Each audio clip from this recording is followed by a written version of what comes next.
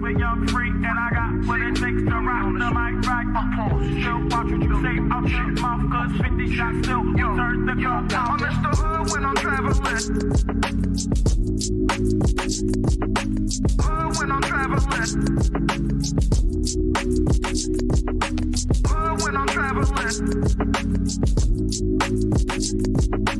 Hood when I'm traveling. Get that when I'm traveling. Six pack wood when I'm traveling. Hood when I'm traveling. When I'm traveling, when I'm traveling, when I'm traveling, get that when I'm traveling, six pack wood when I'm traveling. Speaking a place with young free, and I got what it takes to round the mic right. Speaking a place with young free, and I got what it takes to round the mic right. Speaking a place with young free, and I got what it takes to round the mic right. Still watch what you say out your mouth, cause 50 shots still turn the gun out. I'm Mr. Hood when I'm traveling. Hood when I'm traveling. Hood when I'm traveling. Hood when I'm traveling. Get that when I'm traveling. Six pack wood when I'm traveling. Hood when I'm traveling. Hood when I'm traveling. Hood when I'm traveling. Hood when I'm traveling. Get that when I'm traveling. Six pack wood when I'm traveling.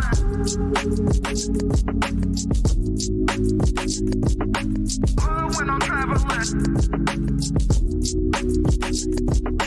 Hood when I'm traveling.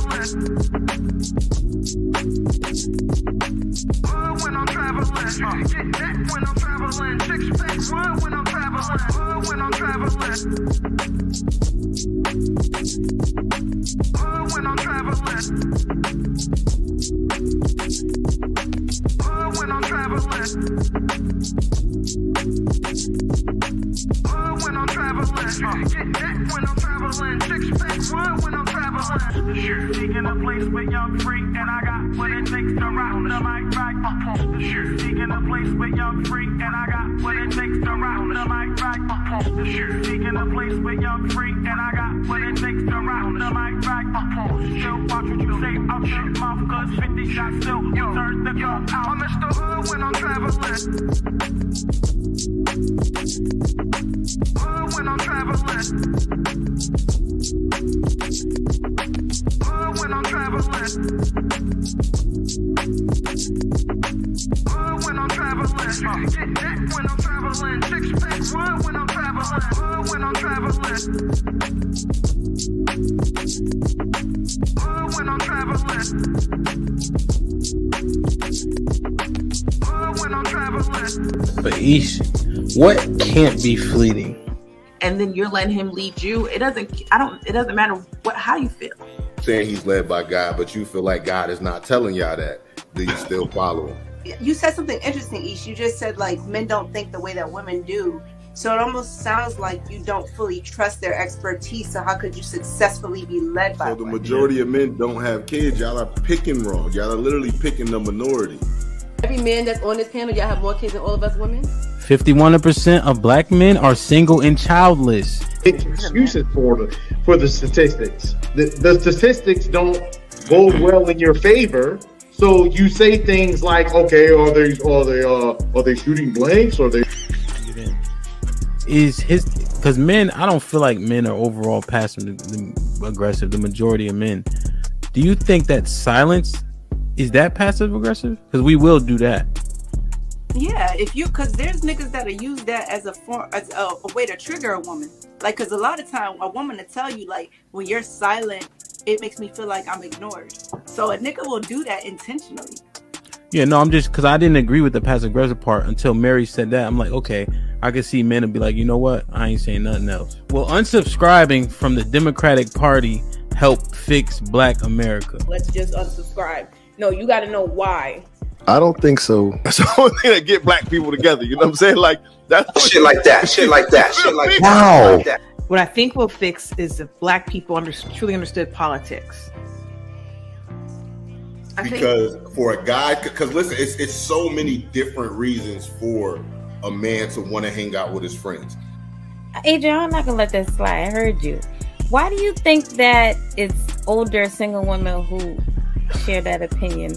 Sometimes that's the case. There has to be balance. Explain what White History Month is. It's honoring the achievements of the greatest ethnic group in human history.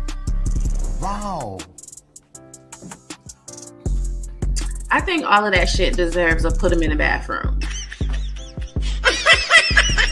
Would you rather have a whore of a daughter or a gay son? Let's see here. Bruh. Because if she's a hoe, that ain't my problem. Hell, she just be a hoe. Shit. That's a whore. Definitely. Like, yeah, is going to college a waste of time? Absolutely. I wouldn't think for biology. And can I just piggyback on that? Read this for me, Q. Okay, $5 super chat from Omega Green. Depends. Go for STEM, medical or law. However, if you go for BS degrees like communications, is that supposed to be policies? Or poli-sci, political science. Poli-sci, okay. Yeah. Or criminal justice, it's wasted time. Final thought. When you take a man's time, it's like taking his money. When you take a man's money, it's like taking his time. Simply put, we want something for it. If you're not interested, don't go out. Sis, hit me up. Let's clear your coochie balance. Do women, should they still be covered by men? Do women need to understand what it takes for men to feel like they should be covered by men? Yeah, absolutely. Like, women don't value men anymore, and it's evident. For women to admit that they're not equal to their men, women have to come to that conclusion that you are not equal to your man. Are you for spanking? Let's go around the room, yes or no. Q, you for spanking? Absolutely. Age. Mm-hmm. Okay, so big kids don't get spankings? You gotta fight them niggas. There's no difference between divorced women and single mothers. The man will, in both circumstances, suffer comparably with no benefit to himself. The benefits don't outweigh the cost. But it's still better to go with someone who hasn't gone through that. It's still better to not choose them. Have men been getting over on household duties all this time? Listen, but I don't touch a trash bag to save my life. So let me ask you, could you and your wife switch roles and what you do versus what for that person hold y'all back or let y'all go? Physically, can't nobody hold me back. Ain't no such thing as a fair fight. But Ish, what can't be fleeting? What can't be fleeting? And then you're letting him lead you. It doesn't matter how you feel. Saying he's led by God, but you feel like God is not telling y'all that. Do you still follow him? You said something interesting, Ish. You just said like men don't think the way that women do. So it almost sounds like you don't fully trust their expertise. So how could you successfully be led by? So the majority of men don't have kids. Y'all are picking wrong. Y'all are literally picking the minority. Every man that's on this panel, y'all have more kids than all of us women. 51% of black men are single and childless. Excuses for the statistics. The statistics don't bode well in your favor. So you say things like, okay, are they shooting blanks? Or they because men, I don't feel like men are overall passive aggressive. The majority of men.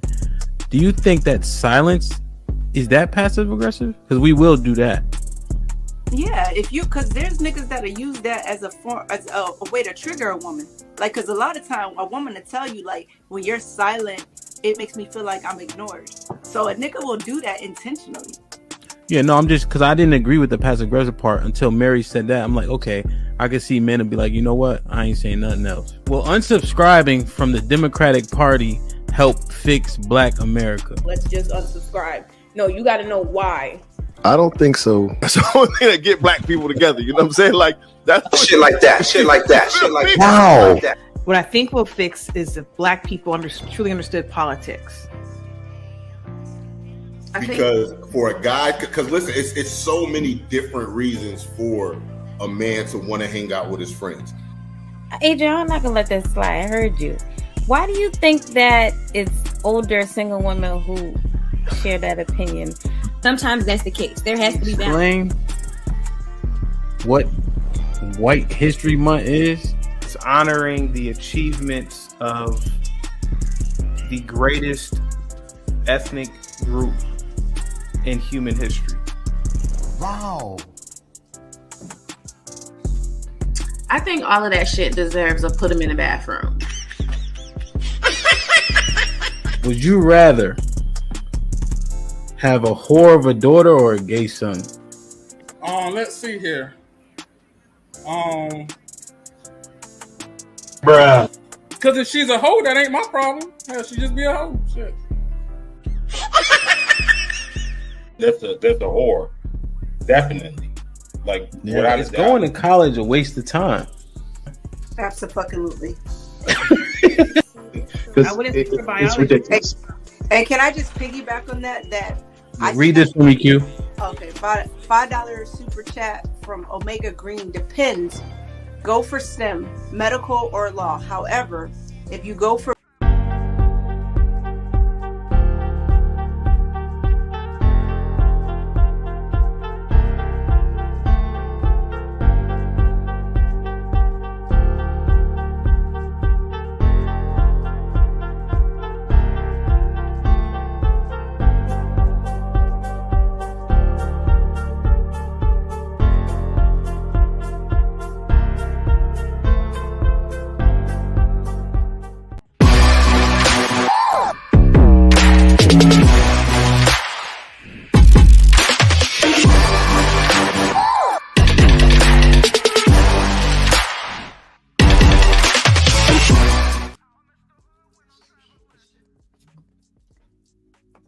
What's goody?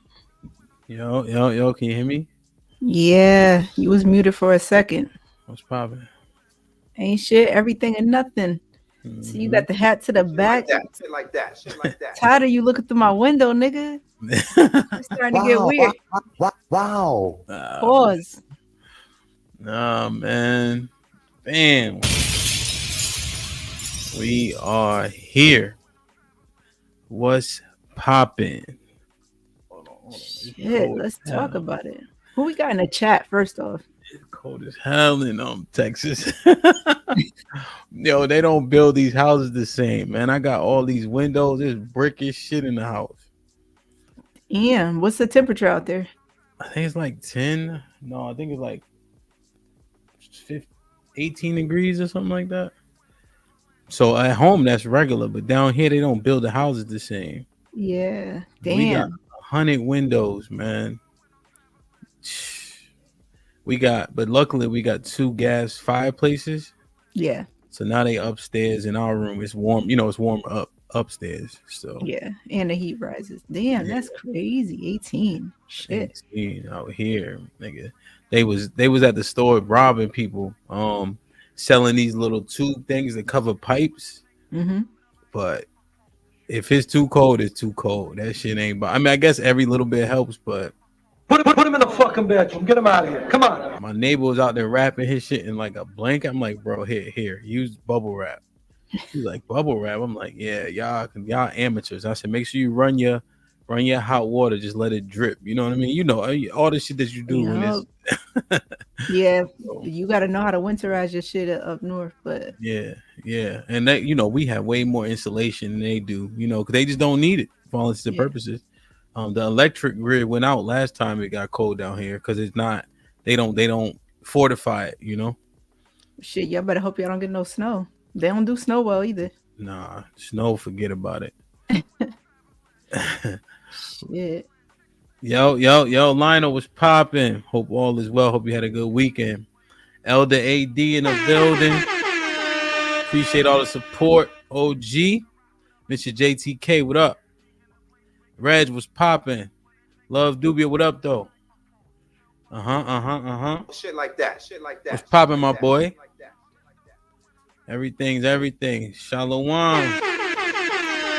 to you too. Bub, what's popping? Vince, what up? We starting off right already. I'm broke, baby. I ain't got no money. Bullshit. I see you shining, nigga. I can smell a motherfucker with money. Even Ray Charles can see you got money. Cellulite with a 20 ball. He says, all the way from Detroit, 313 North End, all day, every day. Lions to the Super Bowl. Put him in the fucking bedroom. Get him out of here. Come on. Wait, I think the Lions in the AFC, right? I can't remember. If they in the AFC, I'm rooting for them. If they're in NFC, the 49ers are going. Shit like that. Shit like that. Shit like that. Quentin, what up with the $2? Hey, I know you're going through it. It's 10 degrees in Dallas.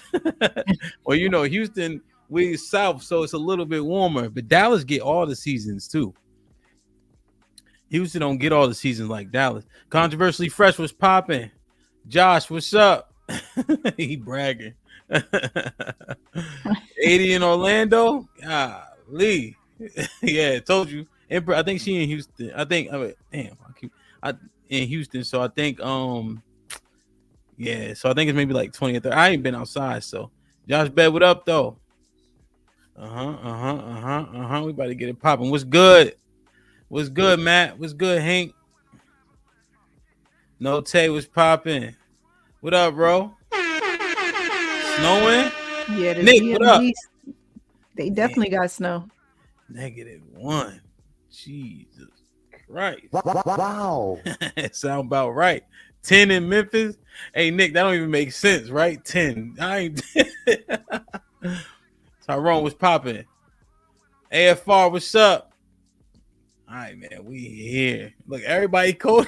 Shit like that. Shit like that. Shit like Yo, I said that we went live at the right time, man. Y'all get comfy, man. Get you some hot chocolate, man. Shit like that. Shit like that. Shit like that. Get you some tea if you think you're sophisticated. But y'all used to that though. See, I ain't worried about you. You good. Like, share, subscribe, tell a friend to tell a friend. Hit that like button right now if you can. That helps the channel the most. Shit like that. Shit like that. Shit like that. Shit like that. The power in submission.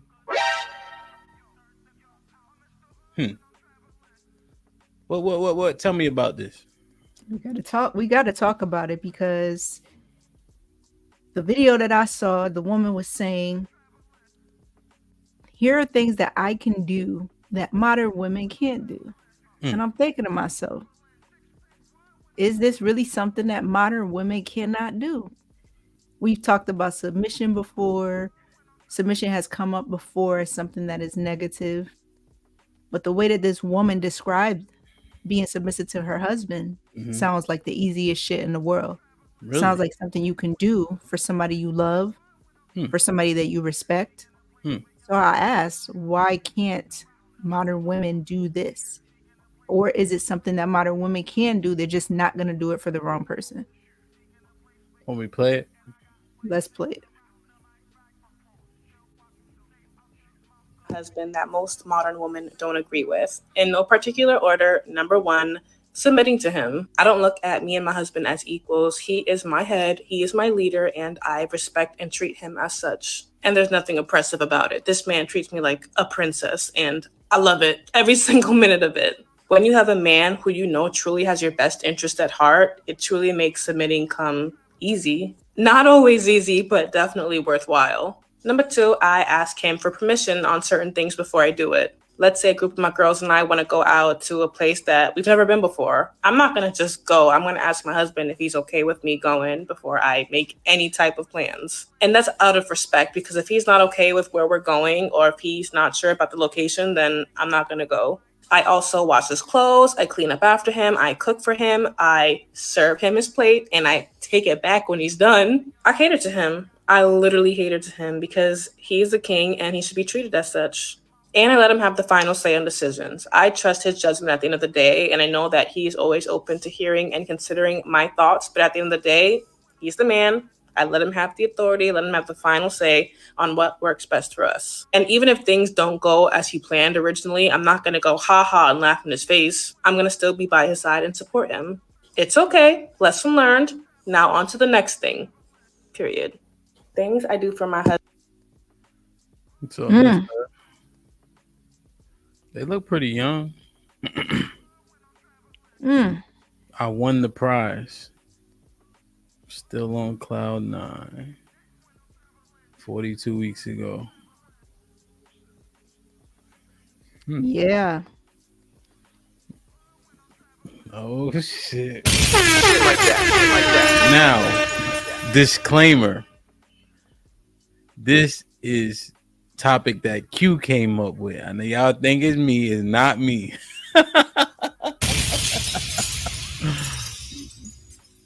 Damn.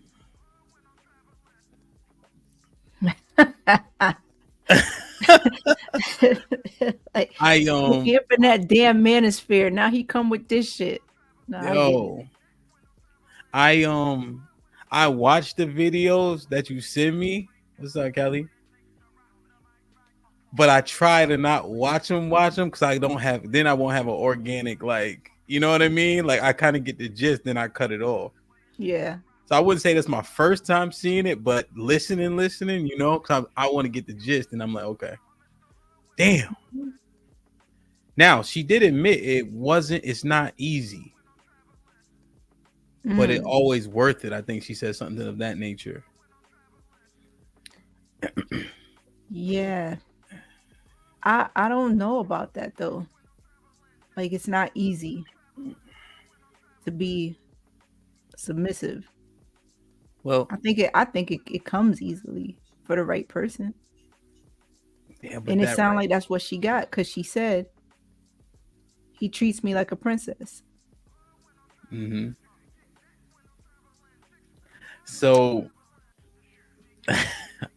the reason why I don't think it's easy is because how are young girls being reared? What does that have to do with the ability to be submissive easily though? Well, so like my daughters, right? Mm-hmm. Like they learn how to defend themselves, right? And it's a sport, you know. Mm-hmm.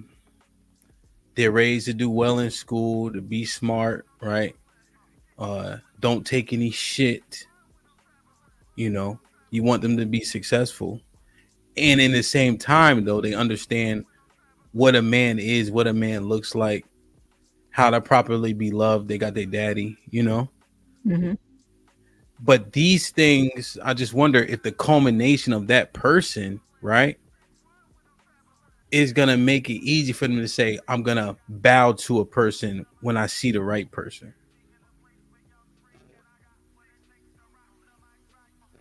You know what I'm saying? Like just naturally, like, but you're saying, is it natural for a woman to be in a submissive state? Mm-hmm. Is it? I believe so. I believe that, especially if she's functioning in her femininity, as we note, the masculine women are difficult. If she's functioning in her femininity, yeah.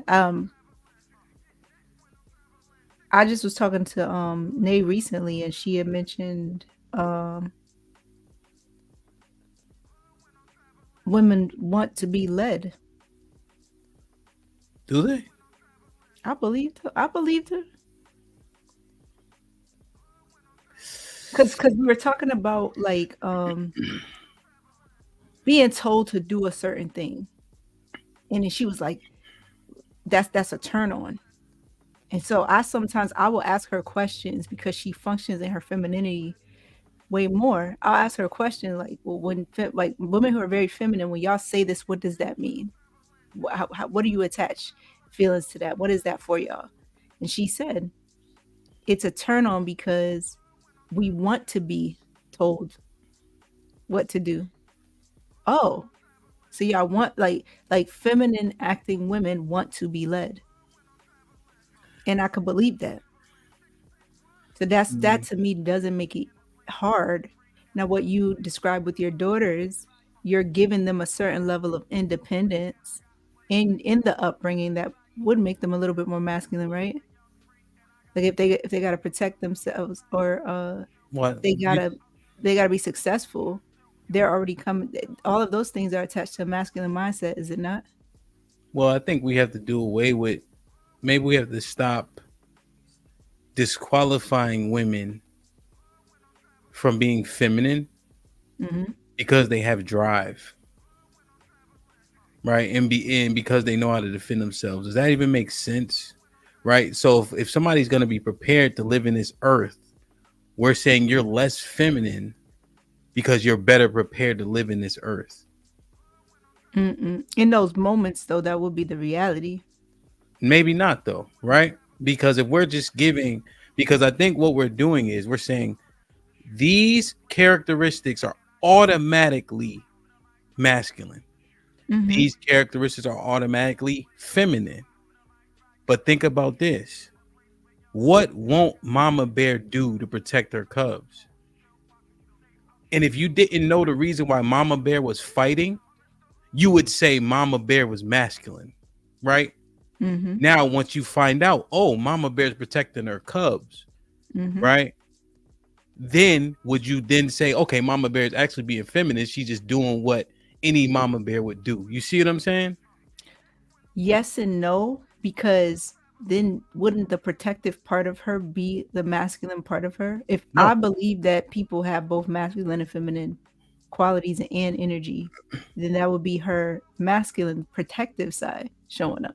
Well, So what I'm in that saying moment, is that is a masculine trait in that no, moment. and what I'm saying is it's not. I'm saying that it's a feminine thing to protect your children, right? And it's a masculine thing to protect things that belong to you, your children, your wife, etc. But what I'm saying is when you roll it back and take the context of what's happening, right? Are we being unfair to women by thinking that you can't be feminine and then protect your children or protect what belongs to you? Yeah, you can be feminine, but in those moments, you are not doing feminine acts in those moments. It's like a woman who works. Her going out to work, that's a masculine trait. Why? But she could be a feminine woman. Why is it a masculine trait to go out to work if women have always worked? Because it's laborers. But It's think providing. That's no, it's working, right? well, what is the purpose of her working? She's just working just to, even if she's working to remain strong or whatever the case may be. Ain't that the Well, same shit? no, not really. So like let's say so like my wife want to participate in the business that we run, right? So she does Mhm. like some sales aspects. If she doesn't do it, it doesn't matter that much, frankly. Mhm. So I wouldn't characterize her as being masculine by going to networking events at these old folks' homes. Yeah, but that doesn't require a drive either, because like you're saying, it doesn't matter if she does it or not. But when a woman is working with drive and an ambition, Well, now it's you would agree that you added that caveat just now and not initially when we started having the conversation. I'll say that. Yeah. So what I'm saying is those women were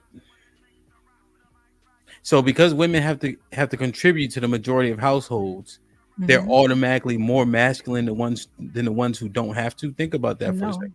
they're not more masculine. They're not masculine at all. They're just masculine in those moments. That's a masculine trait in those moments, but they can be very feminine overall. So think about what you just said.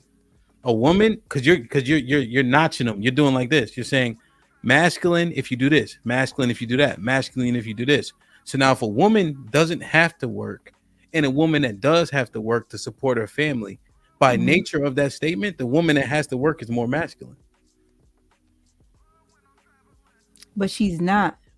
She can be a feminine woman. But you see how it's unfair to women, right? To say that because I have to contribute to my house, Hmm.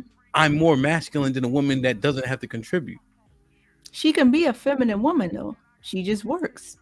And in those moments where she's working, where she's doing something in her masculinity, then that is masculine in that moment. It's no different than if a guy, because again, it's based on the belief that people have both. So I'm not just going to say men masculine, women feminine. No, I think all people have both. So it's no different than when a guy does something that would be more his femininity. That doesn't make him necessarily a feminine man. He's acting feminine in that moment. I just think it's unfair right now because we really been having these conversations, right, Q? Mm-hmm. So now we're saying, see, because this is what happens in these arguments in real time. If a man is too expressive, you women try to call him out his name and try to call him feminine. When the truth is, the truth is humans have emotions, not just women. Mm-hmm. And emotion is not only on the female on a feminine spectrum. Mm-hmm. So when people are getting expressive, you don't get to call him that. He's still a man. He just being passionate.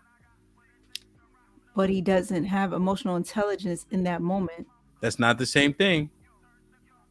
So if you start trying to use passive aggressiveness with me or ad hominem attacks, and I say, yo, shut the fuck up. Ain't nothing feminine about that. I'm still a man, but humans have emotions. Yeah, but that's not necessary though. Why?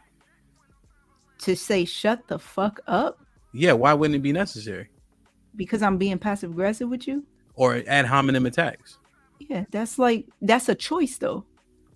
But what I'm saying is I can say that to you and you're choosing to respond. So you're like, it's okay because that's how I'm choosing to respond. It's like if somebody said your hat is ugly and you chose to put hands on them. I'm not saying you said who was ugly? Like if somebody said your hat is ugly and you chose to put hands on them, you can't justify that because it's like, oh, they said my hat was ugly, so I felt emotions. I would put hands on somebody if they call me a nigger. Well, that's a poor choice, I believe. Yeah, but I also think because they said something. But think about this. Oh, yeah, words have consequences. Don't walk through this earth thinking that words don't have consequences. Then that's on you then. But no, it ain't on. See, that's the problem. You qualifying again. It's on the person who chose to use the word. Yeah, but you gonna sit in a cop car with handcuffs on you because somebody said something? I'm not. You misunderstand me. I'm Cop car is not a deterrent. So, all right. Yeah, it's not. You have to have standards, and that's the problem with niggas. They think people let people get away with anything because they're so afraid of consequences. That's why people's principles don't even matter anymore. But that's a separate conversation, right? I'm just saying. I'm not even saying wrong or right. See, you changed it to wrong or right. I'm saying masculine, feminine. Mm-hmm. If you using ad hominem attacks, oh, you niggas probably gay, whatever, and I say, bitch, shut the fuck up. I'm just as masculine as I was before I said that. You don't get to call me feminine for that. I'm still a human. In that moment, that's a feminine trait, though. See, in that moment, that's some feminine shit. Like, but Q, that's why That's why I think we have to roll back our understanding of masculine and feminine and say women always had. Go ahead, my bad. Here's the thing, Hemp, because in this entire conversation, your points are putting men and women in the same class and making them equal. No, I'm not making them equal. I'm saying masculine and feminine isn't framed based on if she goes to work. Like that don't make sense. People have to. We talking about black people, right? Motherfuckers have to work. Inflation is crazy. If we average 45,000, women average 42. How the hell is she not gonna work? And why does that make her less feminine than a white woman who don't have to work because they come from wealth? Yeah, it doesn't though. And I've been saying that the whole time. It doesn't make her less feminine. That's a masculine act in that moment. But her need to provide in that moment. Wait, hear me out, Q. Hear me out. If she does a bunch of masculine shit, by nature, she's gonna be more masculine or considered as such. You can't because things are to your. I don't know if it's your point, but how you just turning shit on and off like that? Well, now you're saying a bunch of masculine shit. So yeah, if she's functioning with going to work every day, but she's doing a bunch of masculine shit. So it's not just going to work. Now it's everything outside of that too. Then yeah, she's functioning mostly in her masculinity. She's going to be seen as a masculine acting woman. No, I understand. What I'm saying is I think your notion is incorrect by saying she goes to work 8 hours a day. Mm-hmm. Right? She's at work more than she's at home. So what I'm saying is her volume of being in her masculinity is greater than her being at home. And so if you took her and took a woman who didn't work, and you're saying by nature of working, you're in your masculine energy more often, she would be considered more masculine. Yeah. Now what I'm saying is misunderstood in that even while being on the job, she can be feminine. But the act itself, the fact that she's disciplined enough to get up every day, in that moment, she is doing something that is masculine. No, I hear you. I'm just, and what it is we talking to each other, but also there's 160 people here too, right? So we have to talk through it all. Like if when she go to work, she's a CNA and she's wiping asses, that's nurturing. But the fact that she had to be disciplined enough to get to that, that's some masculine type shit. And in the end, she providing, but she can be feminine all day. That don't take away from her being a feminine woman. It's too contrary to be true.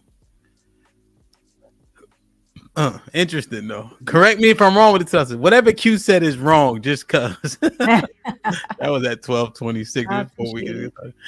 Bravado. Wait, is Q trying to live her soft life? Hell no, you hear what she's saying. Matt P with the Tussle. Q fighting talking point. Hemp don't go by. Well, I'm just trying to get the understanding. You know, it just because look what we're doing. Look what we're doing to black women. If one out of 4 is married, so only 25% get married.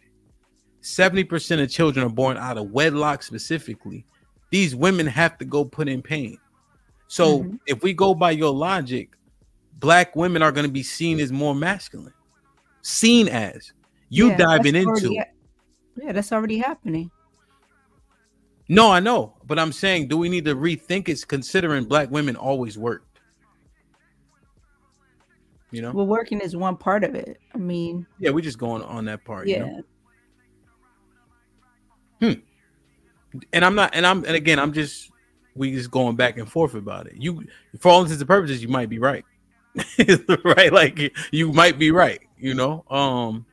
But I'm just like, yo, men being expressive doesn't make them feminine. Especially overall, especially because it ends in violence. So is violence masculine? Yeah, I think so. So it goes back to what I was saying about the mother bear being protective. You're saying she's feminine in that moment. I'm saying she's not in that moment. Yeah, I'm saying she's feminine regardless. Well, overall, yeah, she still would be feminine, but in that moment, that ain't no feminine shit. Okay, so is the consensus is that aggression is always masculine? Yeah, I could say that for right now. All right, let's do a couple. Let's do a couple. So aggression is masculine. Nurturing, is that it's a trait, right? We'll use it. Is that feminine? Yep. Is passion masculine?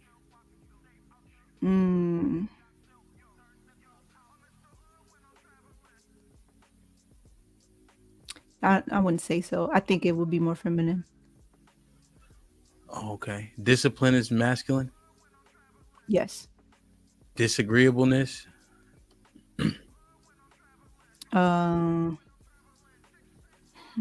Yeah, more feminine. Being disagreeable is more feminine? Being disagreeable? Yeah. Because men are more disagreeable than women. Hold on. Hold on, me? You about to go somewhere? Oh, you saying you thinking about it? Yeah. Oh. Huh. That's a good point, because if you don't stand for something, you fall for anything. You fall for anything. But at the same time, if you are being, I guess, argumentative intentionally, then it could be that you lack logic. So. Yeah, so disagreeing for the sake of doing so, right? Just to be right, that's whatever. But if something's wrong, you stand up against it. If you need to ask for a raise, you go do so. You don't accept the first offer. That would be more masculine. Okay. Yeah. How about loving?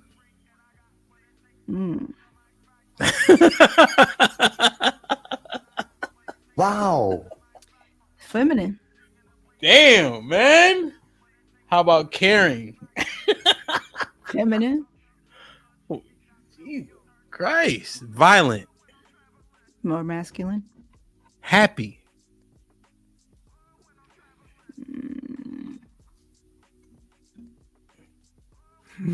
Feminine. Sad. Feminine. Yeah.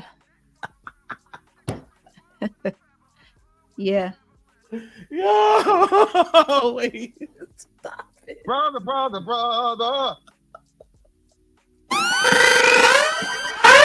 Hold on, bro. Hey, happiness is temporary. It's temporary in the moment. You're happy because of what's happening around you. All right, So hold you on. I'm respond not. to I like don't. that. I ain't asking for no That- explanation. I'm just asking. Okay. Stoicism. Like, more masculine. oof. How about rudeness? Rude. Yeah.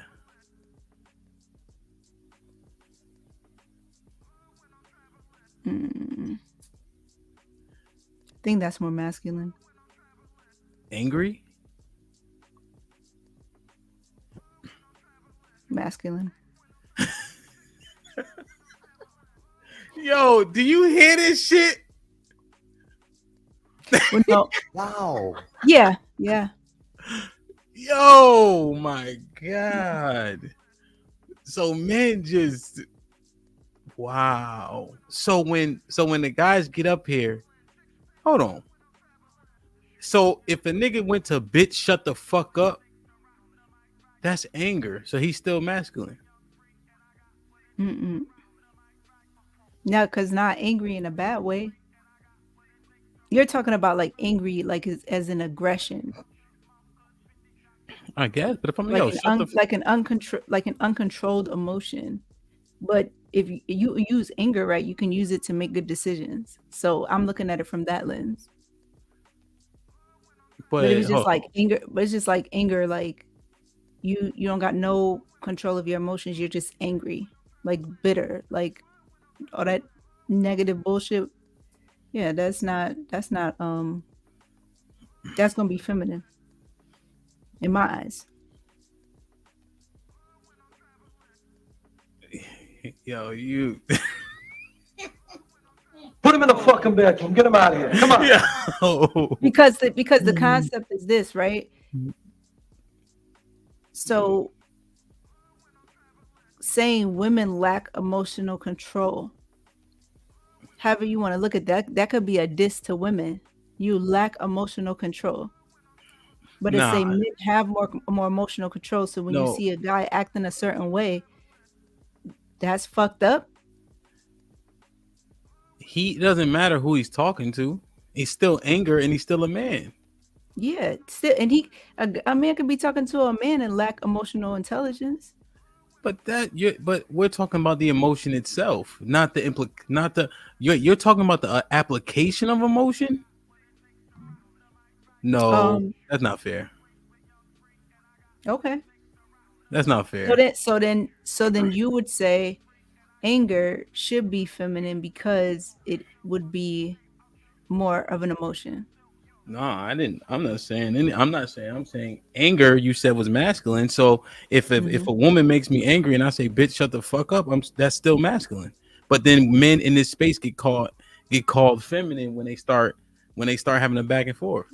Oh, so I see what you're saying. So if you feel the anger, but then also act on that feeling and express yourself, that still is masculine in your eyes. Well, based on the logic that we're considering, if these emotions are masculine or feminine, right? I'm angry and I use words to display my anger, then I'm still masculine. Shout out to Crimson Cure in the building. Appreciate you. Hope all is well. Go ahead. Like when you were saying with your wife, how she doesn't have to apply herself to that position, right?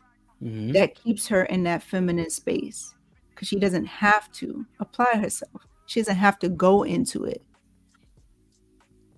But if she if she had to, or she did the action consistently under that same discipline, then that would be more of a masculine thing by way of the action. So now you're saying I don't have to respond even though I got angry. But if I do respond, I'm still Why do you keep masculine in that saying? moment. Why you saying That's a I'm choice. saying? I'm saying that you said anger was masculine. So if anger is masculine, whoever I get angry at and however I apply my anger, it's still masculine. You So can't then call a man feminine because he tells a woman to shut the fuck up. Hey, I can't take that from you. Then that's your belief and that's a choice. No. We ain't doing no subject. This ain't subjective. We having a real conversation. We got to stand on something. Your truth will not live here today. So you said masculine is angry, but then you also said if a man gets upset and starts yelling at a woman, he's feminine now, but he's still angry, and that's the reason why he's yelling, which He's means it actually would be feminine in masculine. that moment. Yeah.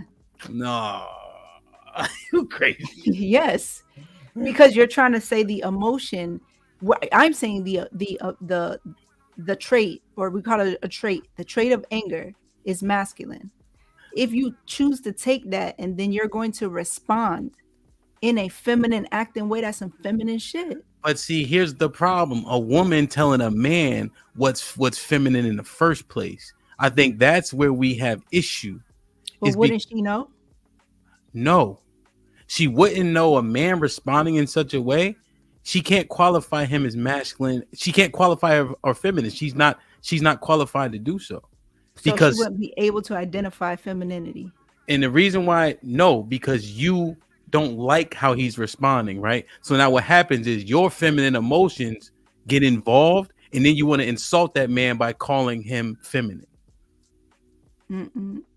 See this, but I got to keep it real with you. This is exactly why you had that conversation with Corey, because y'all can't be co-signing that shit when these guys are acting out of pocket and then just saying, well, he's just passionate, he's just expressing himself. What about Corey though? He the one that said suck my dick.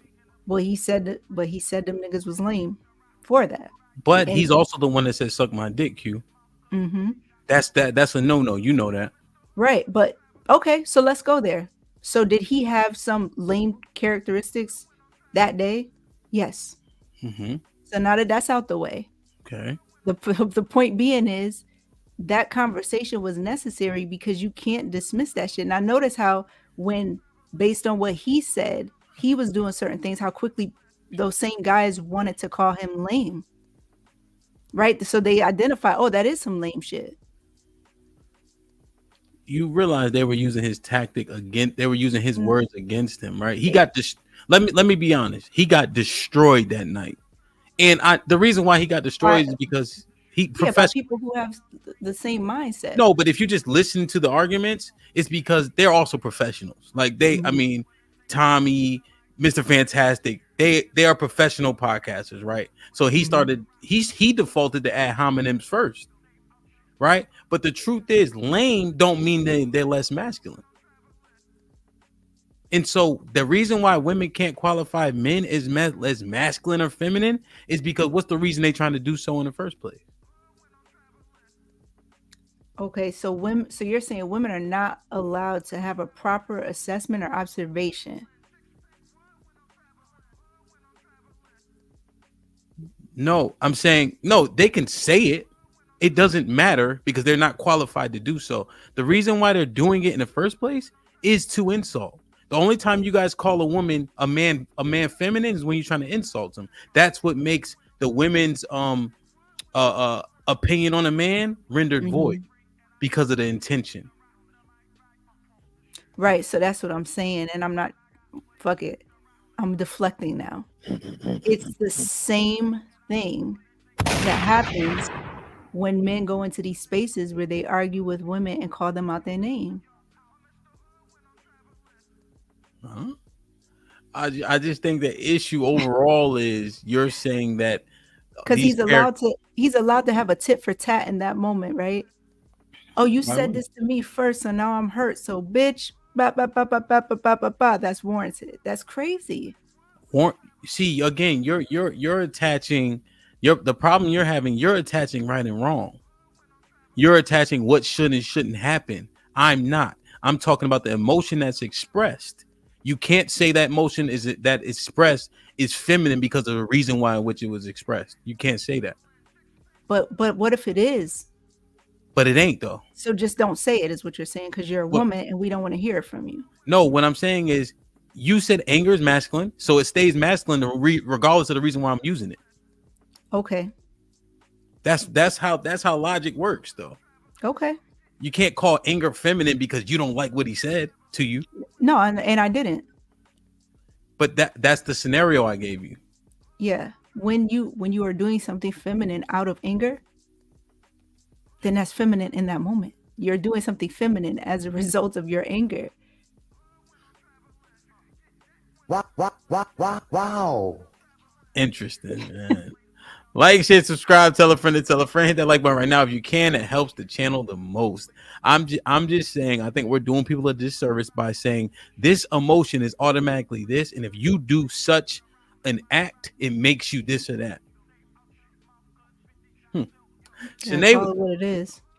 Sinead with the 10 says, women been working besides men since slavery. So was she in her masculine nature, or was he in his feminine? In modern times, she's working, but in a caregiver role, she's more feminine. Well, I don't understand this though. So what is she saying though? Well, so should this? Well, I guess my question is, should this has also been a question mark at the end of more feminine? Right, because it's asking. So I'm wondering if maybe she meant to put a question mark. It sounds like a statement, but okay. Bravado with the $5 says, Hamp, I broke this down on my live the other day. How we judge men who display emotion even when we display righteous indignation. Yeah, facts. Because if a woman, because here's the tactic that's used, Q, is they'll be like, oh, this nigga gay. And I'll be like, yo, bitch, shut the fuck up. That's a warranted response in anger, passion, whatever you want to call it. You deserve a bitch shut the fuck up if you're trying to call niggas gay. And you saying that he's feminine now? That don't make any sense. And I'm using that because that seems to be the go-to the majority of the time. Question a man's sexuality. So if a woman is acting feminine by throwing shit like that out, right? She's trying to be mean-spirited or whatever the case may be. You're stooping to her level, is what that appears. What? Because like you said, for yourself, right? Yeah. Words will cause you to put hands on somebody. Yes. I don't think most people should act that way. Shit. Particularly men. Words.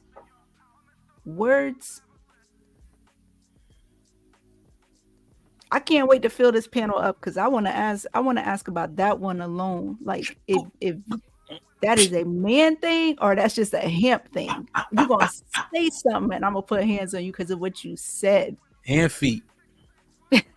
Sinead with the $10. Wait, so now women has no authority to identify feminine actions, behaviors in someone, but then men can come on the panel and chat and identify masculine behaviors in women? Nope. So Sinead, here's the problem with your super chat. I'm not qualified. We're talking about men and women. Did we talk about women and men yet? Right? And the reason why I attack that argument specifically is because it was in a time of discourse. So when women are doing it in discourse, that makes a huge difference because of her agenda behind it, the reason why. So remember, come on now. We having a very high, low level conversation. Matt P with the $2. Anger, masculine, bitter, feminine, quick assessment. Oh, okay. So he said bitter was feminine. I think you said that. Sinead with the $2 says it was a statement. First two were questions. Okay. RBM with the $5 says Q, Hamp just described righteous indignation. Stop trying to dismiss that it's a legit thing. Abdul with the $2. Words trigger kids and women. Fair. Just don't call me a nigga, and you won't have to see me get triggered. Shit like So, that. Like that. so in that, which one would you identify as then? Huh? He said words trigger women and children. Oh, he's wrong. That's all it is. And the other thing is, if an Asian dude's like call me a nigger, I don't even have to get upset to beat his ass. Right? It's just a principle. You know what I'm saying? So it's a standard. So if you call me on my name and I know exactly why you're using it, and then who's to say? I might not beat his ass, but I'm gonna slap the shit out of him. You know what I'm saying?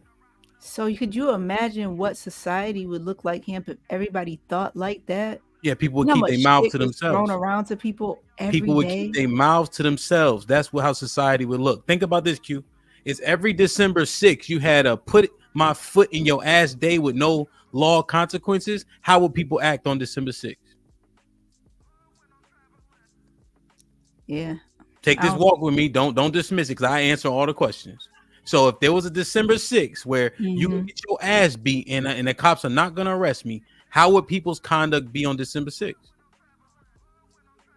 There would be a lot of violence. How would people's conduct be though? If you knew that you get punched in your shit and the cops can't save you. I don't think it would change people's conduct, Hemp. Are you kidding? Do you realize? So what you saying that will be like when slavery existed? Mm-hmm. You beat people enough and then you just keep them in line out of fear? I don't understand what now correlate it back. So you're saying you got a foot in your ass every December 6th. You're saying people will respond to that. People would be much more cordial, much more agreeable. And you know what was crazy? The month leading up to it, they would be minding themselves. Damn, I was fucking with John in January, right?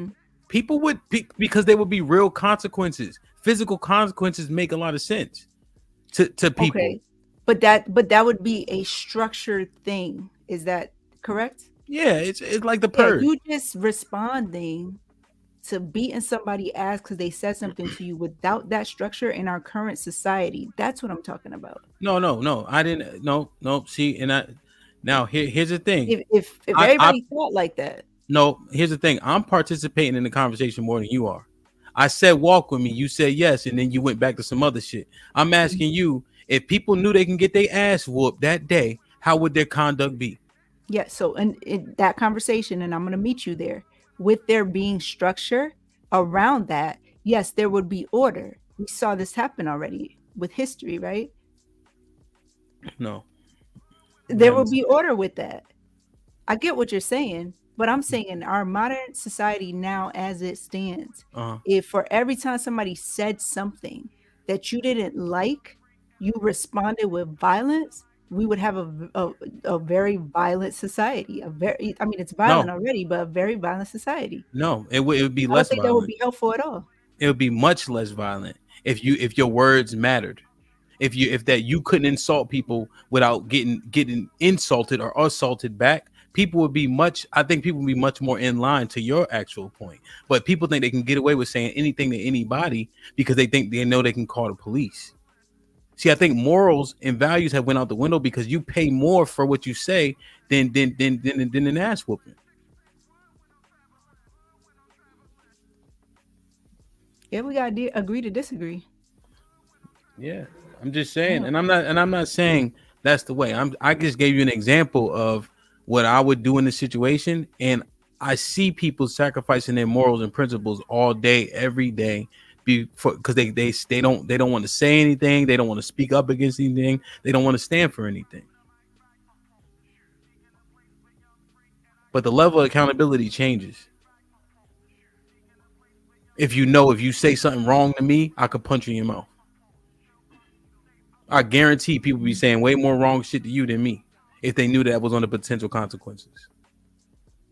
Yeah, but I think it says a lot about you if somebody felt that comfortable to even say it to you to begin with. People say there's a certain energy that certain people carry to where nobody even gonna fuck with them like that. So no.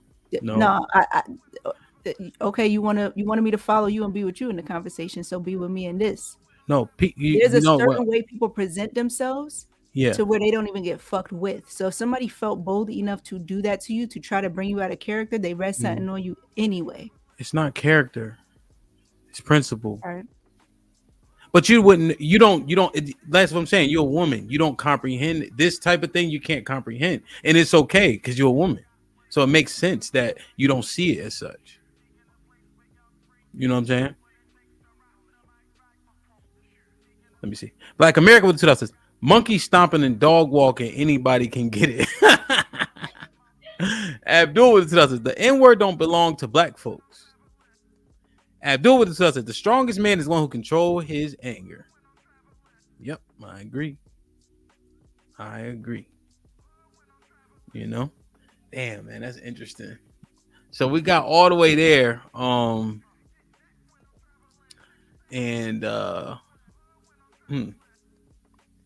Yeah, you're right. You're right though. Submission, I don't know. Well, no, are you wrong? You're right. That's why submission is so hard though. There's no consequences. You could say, do whatever. You get raised up in a society where you have to put in pain, you have to contribute, and then people say that's masculine if you contribute. Women are getting these degrees left and right. And then they got to turn around and submit. And then the notion about black men is black men ain't shit. And that's unfortunate that these spaces have to exist because that's a thing, you know, but yeah, I think to the right person, I mean, this lady sounds like she got a solid marriage with a good guy. Yeah. That's not most guys. That's not most guys that want to talk about how guys are mistreated. Yeah. Damn, it's oof. You know what it comes down to? Standards. Like what's the standard of a man who you should submit to? You know, and then you couple that with your worldly experience and how you need to survive. And then you couple that with people can't agree. People think men using violence to prove or humble you is feminine. It's all over the place. If you think about it, because you just told me all violence, aggression, etc., is all masculine, right? And then if somebody says something I don't like from a principle of a time that you referred to when people were in order, and they use that same word to insult me, and I punch them in their mouth, now I'm feminine. That's why it's forever impossible, because the subjectivity is so great, unfortunately. You know what I mean? If you just think, just like, you know what I mean, regardless if I'm right or wrong, you know what I'm saying? It's just so much. It's so much shit, and now we want her to submit. And then go ahead. All right, so you're saying based on how you know you're raising your daughters, they're gonna find it difficult to submit to a man because of how they're being raised? Well, I would hope not, because they have their father, right? And I could put them in place, and I can do my best to show them what a man that's worth submitting to looks like. You know? But they still in this earth. They say that your peers have the greatest influence over you at a certain point. You know, so I'm just saying. I would hope. I think I'm doing a good job. I think I will do a good job. But I can't guarantee it because they still live in this earth. You know. So you're saying if they came out to be more masculine, acting in certain things, that will be because of the society, not because you raised them to defend themselves and to be successful. Yeah, and the reason why is because you can say they're living in their masculinity 8 hours a day because they go to work. And so do you plan on having them to go to college too? If they would like, yeah. Even though it's a whorehouse. But and then would have that choice at 18. Yeah, I mean they would. Even under your. Yeah, they can go to college. I don't know why I would stifle him from going to college. I think I would have parameters on it though. Like first 2 years, it would need to be a community college. It makes no sense unless you got a scholarship or something like that to go to a big school, and then you would go to a school for something that's worth, worth going to school for. So like, I'm not paying for no criminal justice degree, nope, communication degree. I'm not paying for that shit. You know what I'm saying? So there'll be some parameters on it. And just as we move, and who knows, they're really young now, except for my oldest daughter. It's like, what do you do? The world might change, it's not easy, but there's so many influences. And then if they go to work based on Auntie Q, oh, you a little bit nigga like. You're funny, him. I swear to God, I could explain that shit 6 times. You just gonna make that blink. I'm just saying, bro. I'm just saying. No, let's run with it. It's good content. Yeah, man. What up, TJ? What's up? Can y'all hear me? TJ, what's pop? We can't hear you. Put him in the fucking bedroom. Get him out of here. Come on. Can you hear me? Nah, it's low as hell. Hold on. A little low. You must ain't pay your mortgage. Hold on, let me see if I can. There we go. I turn it up on my side. Can you turn it up on your side? Can you guys hear me pretty good or no? It's lower, much lower than usually are. All right, I'm in a different window. I'm gonna go out and come back in because is it bad? Your lack of hearing me, is it bad? It's low and Q. Can you hear it? It's like a little bit. All right, let me come out of this. I'm in You on Firefox. Let me go in through Google. Chrome. Yeah. Okay. Yeah, that was okay. I think he'll be good on Google Chrome. But let me be fair. If they learn how to defend themselves, defending yourself is masculine too. Well, who are they defending themselves from? Whomever they need to. So, but they have your covering, right? Mm-hmm. So maybe that's the part I'm a little confused on. Like, if they have your covering, who would they need to be defending themselves from if women aren't supposed to contend with men? Whomever they need to. And if I'm not there, what do you do?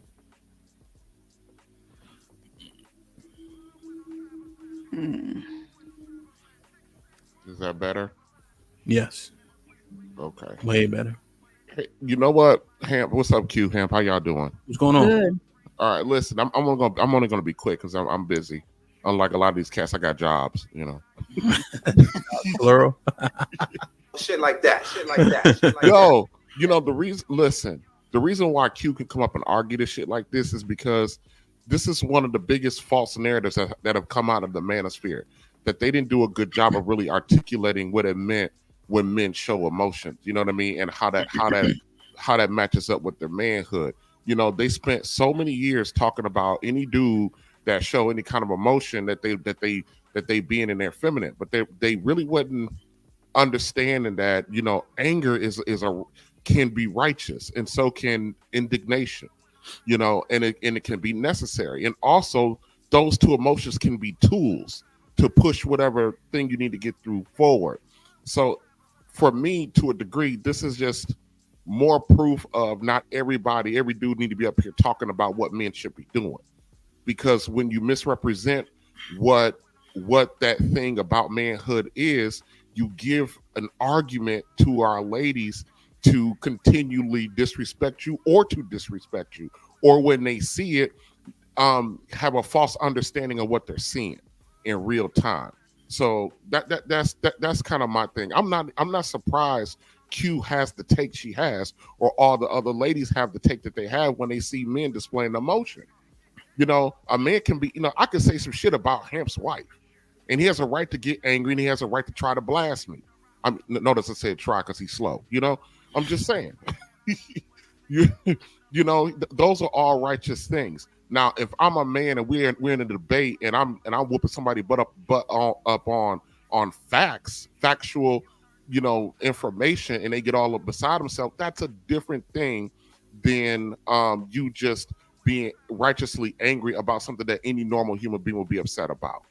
So that's it. That's one of the things I really don't like that came out of the manosphere, is that people just took a narrative and they didn't listen thoroughly, or they tried to misrepresent what that actually means. And let me tell you something, Q. Dudes do this more than women do about, calling each other, feminine stuff, and you acting overly emotional when it might be legitimate. We're worse at it, I think. Yeah, I think that you might be right. And that's what I mean. And that's what Q and I were going back and forth about. Like, we have overemphasized stoicism, in my opinion, for men, right? Stay stoic. And I get it, right? When shit hitting the fan, you got to stay, you know what I mean? You don't want to overreact or things of that nature in terms of like how you looking, if you got your kids with you, etc. Don't panic. But men have emotions. It's unfair to say men don't have emotions. Right on. And then they call them feminine because they have human emotions. Absolutely. And the narrative that's out there, the over exaggeration of that, as you said, Hamp, gives another reason and a long line of list of reasons for women not to submit.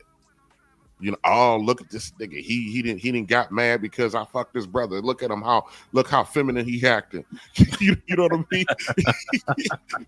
I'm just saying. TJ, but that's an extreme right there. I know it's an extreme. I mean, and that's why I said it. But I'm just saying, but it be shit like that though. Like it be shit like that. It be crazy shit that you just supposed to be like, oh nigga, why you get like it's like, hey, like if you a dude and you find out your girl gave some other dude some money, or some dude gave your bra some money, and you flip out. Oh, look at you being all emotional, that's a feminine reaction. No, you're supposed to get pissed the fuck off that she being out of pocket with that, But we'll call that being feminine, Yeah. We'll call that being feminine. And our women be like, how can I submit to somebody who act just like I act? No, that's not acting like you act. But no, Ham, to your point, we do overemphasize the stoicism. I'm not saying we shouldn't have it. And I like the word that you use instead of stoicism, not panicking. Yeah. Unlike what the Dallas Cowboys did yesterday. I'm just saying, not panicking is a better, yeah, real shit. Better way of looking at it. Mm-hmm. Yeah, I just wanted to jump up and just talk about that because I wanted to kind of point out where that idea came from for a lot of our women right now. That whole idea came out of the manosphere and them talking about, you not being emotional, you being stoic, and they really didn't understand what they were talking about specifically. These guys just went on and just made it a blanket statement and then ran with it. And we had too many people out here, perpetuating that same narrative over and over again. I like righteous indignation. I think a man can come out of pocket when it's righteous, There are times, when it's a legit reason to be upset.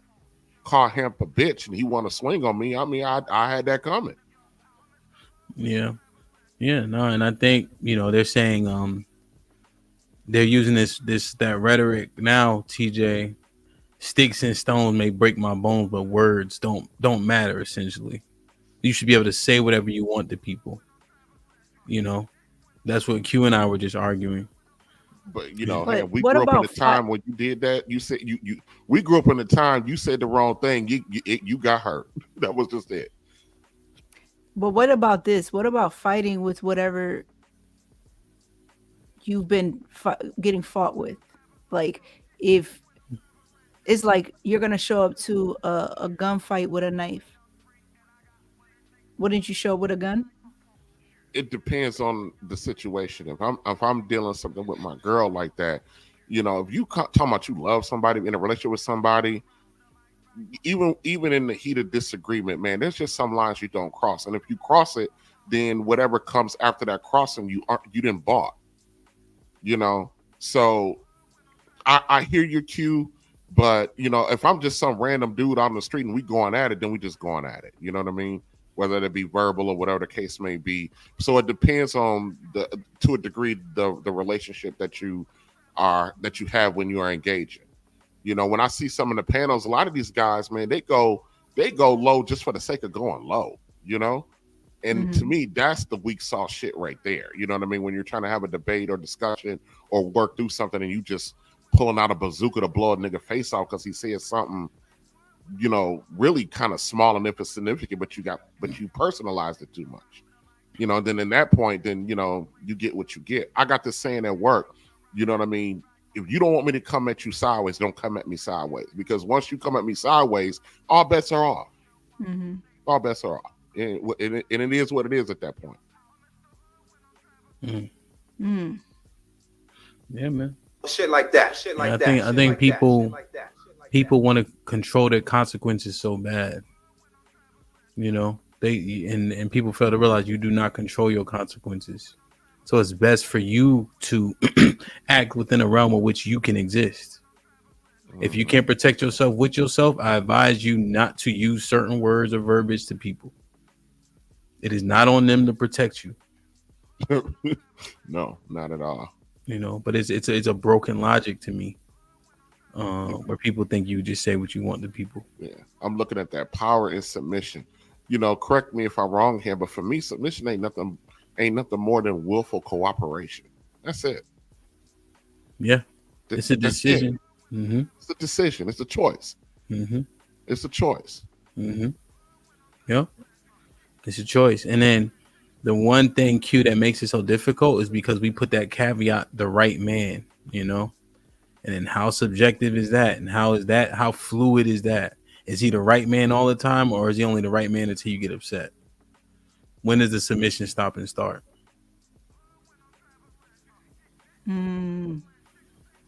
Yeah, so that's why the question is that something, this woman is saying that's something that modern women may disagree with or something like that. I'm paraphrasing. Is that something that they can even do? Is that something they even agree with?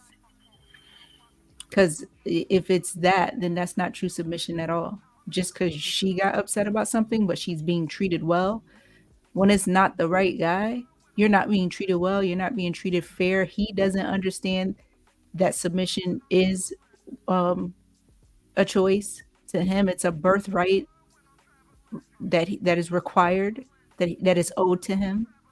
There are people that take that, and I think that's part of the conversation that's not really had as much. The men that take the word submissive out of context, and then they want something that it shouldn't be. What's out of context? So if you're in a relationship with somebody and it's that same extreme, right? Like you guys have all these extremes with women, which supports a lot of the manosphere thoughts and such. On the flip side, it's the same thing with the women, right? So you're in a relationship with some guy and he talks down to you. And then when he comes in, he's demanding his meal. He's demanding his clothes for his shower. That's not that's not being submissive. That's control. That's abuse. But she's supposed to submit to that? Are you serious? I'm so serious. No wonder they can't do it. Because everything has to be so palatable. So you're saying if a guy is mistreating his woman in a relationship. Wait. You just said mistreating, but then your examples didn't display mistreatment. So if he come in and say, "Where my food at?" No, he's talking down to her. Like that's he disrespects her. He talks down to her like she's less than nothing. And then on top of that, he's looking for all these things because to him, he is in control and she's to submit to him regardless. What is that? Submission. A power trip? Why? I don't see you saying two different things now. All right, rewind. Tell me exactly what this mistreatment looks like so myself and TJ can properly answer. Okay. In her day-to-day, she wakes up in the morning, she gets her husband's coffee started, does all these things that she's feeling like she's supposed to do, right? He leaves out that door. He barely says bye to her. He comes in at the end of his workday. He doesn't treat her with any type of respect. And then in his mind, or he does it at his own convenience, right? Okay. Treats her like half a human being at his own convenience. But every single day and everything that she does, she has to submit to him and do everything that he would deem as submissive. Wait a minute. Let me get this straight. So he left out to go to work? Is that where he went to? Yep. How long was he at work? Full day. Full day. Is he a blue collar? He can be a blue collar. Okay. Is he paying all the bills? Yes. Does she have the things that she asked for? Like in terms of like if she needs grocery store, need to go buy some clothes, like are they she gets those things with him complaining behind it. Yeah, you didn't explain the tyrant. You didn't describe a tyrant because he said bye babe, I'm leaving. You ain't cooked, you've been here all day. That's no. Like what? This shit sounds crazy. You saying he's providing? Mm-hmm. Is he protecting? Yeah, he could be protecting. I'm saying you try to call this man a tyrant. Like, where the fuck the food at? So like, what is he doing to her? So that's how he's supposed to say that. You again? Here you go. I'm asking. Supposed to what? Like, you call this man a tyrant, Q? Yeah. Did I just not say? Even though he's giving her the things, the money for the things that she wants, he does that, but he doesn't do it without complaining about it. Like what I'm trying to say, he doesn't show her respect and treat her accordingly as if she's a human being. He's mistreating her. But he's providing, protecting. So let me get this straight. Her submission can come and go, right? But everything he's supposed to do is supposed to remain stagnant. So if he cusses or yells or doesn't talk to her in a feminine way, her submission should be fluid. In a humane way. Where's the food at? Is inhumane? No. You didn't say that at first. Yeah, I said where's the fucking food at? Yeah. That's how he's supposed to talk to her? That's the kind of guy that women should go for, to then submit to that. Because notice in that video, the woman said, he treats me like a princess. That will allow for that submission to come a lot easier. It's, you know what? All this conditional shit. Yeah, it's all conditional. But you know what? She had that motherfucking food ready too. So he ain't have to say, yo, where the fuck the food at? It's Friday. You ain't cooked all week. Because there's already something there on his end that allows for her to do that. This nigga, I guarantee, will not be getting away with mistreating her, and then she's going to submit to that. But Q, you're trying to basically saying that, you know, him asking for food is somehow him mistreating her, and that's not. No, you're describing Mr. and Seeley right now, and that's kind of wild and crazy, huh? What you just said, a kindergartner could comprehend that. Like, yeah, he's asking her for food. He's being so mean. Like, it's not that he's asking; it's how he's approaching her to even get that meal. But somehow she married. The way that Hamp said that, that's not. I don't personally think that's how you should speak to somebody you're in a marriage or relationship with. You're a girl. To get some food? You're a girl. Man, people came home for 2 straight weeks without no food. Yeah, walking the door. What? Then I'm gonna tell y'all like this. If that's really y'all sentiment, it makes a lot of sense why the men are having issues also attaching themselves to women. I'm not saying all women are perfect, right? So you do have those women that they're just difficult to be with. I will give you guys that. But if that's how y'all think, y'all gonna let good women pass through y'all fingers all the time, because that shit is not G.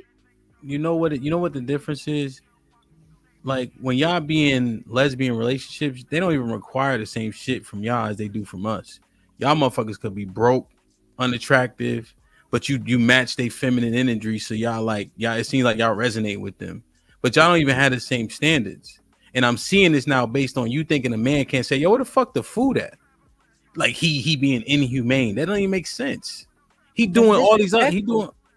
That's disrespectful. Is it the truth? But it's disrespectful. Where the fuck the food at? After a week of no food? Now you're saying a week of no food. I said that before. I said it's Friday. Right. So if she's starving him out, I mean, let's keep it above. Let it be Monday. Stay here and have this conversation. And She's make been it seem home like all day. Y'all are saying shit that is very easy to comprehend. Oh, she's starving him out for a week.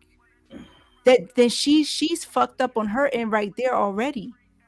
You know, let's be real. That's not what I'm talking about. Let me ask you a question. If I'm working all day, she home. Why am I asking for the plate in the first place? But if you're not treating her with respect, but why am I asking for the plate in the first place? I'm asking. Because if you're not treating her with respect in the first place, why would she want to do those things? I just went and did my job. You can't do yours? If she is not being treated with respect in the first place, she's not going to want to do those things. This is crazy. Okay. I'm just saying it like it is. You want male logic from a female, and I'm telling you what it is that is behind that logic. No, she's I not hear going to you. see it the way that y'all see it. Like TJ said, it's all conditional.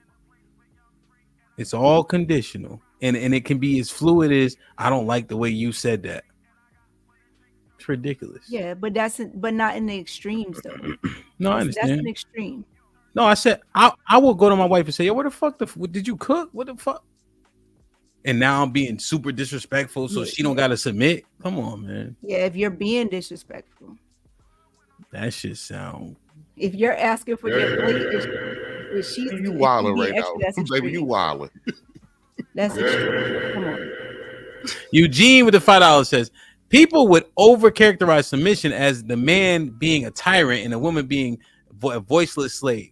That is not what submission is. I know. That's what I said. Black Men Unfiltered. What up, though? With the $5 says, shout out DJ Hamp, my brother TJ and Q. Great work, great content. Thank you, G. What up, John? With the $2 says, always want to be a victim. I ain't see you in a minute, bro. Hope all is well. No, you tuned in on Wednesday, I think. Last Wednesday. Gina, what up, though? With the $10 says, good morning, y'all. What's popping? Callie. What's up, you guys? Hey, Hamp. Just came for a drive-by real quick. So are you guys saying that tone doesn't matter? Does tone matter? Yeah, I would say tone matters to women. To women. You caught that, right? To women. I'm being fair. If I hear information and it's good information, give a fuck how you say it to me. So I'm trying to answer the question. I don't necessarily think that's true because if a man says something to you and the tone is off, then feel some type of way. You know what I mean? Just man to man. What do you mean? Like what? Like, so give me an example. Like, talk to me like you was a nigga and we having a discourse about a topic.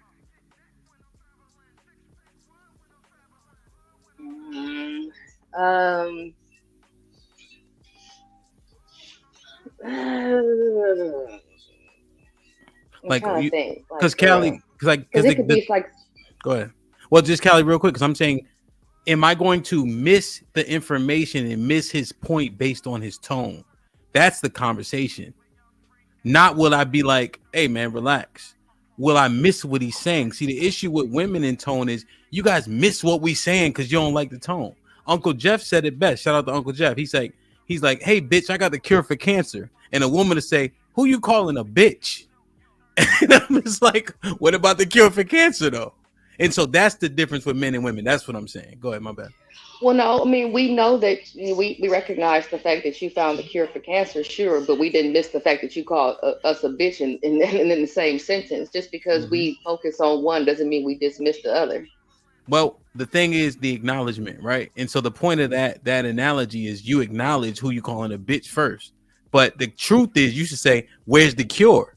right? And that's why I'm using that analogy, right? We could break it down. It's simple, but we don't miss each other's points, even if we don't like the tone. It seems as though women miss the point of what's important and what's being said because of the tone.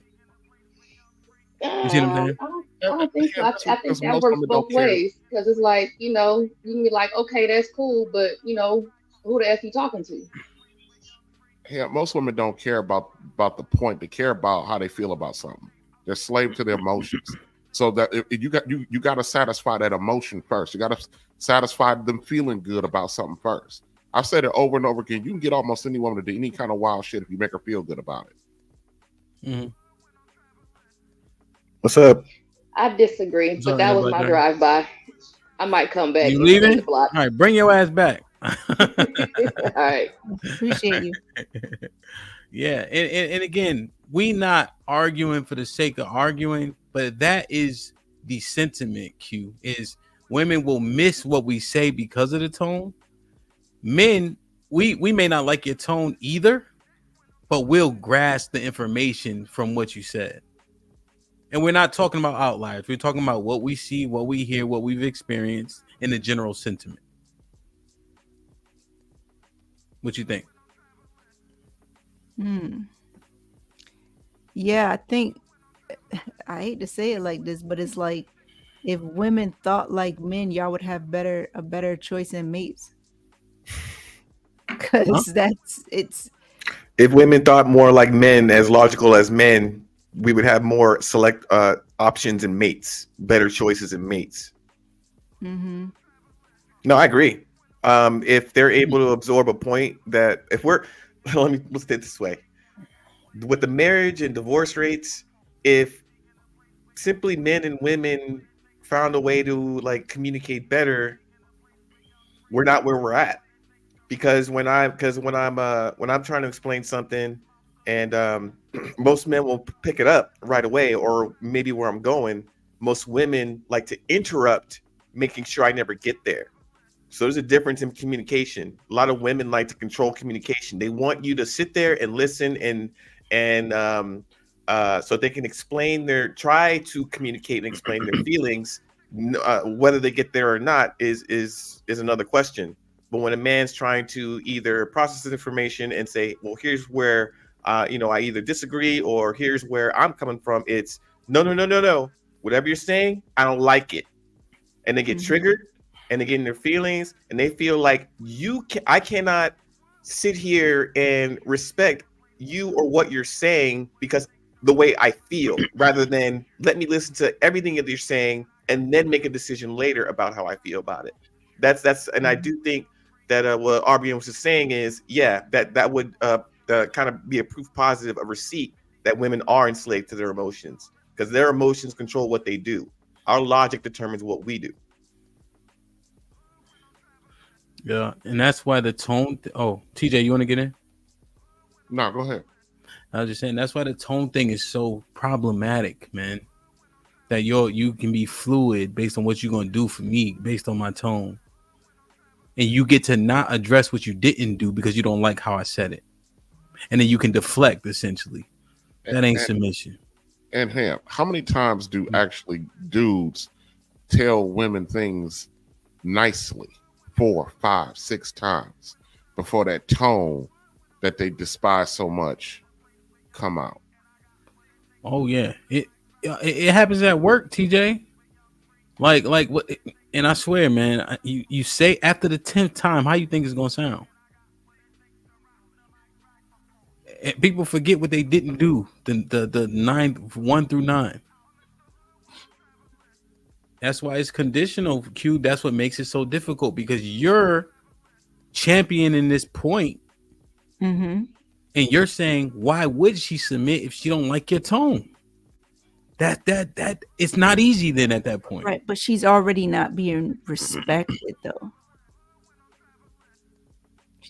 On top of that, she's already not being respected. So when I'm saying she's submitting to the right guy. That guy is respectful. and she's gonna know the difference. She's gonna know the difference if she wasn't making a meal for a whole fucking week and then he comes at her with a certain tone. those situations, I think with the right couples, people are mature enough to know where that's warranted. So that's why I was like, I don't want to have that kind of conversation to make it seem like the points you guys that are making that are very easy to comprehend, I'm missing. I'm not missing those points, and I'm not missing that conversation. But I do believe that there are men who take being submissive out of context, and it is not what submission is. So what does the respect look like? They use the submissive argument or the submissive narrative as a way to have control and to have a power trip situation work in their favor. You didn't. Okay. Only thing is, Q, you didn't describe a power trip not once. Okay, then I didn't do that properly. You gotta get the door. Can't they complain about men being controlling, but they want men to be in control? Make that make sense. Or they want us to practice discipline, which is like self-control. So it's hilarious. It's you need to understand that 1 week out of every month, my hormones and my emotions are here, there, everywhere. It is up to men and even young boys to understand a woman's body, behavior, and emotional state, and that at a certain point in a month, she can act crazy, say things that she like, just anything to anybody, and we're supposed to understand. We're supposed to be in control. We're supposed to understand. We're supposed to listen. We're supposed to empathize. We're supposed to do A, B, C, D, all the way through Z, and probably another alphabet if you on top of that. When we establish boundaries and respect and just and require submission, they have all kinds of protests to say about it. I shouldn't have to submit. I submit when I feel like it. It's like you have to be a man on your purpose, doing what you're supposed to do every single day you wake up. That's what they require of you. What they feel though is this entitlement to say, well, what you need from me is going to be conditioned on how I feel. If I don't feel like washing dishes or cooking, it ain't happening. If I don't feel like getting in bed and doing all these tricks, that ain't happening. If I don't feel like doing what it is that you need of me, I don't feel like it. And it's conditional, and it's just based on whenever they feel like it. They can be a woman and a wife and a girlfriend when they feel like it. For us, somehow it is required and mandatory. And when it is 1 day or 1 hour when we're not fulfilling that requirement, we get all kind of hell. We're supposed to catch all kind of hell. Yeah, I mean, well, that's what when Q gave the analogy and we kind of added some stuff to it. The man in the analogy was doing what he's supposed to do, but he can't. Now he's being inhumane by saying, "Oh, what did you fucking cook? Hey, babe, did you fucking cook? Is that better? Is that good? No, that's listen, in these spaces I learned so much from you guys. So if that is what happens in those types of relationships, those hetero relationships, then that's what it is. Like I disagree with it. I don't think that's a proper way to talk to somebody that you're in a relationship with. But yo, and it is worrisome to me, man. It is worrisome that you don't like how I said it, so now your submission can potentially go out the window, Q. And just going back to our initial conversation, Q, that's why it is difficult as hell for women to submit, because they think how you said it should be enough for them to not have to submit. And the power in submission is far more grand than you not submitting. A submissive woman could get so much from a nigga. A submissive woman can even how you would say redirect a man without him even knowing it. You ever read Machiavelli's The Prince? Well, that's understood. Yeah, that's the second part of my argument. The points that you're speaking now. That's why I said it's easy. No, you're right. I'm not. No, my bad. I was just going into that part, but then we're also addressing how difficult it is. Drive by is back. What you want, Callie? Okay, so why do we think that if a woman is on her period, then she doesn't have to check her emotions and how she would speak to her woman, and we just supposed to be able to get away with it? Where did that even come from? No, that was Enter the Black Dragon. That was me. And yeah, I'm sorry. You're not on your best behavior. You're not in your best mood. You're not your best. Let me put it this way. You're not your best version of yourself, right? But you do expect a man to either understand. You don't expect him to either beat you or abuse you or leave you or cuss at you or tell you to get out or go pack a bag and go somewhere for a week until you are in desirable frame of mind to where you're submissive to that. No, we live with it. There's a difference. We live with it and tolerate it. We're not getting from women is the same grace at all. We're not. No, the expectation is for you to check your own emotions as an adult. I don't understand why you would even think that a woman is supposed to think that she can get away with it and she can just do whatever. What is the life of a woman if not getting away with things that men can't? In irregular life. Like, what are you talking about? Okay, so this is what I'm saying when we there's a communication issue, like you miss it. Like we can't. Okay, can men afford to act up and behave for a week because we're on our whatever? No, and neither can a woman. So what are you talking about? Yeah, you can. Yeah, okay. No, you cannot. Yes, you can. Just because I'm on my period is not an excuse but to act you a ain't damn the only fool. woman. Stop the cow. Callie, it ain't about just you. It's about a whole species of y'all. So and y'all put up with it. Why? Say it again. Those would be women that are not considered good women if they're using that as an excuse to act an entire fool. Huh? No, they don't act the fool. What he's saying is things like this. When women come to work and they're on their period, do you know the deference shown? Do you know, like, the women? I was at a huge corporation, and if the women had their 28-day thing, you could stay at your desk for the meeting. You could leave a little bit early, right? Especially if other women were in charge because they could sympathize. And so just that alone, getting away with things that men can't, like Black Dragon said. But if Black Dragon, if men had a period, it'd be the same thing. If your aunt had a dick, she'd be your uncle. We don't have a period. That's cute. That's cute. No, realistically, if men had a period, it would be the same thing. We don't have one though. Q. Wait. Here's the point. We have breakups. We go through depression. We go through addiction. We go through divorce. There are plenty of fucked up things men go through that we are not given a day off for. That report is still wait. That report is still due on Tuesday. The deadline is still the 28th. You are still to perform at your duties at your desk in order to be the provider and make that money.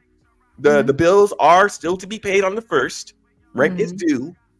There is no grace. There is no, you know what, Mr. Man who's going through all this kind of shit, go over there and sit down for about a week.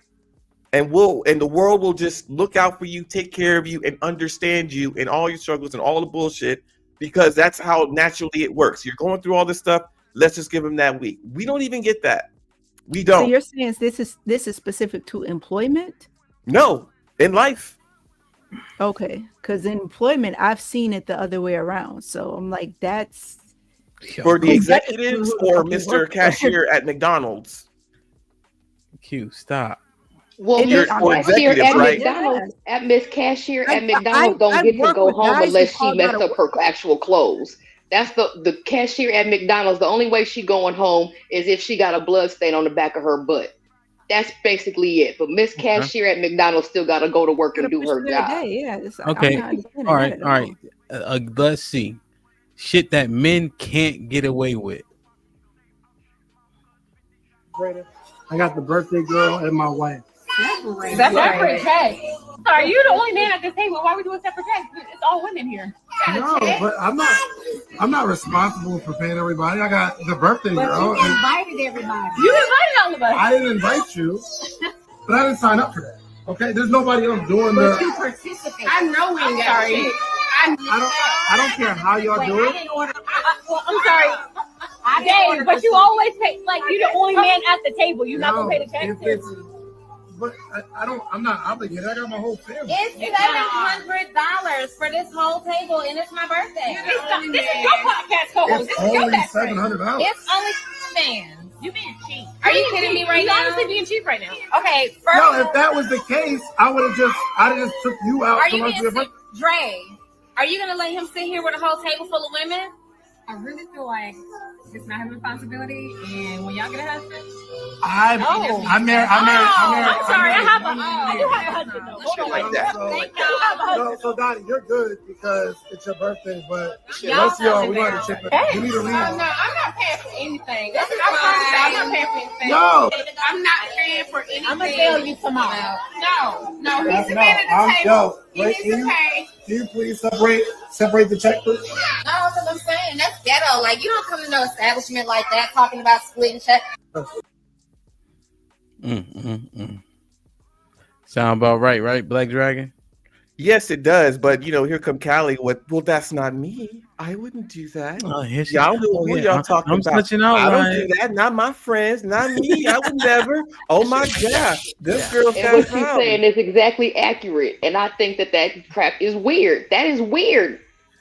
Oh, but No. Kelly, you make argument. We are having a conversation. You can't keep using yourself. You have to concede a point if you know that this is what's popping. They can never say something is wrong when it comes to their behavior, no matter how egregious. I No just matter how said it was wrong.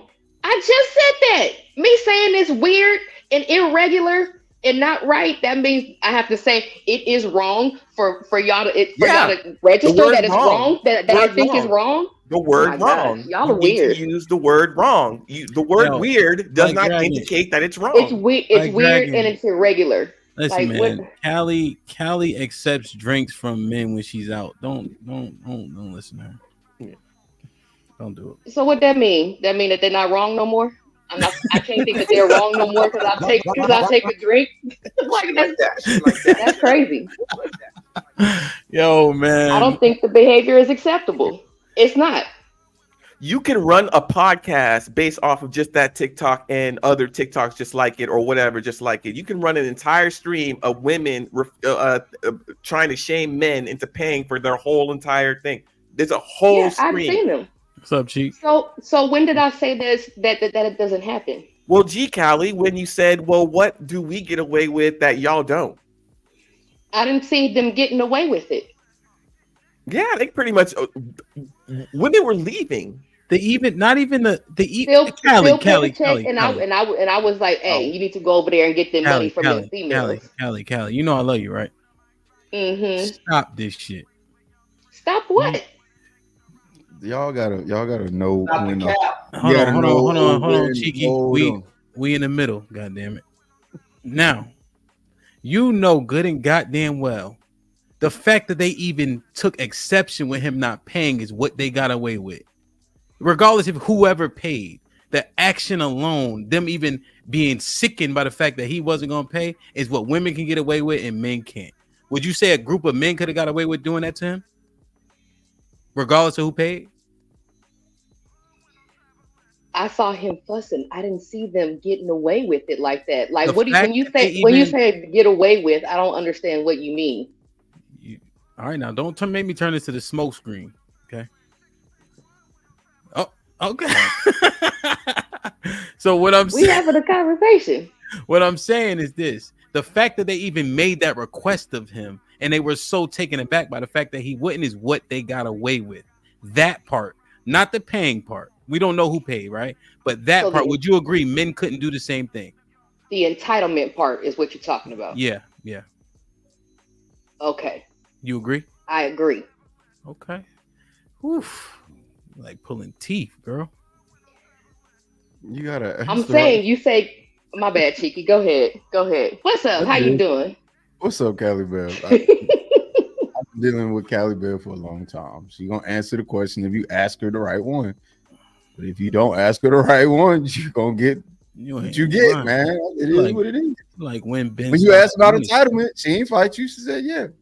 But no. Cheek over here. You know what? She don't want to use the word wrong. She want to use weird. Cheek, don't start it. Oh, don't say don't Stupid. start it. You didn't even let me get started. You know what I'm saying? I'm you putting gas know in you the don't car, want. in the ignition. Let me have fun. Come on, man. Q. I came up here because I just had a couple of questions because I saw what y'all was doing, and I was like, okay, all right. And this goes back to asking the right questions. Do we think that men have the same societal expectations as women? No. So if we know on a social level that the expectations differ between both the genders, why did you guys fight so hard about the difference in the workplace when that also spills over into the work, like that societal expectation also spills over to the workplace as well? Well, just the workspace specifically. That's why I asked him that. I've seen it. So that's just based on my anecdotal experience. Like I've seen guys Okay. call up for a fucking migraine and get the day off and a paid day off. Is that frequent? It was frequent to places I work. Hey, okay. I was just curious. So I mean, and now seeing even where guys get tire shop. What is that called? Paternity leave. So like Yeah. when my son was born, I only got 1 week off from work because I wasn't the carrying parent. But then like fast forward 2 years from that point, one of the guys I work with had like, I don't know, a month or two at home. Definitely So- wasn't 2 months, but Yeah. I mean, but you saying society 2 years is a lifetime, you know that, with diversity, inclusion, and all this other stuff. So Yeah, that's so but no, I'm just answering Cheeky's question is all. Yeah. Cheeky, you know you're more right than wrong on this by far. Paternity leave is almost a new phenomenon. Yes. It's not new to like the Norwegian and Yeah, like I'm talking about European here. countries, but it's here. But here is absolutely very new. Yeah, and you'll see the companies that do it are the larger it's by far. typically a Fortune 500, maybe even to something like that have the finances to supply that kind of deal. Mhm. Because they also give you, most companies, if you work for the 500, they'll give you the 30 days of leave, right? Paid leave that come with it. Yeah, and your they'll 3 give you about 4 weeks. And then what also you'll see, Q, that people aren't uncovering, FMLA. So what happens is your baby's born, you can take off, but you're not compensated, but your job is secure. So that's what the majority of men go into if they need to be home with the child for whatever the reasons are. You know, let me read these real quick. Matt P with the $5 says, early in marriage, it was like that. What Q was saying. Then her mother and grandma dogged her and haven't had an issue since. Shout out to her mom, Dukes. Shanae with the $5 says, so she's staying through disrespect and saying, I'm not going to cook. Just leave otherwise. Pull out them pots, sis. Yeah, facts. John with the $2 says, mostly be in the clouds listening, always here. Nah, salute, bro. I just ain't see you. Feel me? When I don't see people that I'm used to seeing, you know, I just want to make sure when I see them, I acknowledge it. You know what I mean? Chris with the $2 says, ladies, marriage is about duty. Ladies, marriage is about duty over emotions. Josh Bed with the $5. Please correct me if I've been saying your name wrong for 2 weeks. With the $5 says, just redirect him in a sweet, kind, feminine way and watch him melt. That's true power of submission. We don't have these issues as feminine wives. John with the $2 says, it's always Jermaine's fault. Red Pill Ranger was popping with the $5 says, women initiate 80% of divorces in same-sex marriages. Lesbians has a 72% divorce rate, and gay men have the lowest rate. Can we say common denominator? Mark G with the $5 says, tone is most definitely a standard for women. Your man is your provider, protector, leader. We are not the same. Know your place, and we'll give you the world. Red Pill Ranger with the $5 says, people that can't comprehend logic because of quote-unquote tone have a low emotional intelligence. I shouldn't have to talk to you like a woman, like a toddler. We grown. IVR became a member. Appreciate you. Hope all is well. Thank you for locking in. Red Pill Ranger with the $5 says, she's not missing anything, bro. This is what she do. The dating. What's up, HQ with the $2 says, trust and worthiness are key components to submission. Red Pill Ranger with the $5 says, I like Callie, but her But with her, it's not about asking the right questions. She's slick and, like most women, willing to play dumb to win a debate. Now that common denominator shit, though, I'm thinking about that now. Y'all cause a lot of damn trouble, especially when the submission is on a. It's almost like on a seesaw, man. Can Q tell me what she thinks submission is? And because you said that you said most people, or I guess maybe us, we have a different idea of what submission is. So in your how do you define it then? I want to understand how you understand it. Yeah, so submission from a woman would be her willing to be led and guided and listening to her partner in the hierarchy. I always defined it. Yeah, I think I understand what she's saying. Like in the hierarchy, she's submitting to her man, but that's in a relationship as well. But what I would say is submission comes easily with authority when you're looking at someone as an authority figure. When everything's calm in the civilized world society, nobody really needs to do anything. It's just by default. When a shooting happens and there's a police officer who's like exchanging gunfire with terrorists or whoever it is, you listen to the police officer when he says get down. You listen to a police officer when he's telling you to guide you to safety. You don't argue with him. You don't say, well, maybe, when I feel like it. In that situation, you do what the authority figure is telling you to do because he's there to protect you, and that's just by default, right? And the same thing happens with a firefighter when he comes to the building when there's a fire going on. You do what the fireman says. You don't question. You don't argue. Like we don't get this bullshit when the shit hits the fan, right? And the same thing with the EMT. If you're shot or burned because you didn't listen to the fireman or the cop, then you got the EMT, Mr. EMT. We'll sit down, relax, do this over here. Don't put too much weight on your leg. I'm going to stitch up your leg or do whatever it is so that you don't die. You listen and submit to the EMT, Mr. Fireman, and Mr. Policeman. The difference is, and you submit, and when you're at school and you're listening to the professor and taking notes and listening to what he actually has to say because you need to pass a class in order to get your degree, you're submitting yourself to the professor. You're asking him questions, things like that. So you're submitting all day long. It's just the fact that when you have a man in a marriage, at some point he's gonna be the police officer that protects you. He's gonna be the fireman that carries you out. He's gonna be the EMT if you get shot, and he's gonna be your professor to teach you something that you may not know. The difference is you're unwilling to respect that man, and I don't understand. There's a disconnect. It's like we don't need to respect you or submit to you, but we're going to play submission game all day long everywhere else except at home.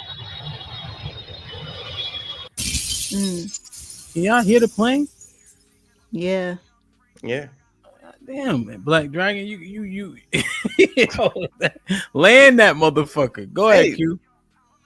Yeah, I understand what you're saying, right? So her ability to submit, and then she's picking and choosing not to submit to a good man behind closed doors. Yeah, I think that's bullshit. So she can submit all day, but she's conditional with her man because he said a curse word. Well, if he's a good man, not because he said a curse word. What do you mean? She's submitting to a good man. He's the right man. He's a good man. And he can still curse. And say, where's my fucking food at? Again, as adults, people would be able to read that and know where that's coming from.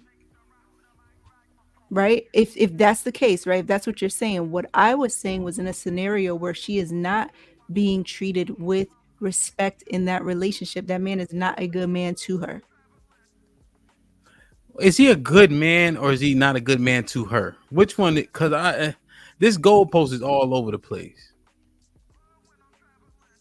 I would say Good he's man not to a her. good He man. can't be a good man in general to the whole fucking world. He's not involved with the whole world. Like a good man. To you her. said what you said a good man. Like not like necessarily a good man in her eyes.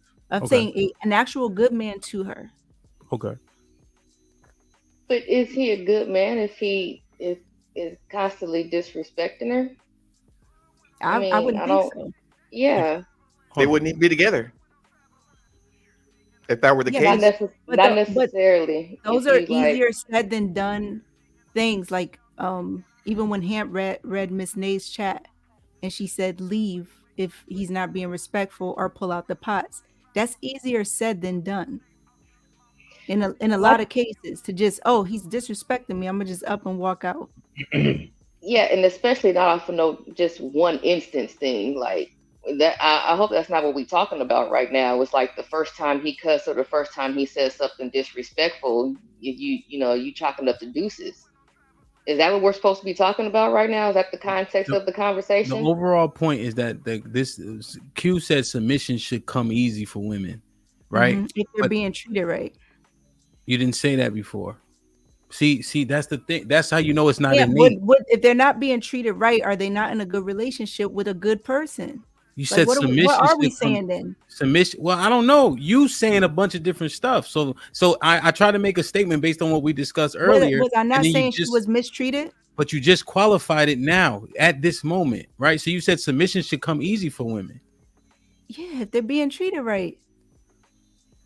I spoke about that in my opening when I said, So it's not notice how that natural. woman said he She like a treats me queen. like a princess. I Mhm. said that. But Okay, so this is that like I was gonna go say ahead. this is like an overtime thing. So if you are seeing that, this person is being disrespectful to you, then you wouldn't be in a relationship with them to submit in the first place. That's not necessarily true, Callie, because there are some situations where guys will treat a woman like an asshole. And Mhm. then if he does something small that is nice, it just keeps her right there. He's an asshole. Then he's doing what she would see as, wow, he really is a good man. It's me. I'm tripping. I'm bugging. And I think that's what keeps those relationships. So I don't think that that's really like, oh, he's being disrespectful. He's mistreating you. Just leave. And they're just out of there. Yeah. No, Even if it is over the Yeah, span of time. okay, I see what you mean. But I think that those are the women who, really do have a problem with either your parental influence, like, oh girl, it's just that one time, you'll be okay, and the people that really want like pushing you towards that relationship or anything like that, like the real, like, I guess, what's the word, or like orthodox people who like, hold really strong to religion, that type stuff or whatever. And then overall, I think that's women who have generally, low self-esteem let's that would probably stay in something like that, or accept like the one little one-offs, but 75% of the time he's an a-hole. And do you think a lot of women's self-esteem is where it needs to be? I don't think it's that low where they would put up with that. Yeah. It's like a fairy tale. Ro, what's popping? How you? I'm good. I've been listening since the beginning. What you think?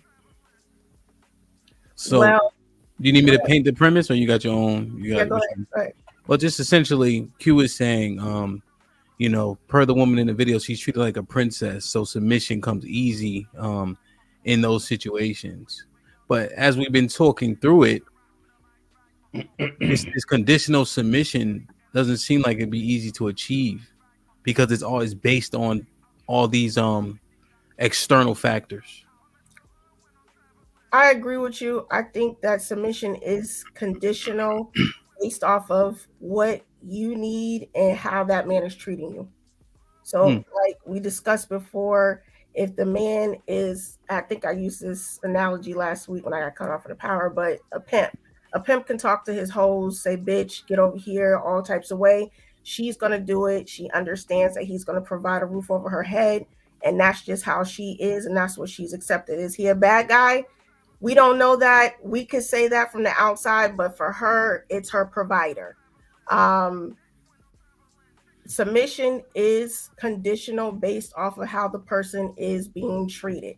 If I feel safe with someone, then I will be okay with being submissive to him because I feel safe in his verbiage, his evidence as far as what he has proven to be, as far as providing. If we're using the analogy that Black Dragon used, if you use all those professions, they've all been trained for hours, they have the work experience, and so therefore we trust them in what they do. That's the same thing when it comes to submission and submitting to a man.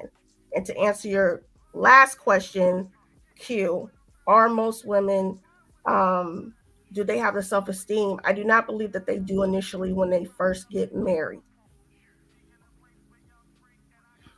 Bro, when they first get married, expound on that. I can't speak on everybody. I believe for me, and I believe even for most of my female friends, there's an idea of what the marriage is supposed to look like and what it's supposed to go through and what it's supposed to be. It isn't until you continue in years of experience where you realize your marriage is not like your grandparents. It's not like your parents. It is something where you're dealing with two different people at two different times doing different things. And you and that person have to adapt to each other to work on your marriage and have the marriage, the successful marriage. And I don't believe we go into those marriages with that. Are you talking for a specifically like your generation or people within your age range, or are you making a general assessment of women today as well? Well, I think that I believe it's a generational thing because I believe that the younger generation, because I'm Generation X, the millenniums and the Gen Zs, I do not believe that y'all even want to get married. I do not believe that that's the initial thought for you all. I think the initial thought is, I'll get into this relationship. I don't even think it's like Hemp said before, where you get married. I think somebody else put in here, you get married and it's about, being able to provide and have a legacy. I don't think that that's your thought process. I think it's a shame for married women to be assumed that they have low self-esteem when they get married. I'm gonna say have low self-esteem. I said they don't have the self-esteem to know what their role is as far as to being submissive. Well, what does that mean? That means I can walk in and I can get married and have my 2 degrees or my advanced degree and think that I'm supposed to just continue to work on what I want to work on, do what I want to do, go where I want to go. Self-awareness? Exactly. Oh, so that's not what Q was asking you though. Oh, okay. Well, self-awareness. Yeah, she was saying their self-esteem was low, and I'm like, married women? You think married women have low self-esteem initially or at all, or? I don't think they have self-awareness, and I don't think that. Yeah, self-awareness. I understand what you're saying. I don't think they have self-awareness, and I think that affects their self-esteem over the period of time in their marriage. So their esteem drops because they're like, oh, it's not all about me anymore? In some cases, yes, I do believe that. Because nobody says some all day, and you okay. I believe that when they get married, yes, they do. They do. Their self-esteem lowers. Don't let them bully you, Ro. Shit, she says some. Stand on it. Nah, don't get kicked off the panel, Ro, and I love you for real. Don't listen to Q talking about some. She know that shit don't fly. Damn, man. Mr. Fantastic, what's popping? Brother. Yo, what up, man? Shout out to everybody on the panel. What's going on? What's goody? Can't complain, man. Did I hear this? A woman just say a pimp could not be a bad person? Let's start there. Like, wow. Wow. I'm like, wow. Oh. But, hey, man, I just cleaned my ears this morning, so maybe everybody else missed that. I don't know. But either way, man, yeah, this whole thing again, man. Cat Williams has been in the headlines, and we go bring him right back up again. It's called self-esteem. Okay, it's called self-esteem. A woman cannot blame a man for her self-esteem, her self-awareness, anything that involves self. A woman cannot then get with a man and say, you're the problem. Okay, you're the reason why I don't like myself, why I don't love myself, why I don't think this and that. No, motherfucker, that's you. Okay, it's all on you. And the crazy part about it is, this is a point to why men don't want to get married, because you come to find out, you hear other dudes telling you, bro, that at the end of the day, the man gets blamed for everything. If the relationship don't work, oh, it must be something the man did. You weren't this enough. You were too much that. You were yelling. You was cussing, bro. What adult you don't know that yells or cusses? That's just crazy to me. Oh, you cussing at me, motherfucker? You cuss out the kids, okay? So you can cuss the kids out. I can't cuss your ass out. What are you talking about here? But yet again, you know what I'm saying? That's the fucking point of me, man. And that's why I think y'all starting to understand. This is why I say, man, again, I don't mean it's like in a bad derogatory way, bro. If you get married, every married man is a simp. Bro, you put up with a whole bunch of unnecessary shit, bro, for life, dog. For life, nigga. Okay? There is no motherfucking prison penis paradise, brother. It does not exist. Okay? Eventually you'll get tired of that same old pussy, okay, for a lifetime, brother. Okay, till your dick don't work no more.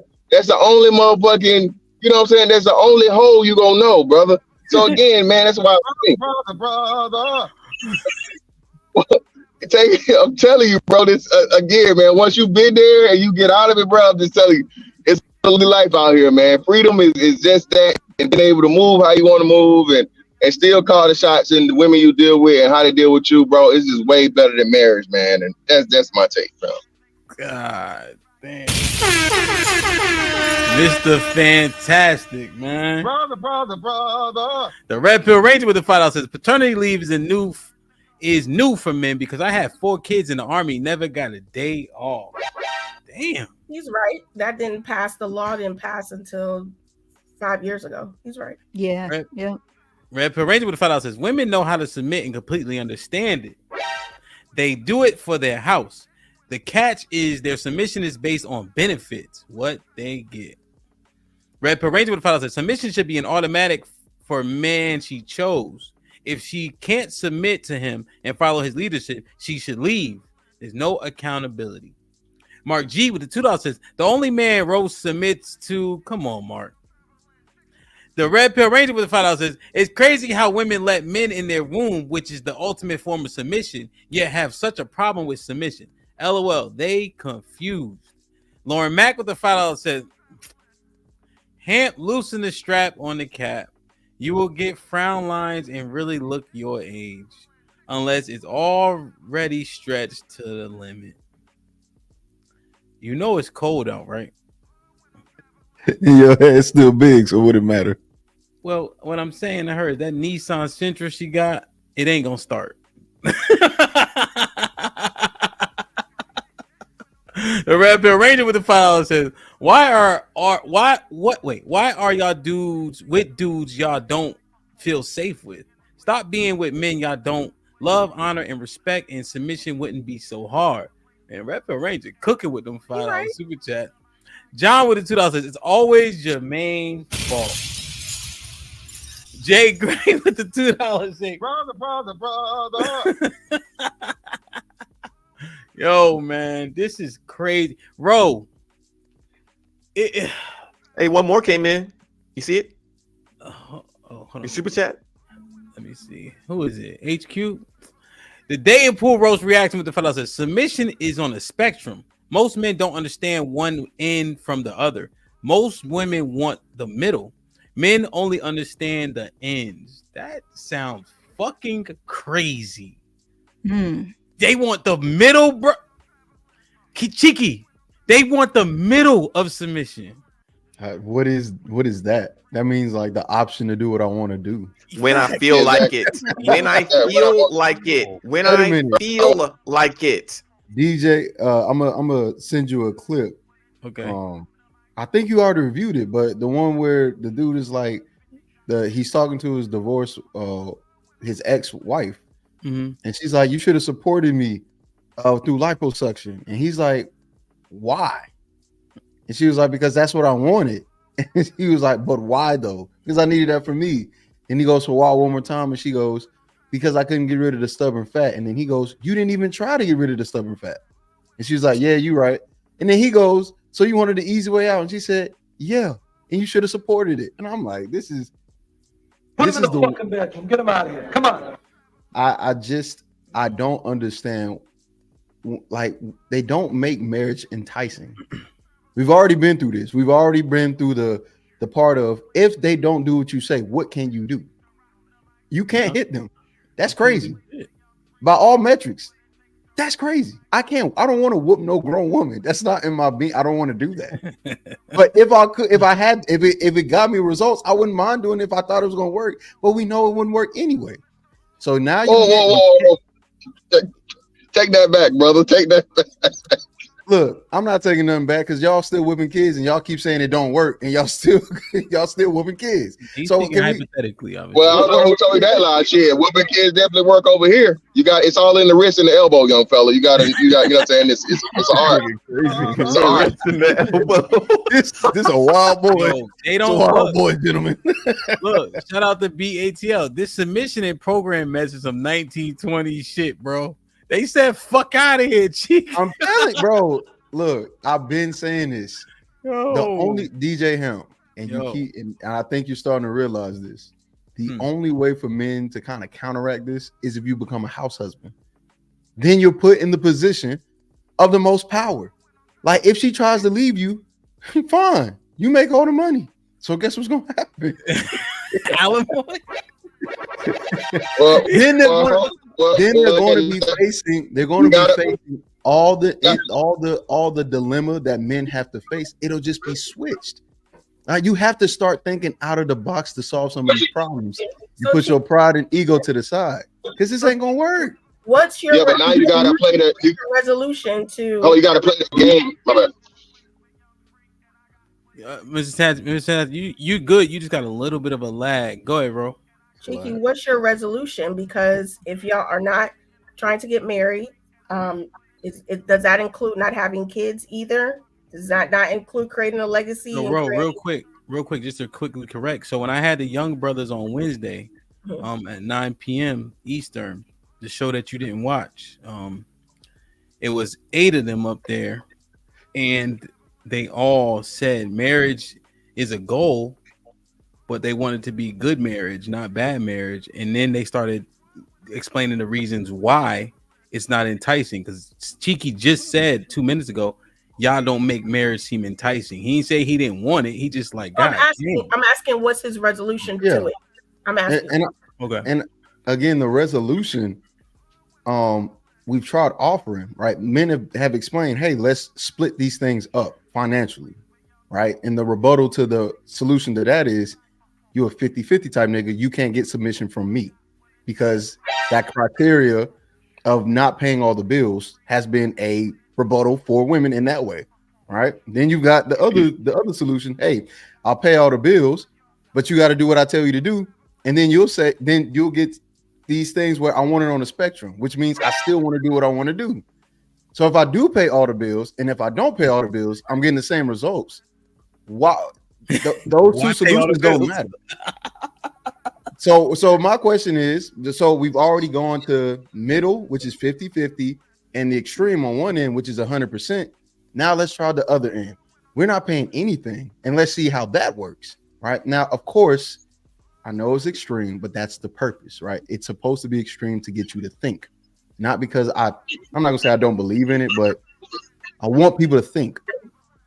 If we flip the roles, if I tell you all the things that I want if I say I want the exact same things that women have been saying they wanted through a marriage, and you call me delusional or stupid, if you flip the gender, what do you say to that woman? I actually, I don't know. I have older, well, I'm a little older than y'all, but our group of women who are divorced or never been married, they don't mind working and y'all staying at home. That's what I some of them don't mind. Yeah, because they desperate. Because they ain't got no choice. Hang on. What do we hear on the panels though? What do we hear on the panels when we talking about a woman working and a dude staying at home? What do we hear women? This lame ass nigga, this no good for nothing. We hear all that shit all the time. So when we hear you say there are women that don't mind that, what are they saying to their girlfriends? They ain't saying, "Oh, well, I got the best man at home, sitting at home chilling while I take care of while I handle businesses working." They talking all kind of negative ass shit about lame men who ain't on their purpose working. So again, I Can I just real quick? I know I might be like so let me say this again. So this is again, Cheeky. This is the flaw in your problem, brother. You gotta do now. You gotta do the the Steve Harvey inverse. You gotta act like a woman and think like, you know what I'm saying, act like a man and think like a woman, right? Or whatever. I don't fucking know whatever it would be. But now you got to play the long game. You got to pretend for that year or whatever the annulment thing is, so she don't annul your ass, okay? Because that's what she's gonna do. She's definitely gonna wait till day 358 to file that motherfucking divorce paperwork, get your ass up out of there, because she started taking care of you. And then two, you still don't have the leverage because she can just kick your ass out at any time before that. That's what I'm saying. So within that time period, you're always gonna be, you know, the fucking redhead stepchild or the motherfucking dog that gets beat on. And as a man, I think that actually may harbor more danger in the situation, because again, a man can take rejection, but a man can't take constant disrespect. And a woman that's constantly telling this man, you're not this, you're not that, you're not this, you're not that, you know, I think that would lead to a lot more relationship issues and possible violent situations, because these women feel like, you know, they can already, you know, do whatever they do with dudes. The other part of that, though, I guess, would be the devil's advocate side of it would be, well, hell, these hoes do this already anyway. You know, they love jail niggas. They love broke ass niggas. They love niggas that ain't got shit going. So why not just marry them? Shit, I don't know. I mean, it's somewhere in between, I guess. So Ro didn't get a chance to finish, and I was trying to listen to her, but she got interrupted. Can I hear what she said? What was saying? I was just saying, I think that's a generational thing. And Mr. Fantastic, if we're desperate, then if he wants a woman that's going to accept him in that way in which he is giving her what she's asking and she is getting what she wants, why is that an issue exactly? Why does it have to be desperate and not two people come together and giving each other what they want? Because what I know is she truly doesn't want that. That's not truly what she wants. No, and plenty of women have said it to the contrary. A woman wants to be taken care of.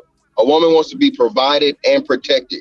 Okay. So no matter what bullshit lie she tells and she says, just look at case in point, right? And people say we hate using celebrities, but you gotta use celebrities because I don't know your fucking next door neighbor. What did people say about Mary J. Blige's husband when Mary J. Blige's husband got that motherfucking the alimony payment? Oh, this lame ass nigga, this sorry ass nigga, this and this. And again, hold on, let me finish. He actually helped her. He actually earned and helped her build her career. Yet and still, women, Mary J. Blige included, felt like he didn't deserve no money.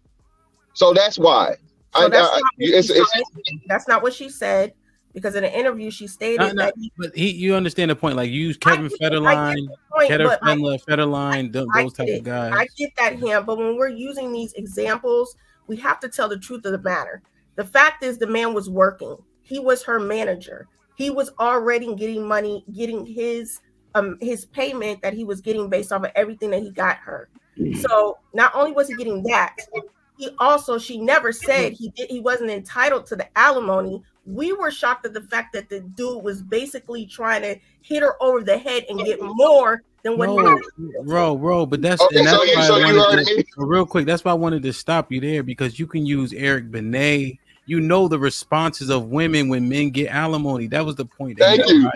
Wait. She was actually going to make the point for me. Hold on. She was actually going to make the point for me. How many times do the women already have the money? Dr. Dre's wife already had the money. She cleaned out the bank account, stole money from him. Oh, no. She already had the money. It don't matter. And then she stole money from an account and then still hit him in the head over the courts, despite having a prenup.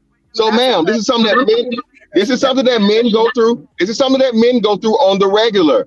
But the instance that a woman gets it, you call it, oh, he hit her over the head. No, he's not. He's doing what everybody does in fucking alimony cases, in divorce cases. So there's a couple of things, right? The first thing that most men have told young men, don't give a shit what the women think. Now we're going to care about what they think if I get alimony or some whatever shit after I've been in a relationship. Like, this is what I mean by, if we start using the logic that you all tell us. Wait, Cheeky, say it again, because I don't know if what you said.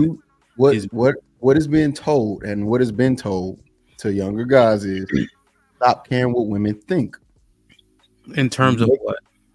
In terms of a relationship and in terms of the outcome and your decision making, right? Like if a man says, "Hey, I want a woman that's submissive," and you hear women clamoring, "Oh, that's control," and then we go, well, then men respond to it. Other men will tell that man, "Why are you talking about that? That's your relationship. That's what you want. Don't listen to them." All right.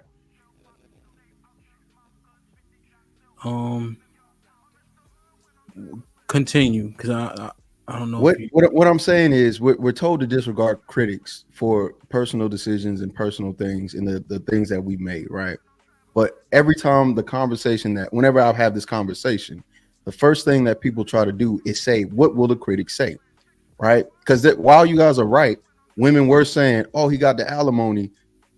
He not a real man." There were men saying, "It's about time we switched it up."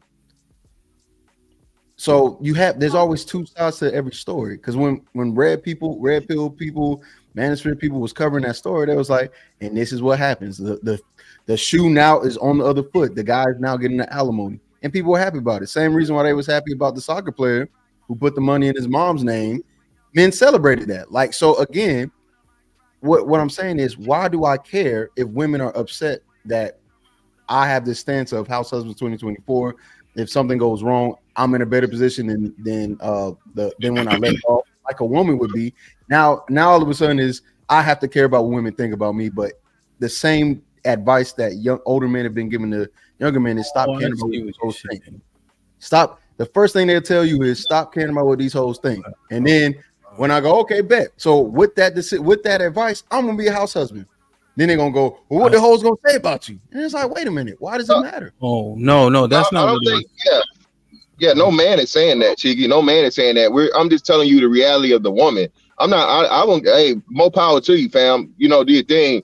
If that works for you, it works for you. What I'm telling you is more likely than not is not, because a woman is only going to tolerate it for so long till it suits her.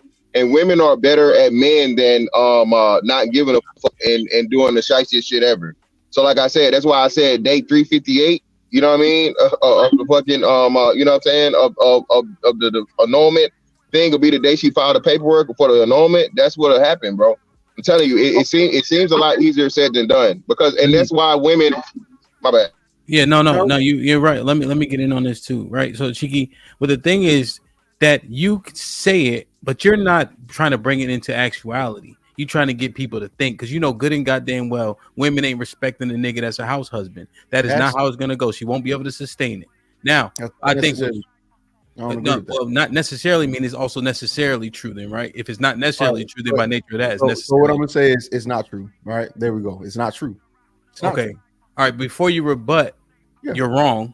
One. No. I just want to say that out loud, clear. Go ahead. Okay? Go ahead. Because you know, because just like we've been taught, they've been taught. So the truth is, societal influence is that having a nigga staying at home while you slaving is not the move. All right, that is not a flex, because you're a little bit younger. You understand that, right? That's not a flex. That's not motion. There we go. That's not motion for her. I'm gonna wait till you finish. Let me know. All right, so I can prove you wrong, and then we can end the show, please. Thank you. We leaving after that? Wow. So a mic drop, but it's all good. It's not motion is the point, right? That's the young Mr. Fantastic. Motion is the young nigga lingo, so I'm trying to get on. Oh, that's right. My son 18, man. Motion, Riz. I know all the new shit. I know all the new. Yeah, but to Cheeky's better point is that if women think about when it flips and the consequences they would incur if shit hit the fan, then we may be able to effectuate some real change. I think that's what I mostly take from when Cheeky says House of Husbands 2024. Go ahead, sweetheart. I mean, Cheeky, go ahead. Pause. Damn, I know I'm handsome, but don't talk to me like that. Oh, God damn. He said it in a nice tone. He said it in a nice tone. Yeah, I said it nice. Yeah, you know what I'm saying? Thank you, bro, that's why women are important, because these niggas tripping. All right, so my thing is, all right, I think when you look at societal history, it's changed drastically from now to then, right? At one point in time, homosexuality was not accepted and women couldn't work. Now they're and they couldn't go to school. Imagine telling a man back in the 50s or 60s that women today would be outpacing men in education by any metrics. Now, it doesn't matter how much and what degree, just thinking about women actually going to school and outdoing men in it, they couldn't fathom it. Sure. So in the same way, you can't fathom a social acceptance of men being in a role that is, I don't know, not even subordinate, but different or not traditional, right? We've already passed that level. We're accepting that there are more than two genders. And you're telling me it is far-fetched to believe that a man could actually work, or not even work, but be at home and take care of things because a woman wants to work. That doesn't really make sense. Especially when it keeps going left. It keeps going left and left and left. It keeps going left, right? Left, right. It keeps going left. You're correct. But now women are implicated. See, men been pushing these things, right? And letting shit slide. But now it flips to where the women aren't benefiting. That's when you start to run into an issue. So I agree, but men been letting shit go, letting women work, making sure they had rights and etc. Now women gotta take the brunt of what will happen if shit goes left. I think that's where the buck might stop. And I think that's where you can't stop the rolling log because the shit's already going downhill. It's already rolling, so fuck it. Well, look, him. Well, I keep in different states. In different states, here's laws. the end result, right? The end result is this, and I know this sound crazy. I don't care if the world burns as long as you there with me. As long as I'm holding your hand, and we see the log coming, and it's on fire, and we all oil down. Let the shit burn. Stop asking men to uphold this stupid thing. It's so dumb that all of these men keep saying we can't do that. Well, why not? Because we men. And then I'm like, yo, dumbass is decrepit. You have no back. You've been working in a factory trying to outwork all these women and supply all this demand. Every time, and you know, it's so funny. Mr. Fantastic is right. All these married men. Every time I look at the give to take ratio, these niggas are soulless. They don't have everybody restoring them. Their wives are happy, their children are happy, and they're one that's trying to delete themselves. Hey, well, damn, brother, this nigga just going all the way. Damn. But anyway, shout out. It's fantastic. But I want to get smoking. But what's up, Kasim? What's up, Aaron? What's popping? What up? Hey, shit, man, your man over here wilding. But that nigga might have a point. That's the crazy part. But he does. Again, shout out for the shout out for the Brandon that cheeky. Fantastic was right. Get used to that shit. All right, first and foremost. Yeah, Fantastic was fucking right. It's the Brandon. That's not the Brandon. Fantastic, you good people, dog. This nigga smooth with it. Yeah, you right. I'm right. Let me get smoking because I think we're gonna go back and forth a little bit. I did want to hit Mr. Fantastic with one of the points when Cheeky was saying it, like, you know, we say we built for this, that, and the third, but we be dying earlier, all types of shit. Like that stress of holding this shit up is killing us. You know what I mean? And I'm just thinking if we were built for it, why are we getting up out of here 4 or 5 years earlier than them? You know what I'm saying? What, Callie? Are these dang, why it gotta be like that? No, go ahead. Is that what it is? Yeah, it was. But look, how is okay? So the guys that are working themselves to the bone like that, right? Are these the sole provider dudes, or are these the 50-50 dudes that you're talking about, or is it both? So I'm not always talking about physically, right? When I talk to married men, they seem frustrated with different things and for different reasons, right? Sometimes, not even sometimes, a lot of the times they're older, they're in their 40s and up. I don't know too many young married people. They're always these millennials or Gen Zers, Xers that I talk to because I'm in a place where old people and young people finally collab or whatever. And they explain, like, I'm just frustrated. And I know I can't talk to my wife about this thing because she's going to feel attacked. Or I know I can't address this thing with my children because they don't quite understand and perceive the world in a way that makes sense yet. And I have to wait until they get a certain age. And their existence is just miserable momentarily, right? What they tend to say is, I'm hoping it'll get better, but they never really know. And when I hear that, I'm thinking to myself, this is a lot, and I don't know if the reward is that rewarding. That's just me though. All right, let me do this real quick. Let me get smoking. Let me just read these super chats real quick. Interesting. Like, share, subscribe, tell a friend, and tell a friend. Hit that like button right now if you can. That helps the channel the most. Red Pill Ranger with $2 says the middle of submission is when they agree. Yeah, man. Black America with $2 says it works. Whoop that chick. Anybody can get it. Wow. Black America. The Red Pill Ranger with $5 says in every situation, the one they would prefer is the one where they win, regardless of logic or or what it does to the man.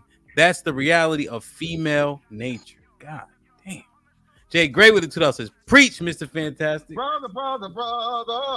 Is Callie Beverly, aka Tomboy Energy. They didn't even leave a comment. Matt P with the $10 says, I like cheeky, but fuck it. I'm tired of husband. I'm tired of husband bashing. Drop this nigga. Cheeky for 10 minutes, man. They put Cheeky in Put him in the fucking bedroom. Get him out of here. Come on. They put Cheeky in the bathroom for 10 minutes. He'll be back at 2:50. Smoke was popping. Ain't nothing. What's up, Ham? How y'all doing on the panel? They all right. What's up, fam? All right. Hey, what's happening, man? What I wanted to say is a couple things, but what I wanted to say is on the submissiveness with women. Hold on, Smoke.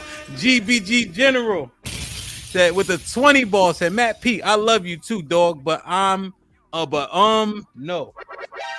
I offer pushback. I'm staying. Shit like that. Go ahead, Smoke. My fault. Cheeky got a credit now. Go ahead. When it comes to women, you got to make sure that they feel safe in your presence, and they got to be able to trust you. When you get them two things down, even though they're the two things, the number one thing is respect. How women look at the respect for their man, for them to be submissive, is how you move. You got to be consistent. That's around your friends, at business, at home, and anything you do.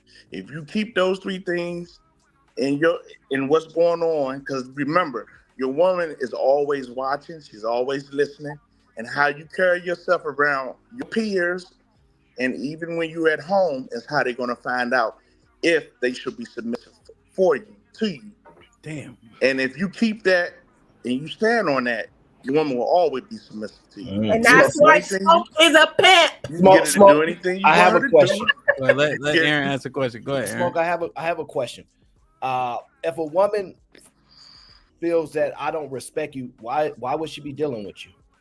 If she say that again now, If a woman does not respect you or lost respect for you, why would she be dealing with you any longer? You answered your own.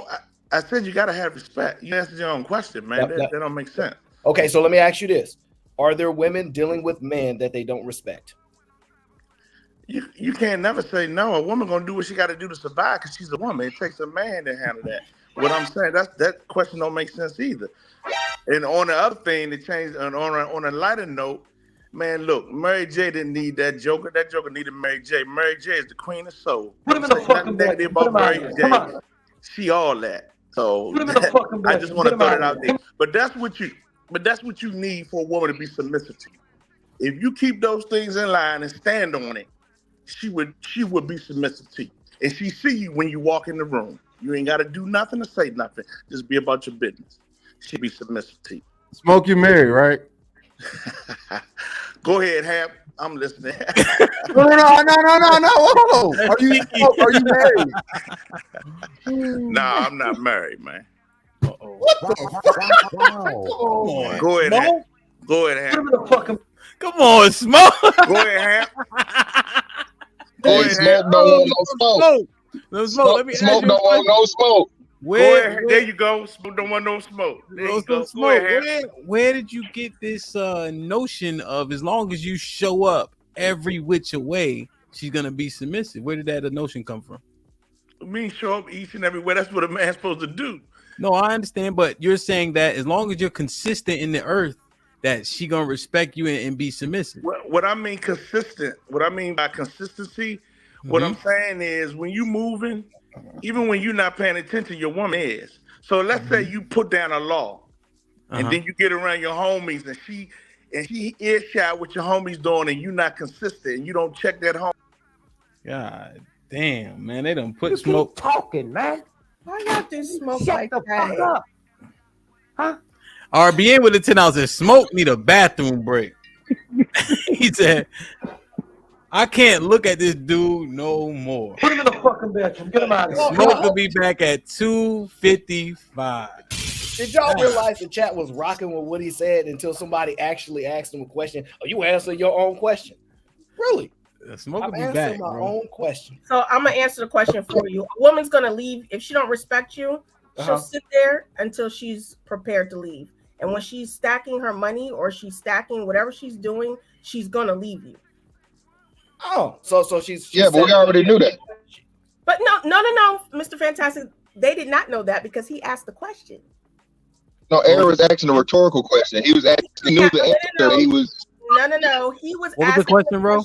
He was asking the question. He said, why would a woman stay with you if she doesn't respect you? And when Mr. Smoke said you answered your own question, he was about to say, remember, everybody in the chat was going with him until somebody asked him the question. The question was self-explanatory. She's staying with you until she gets prepared to leave you. So if you're not consistent, she's watching you. And eventually she's gonna leave. It's no more, oh baby, I can't because I gotta whatever. She's already prepared to go. Oh, Yeah, but Aaron was making that point though. Aaron already, again, he knew the answer to the question. He was saying that Smoke said something that was incorrect. Women stay with men they don't respect all the time, be it, as you say, they're not prepared to be by themselves, or they're just leeching off of him and using him because they're benefiting from it. Again, he shot himself in the foot when he said women are survivalists. So as a survivalist, a woman will play a role, whether she respects that man or not. So yeah, no. Okay. Damn, man. And this is the thing, right? Because Cheeky makes a lot of points. I said his question was answered though. His question was answered. So so Mr. Fantastic, you and Miss Fantastic are on the same page though, right? We are on the same page. I mean, okay. Kasim, what's popping?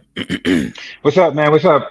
You know, and this is the thing. Cheeky makes a lot of good points when it comes to this house husband thing, but I just can't overlook female nature, right? No matter what goes on in society and standards and the way that we move and all these social norms, the one thing that's constant is female nature. And it's very difficult for me to get past that when at the end of the day, time and time again, they always revert back to that no matter what they say, do, or hear. So that's always going to be in the forefront of my mind when these things, come up. It's just to remember that, female nature is going to win out in the end, and we shouldn't forget that. Let me ask you this real quickly. Do male nature win out in the end? In what situation? The same context in which you're using female nature wins out in the end. I'm wondering, in that same context, do male nature wins out in the end? Masculinity is undefeated. That's my answer. No. Masculinity is undefeated. Wait. And just to be clear, they're not mutually. I agree with that. Hold on, they're not mutually exclusive, right? Kasim, or are they? Do they go hand in hand? No, they don't. Okay, and when you say female's nature, going back to the topic, is submission? Not is that female submissiveness? Nature? Yeah. Yes, that is a part of female nature. Yes.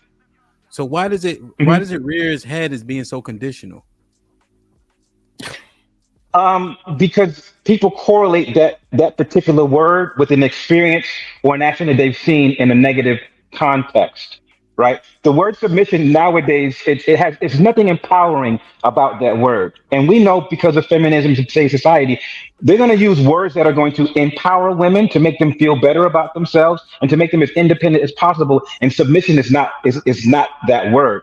However, submission is a really good superpower because submission opens up the gate for the man to pour more into her, and then she can relax more in her femininity and and be a crutch more on her comfort and convenience. Slow down. I got 2 questions. Hold on. Let me finish. I got a couple questions. So, but the thing that throws me, I understand what you're saying. I agree that it can be power and submission, but a superpower wouldn't be super if everybody had it naturally. So if you're saying that they are naturally, submission is natural for women, why are you then calling it a superpower? Because it's a superpower, because within that act of submission unleashes so many things that can be in their favor, right? It causes the man to treat her a certain way, to look at her a certain way, and for that masculinity, he wants to do. So what happened is Q introduced this topic. I was trying to come up with like how to name it. I named it power and submission. So I understand that, but I guess the dilemma is this actually innate for women? Because of the conditional nature of it and the fact that we characterize it as a superpower. Those two things contradict it being natural, in my opinion. Yes. I think it is innate in women. Yes. Okay. Can I Some women do it. Some women suppress it more, right? There is this, it's shackled in this dungeon somewhere, out of daylight and things like that, but it is there. I don't use the word some, right? So would you say the overwhelming majority of women suppress it? Yes. Yes. Jesus Christ. Why are you suppressing? Y'all leaving an important thing off. We're all what? Be quick, Mr. Fantastic. I want to make sure Aaron gets to ask a question. We're all what? This is a black issue. This is a black issue. This is a black people issue. It's not as profound as it is everywhere else, bro. It's just not. I'm telling you. Asian dudes not getting this kind of shit. Arab dudes are not getting this kind of shit. African dudes are not getting this kind of shit. It's not the same, bro. It's not the same. It is, bro. Them little Asian motherfuckers get treated like shit by them women. DJ Ham, it's one of those things where, because I've been saying this for years, I keep telling them it's not black. It's not a black issue. It's a Western. It's a woman thing. You say it's a woman thing. And a mindset issue.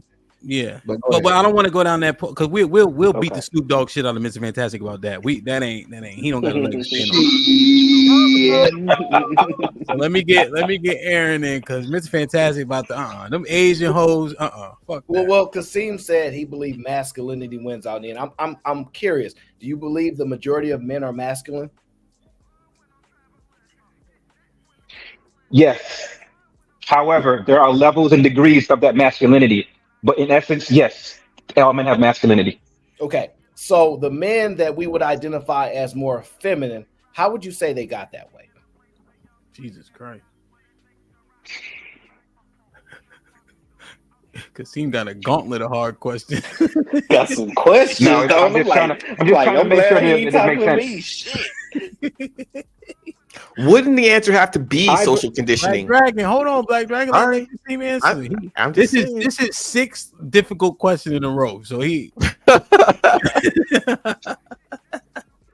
he been holding it on. I would tend to believe that there is something innate with them, something that they would see or something they would experience to help cultivate that, because we are made of X and Y chromosomes, right? In some facets of the brain or some facets in the hormones, certain chromosomes may be more dominant than others in certain sectors that controls certain actions, behaviors, and movement. And I believe that particular aspect of it becomes more dominant, and those particular characteristics of the Y chromosome, X chromosome, are more present, so they begin to behave a certain way. Put them in so you're tying it to them being genetically born that way. Don't do it. No. Wait, no, Ham. No. See, there's 500 people here, bro. I'm calling you out. Social conditioning. That is the only. I think that's one of the only ways you get that. Social conditioning. I'm not talking about what's going on right now. I'm talking about him and what he just did. That's some bullshit, him. What? He just said X and Y chromosomes, which automatically makes it biological. He just asked the question. He just asked. And he just said no. How does that make any logical sense? I posted his bill. You posted his bill. I was going to say no regardless. I wasn't even looking at him. He was looking at that. I'm not talking. I'm directing this to Hemp for a reason, not because of your answer, because I know Hemp. Hemp be holding the standard to everybody on the panel. That was some bullshit you just pulled. Well, don't try to do that shit. That's lame. The reason why because I'm like, I know he can't be going down this road. That's what I was saying too. I simply said, don't do it. Because I know Kasim wasn't trying to say that, but he was trying so hard to answer the question. Right. Stop. Man, I wanted to be as honest and genuine in my answer as possible. But Kasim, you had went down the road. You know what, Cheeky? Right. I should have stopped you as soon as you said chromosomes. I probably should have jumped there right But it's there. already going, and then you want to stop. It's true, right? Men have X and Y chromosomes, yes? But you were trying to say the feminine nature of men is biological, but I know that's not what you that no you were going down. Right, But that's the road you went down. Yeah. But to be fair, that's the road that you went down by mentioning chromosomes in the first place. Right. Mentioning one chromosome can be stronger than the other. So therefore, that's why and it's like that's why I could see it. The problem with the whole thing, if this is innate, then that means that all men and all women should display all of these things. But because we have a diverse group of people when it comes to uniqueness and personality, uniqueness in understanding and perceiving things a certain way, to where we're exploring what is gender, lets us know it's more complicated than it's just innate to women, right? Because I can say the same thing about men. Every man that has a mentor, you're submissive.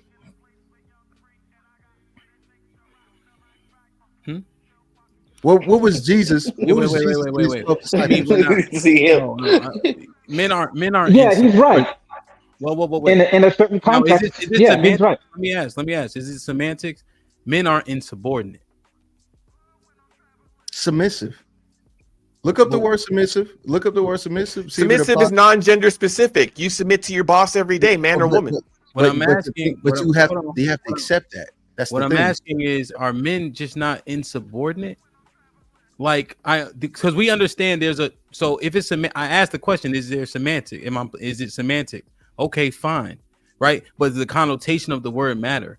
So if men are insubordinate, which is why, like for instance, our military is so well kept, because men can take instruction and listen to directions because we're not insubordinate. No, that means you've submitted to the will of the order. Okay. That's what that means. Yes. Well, you're saying it's semantics, right? What do you mean? Submission is submission. You can use that word and it still applies. No, what I'm saying, but it's non-gender based though. Like that's what we're saying. That submission doesn't have a gender. Yeah, it doesn't have a gender, man. Once you put it into the relationship context, then yeah. But the broader scheme of it, submission is, like I said, every person submits to societal norms. We're not savages out here hitting people over clubs and living in caves, brother. So that's what I'm saying. So everybody submits, bro. So with that being the case, if everybody does it, why are we saying it's innate to one group and not the other? Because wait. I can answer that. Because submission is about perception of authority. Whoever the authority figure is, most common people would submit to. Kind of like our leadership is. Everyone can look one direction for the leader versus looking at everybody wondering what the hell's going on. Leadership and authority provide respect, boundaries, direction, and everybody being on the same page. Wait a minute. Isn't that what Smoke said? Yeah. No, that's not what Smoke said. Initially, but wait. Let me ask a question. And Smoke is a genius. But question though, Aaron, are men naturally more submissive than women? We take orders well, right? We take instruction, and I just use the military as an example, which is why it's so successful. Those men volunteer to be under the leadership of other men. Firefighter, you know what I mean? Just everything that needs order. Yeah, men are great at it. Well, hold on. I want to ask. Right. I want to ask Aaron. Hold on. I got you. I think I would say yes, but I would say it's pertaining to our abilities to quickly identify a leader and go, hey, that guy quickly. Oh, yeah, you know this fire stuff? You got it. We're going to follow you and we'll figure it out together, as opposed to examining every aspect and questioning everything. We're quicker at assessing that. So I think that plays a part. So I can agree that it's more than likely that men are more submissive than women. Interesting. But no. Wait. Yeah, but this is why these questions. This is why look. We have to start thinking outside of this realm of just social relationships, because that's how we speak all the time. We don't take the bigger picture and try to analyze humanity in its uniqueness and complication. When we start saying women are innately submissive, you are denying the fact that I can pull out so many submissive men, and you're going to have to try to explain that on a logical level, and you won't be able to do it. And the end result will be men are more submissive. Yeah, well, but Cheeky, so that's what we've been doing. We've been breaking it down, right? Because the entire premise of this panel was submission. How easy is it? Where's the power in it? Can modern women even do it? So we question the fact that it was innate in the first place. Okay, so I thought we was accepting that it was innate. No. Okay. No, we was breaking it down. Q was saying it was. She never even said it was innate. She said it was easy for them to get to, given certain circumstances, right? But it wasn't by no means guaranteed. Yeah. But yeah, y'all keep using a man acknowledging another man's strength and a man's superiority in one section of things is not submissiveness, man. That's a man just being able to properly assess who's better fit for the job. Bro, people in the military, y'all keep using the military. Again, the rank structure is for a reason of so you know who's the person who's supposed to be in charge and the person who's supposed to be responsible. That has nothing to do with submissiveness. That's called structure. Okay, that's structure. Men are structured that way. Huh? That's the same thing you guys just said in a marriage. I'm getting feedback. Again, that's intimate. That's intimate. Intimate relationship versus something that's a business or a war fighting machine are two totally different things. You guys are you're conflating way too much. A marriage is nothing like a fucking military operation. Nothing. Okay. There's very little to no intimacy whatsoever in a military situation. Hey, this person's in charge. He gives an order. You follow order. As long as that order is a lawful order, you do what you're told. And if there's talkback, there's going to be immediate repercussions to make an example. So therefore, you don't have insubordination that spreads throughout the ranks. So again, Isn't that how we treat our kids? Isn't that how we treat our kids? If you don't listen to what I got to say, there's going to be consequences and repercussions, and this ain't going to happen again. Isn't that the same dynamic of military hierarchical structure of you need to obey me because I'm the commanding officer in this house, in this unit, however you want to put it? No, take away the intimacy and all that. What we're talking about is just the discipline and the structure and the respect and the hierarchy within the military dynamic of submission versus the home. And we're talking about submission in both cases. No, they're not exactly the same, but in order for it to function correctly and optimally, there needs to be a leader and there needs to be people who follow that lead.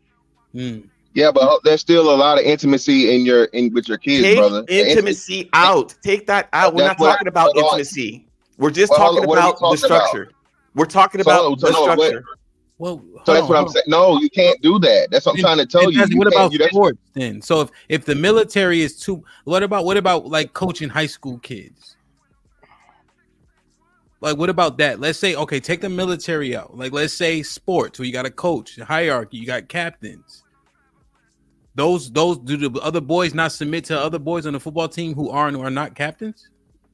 I don't know. It depends. He has to be phenomenal for them to actually at that level. Come on, you're talking about the high school level. Come on, I mean, that's a hard thing. They know, but that's what I'm saying. But that kid has to be, for them to actually listen to the captain versus the coach and take the delegated appointment of leadership. That's a rare find, him. Because I know when we was doing that shit, you was a captain, nobody gave a fuck. Like, bro, you the same age. You ain't no grown person. You ain't a coach. And actually, if you try to step outside that boundary, Ham, I'm pretty sure you'll get bucked on. Nigga, who is you? So really? That's what I'm saying. Yeah, man, listen, Ham. Without that, and that's why I think how many times you done seen dudes bump heads? Because again, men are trying to establish leadership. Men want to be in charge. Testosterone is the fighting fucking thing. So that's what I say. You guys talk about men are just this submissive thing, bro. There's nothing right about that whatsoever, because men will fight. But okay, wait. Let me do this. You can fight. Aaron, do me a favor. hold on to your rebuttal, Aaron. I know you won't forget. Let me just read these super chats real quick. Because Aaron almost as smart as me, so I know he gonna remember exactly what he want to say. Dang, he said, Aaron, he said you about as dumb as him, basically. Yeah, we the same dumb. We the same dumb. Bravado with the $2 says, Ro, why you bring your uncle up here? First off, Smoke was doing good. He off camera though. You better get putting it back. Enos with the $2 says, I meant to say Smoke like milk. He outdated. Jeremiah with the $5 says, taking notes. Interesting conversation. Ellipsis. Someone has my attention. Ellipsis. Hi, Miss Ro. Stay beautiful as always. The dating pool with the $2 says, Kasim spitting facts about submission. Red Pill Ranger with the $5 says, some dudes be sounding like escaped slave when they speak on women. Y'all do know it's more of us than more of them than us, and they all have good pussy, so they say. Bird Finder with a $10 says, Ham, my hope is that your podcast stays genuine and honest. A lot of the same trolls that poison other podcasts have found their way over here. Those that know see him in the chat. Just looking out. Enos with the £2 says, Kasim, the answer is your mama did it. Black America with a $5 says, young men like Aaron and Cheeky is why our future generation are lost. This is it, okay? This is it, okay, to be fluid. And not have standards. We are fucked. May I have a wrench? Yes, sir. I think I already did it. I think I did it right. The dating pool rose with the $5 says, submission is on the spectrum, hidden until trust is established. And when she sees you are worthy of that acquiescence, then it kicks in strongly. It's innate. That sounds fucking dangerous. If this is true, oh my God, man. Hold on, let me read. RNC was popping, RNC with a $5 says 84% of the world's population not having this discussion about women being submissive. U.S. and Western countries are a small percent of the world's population.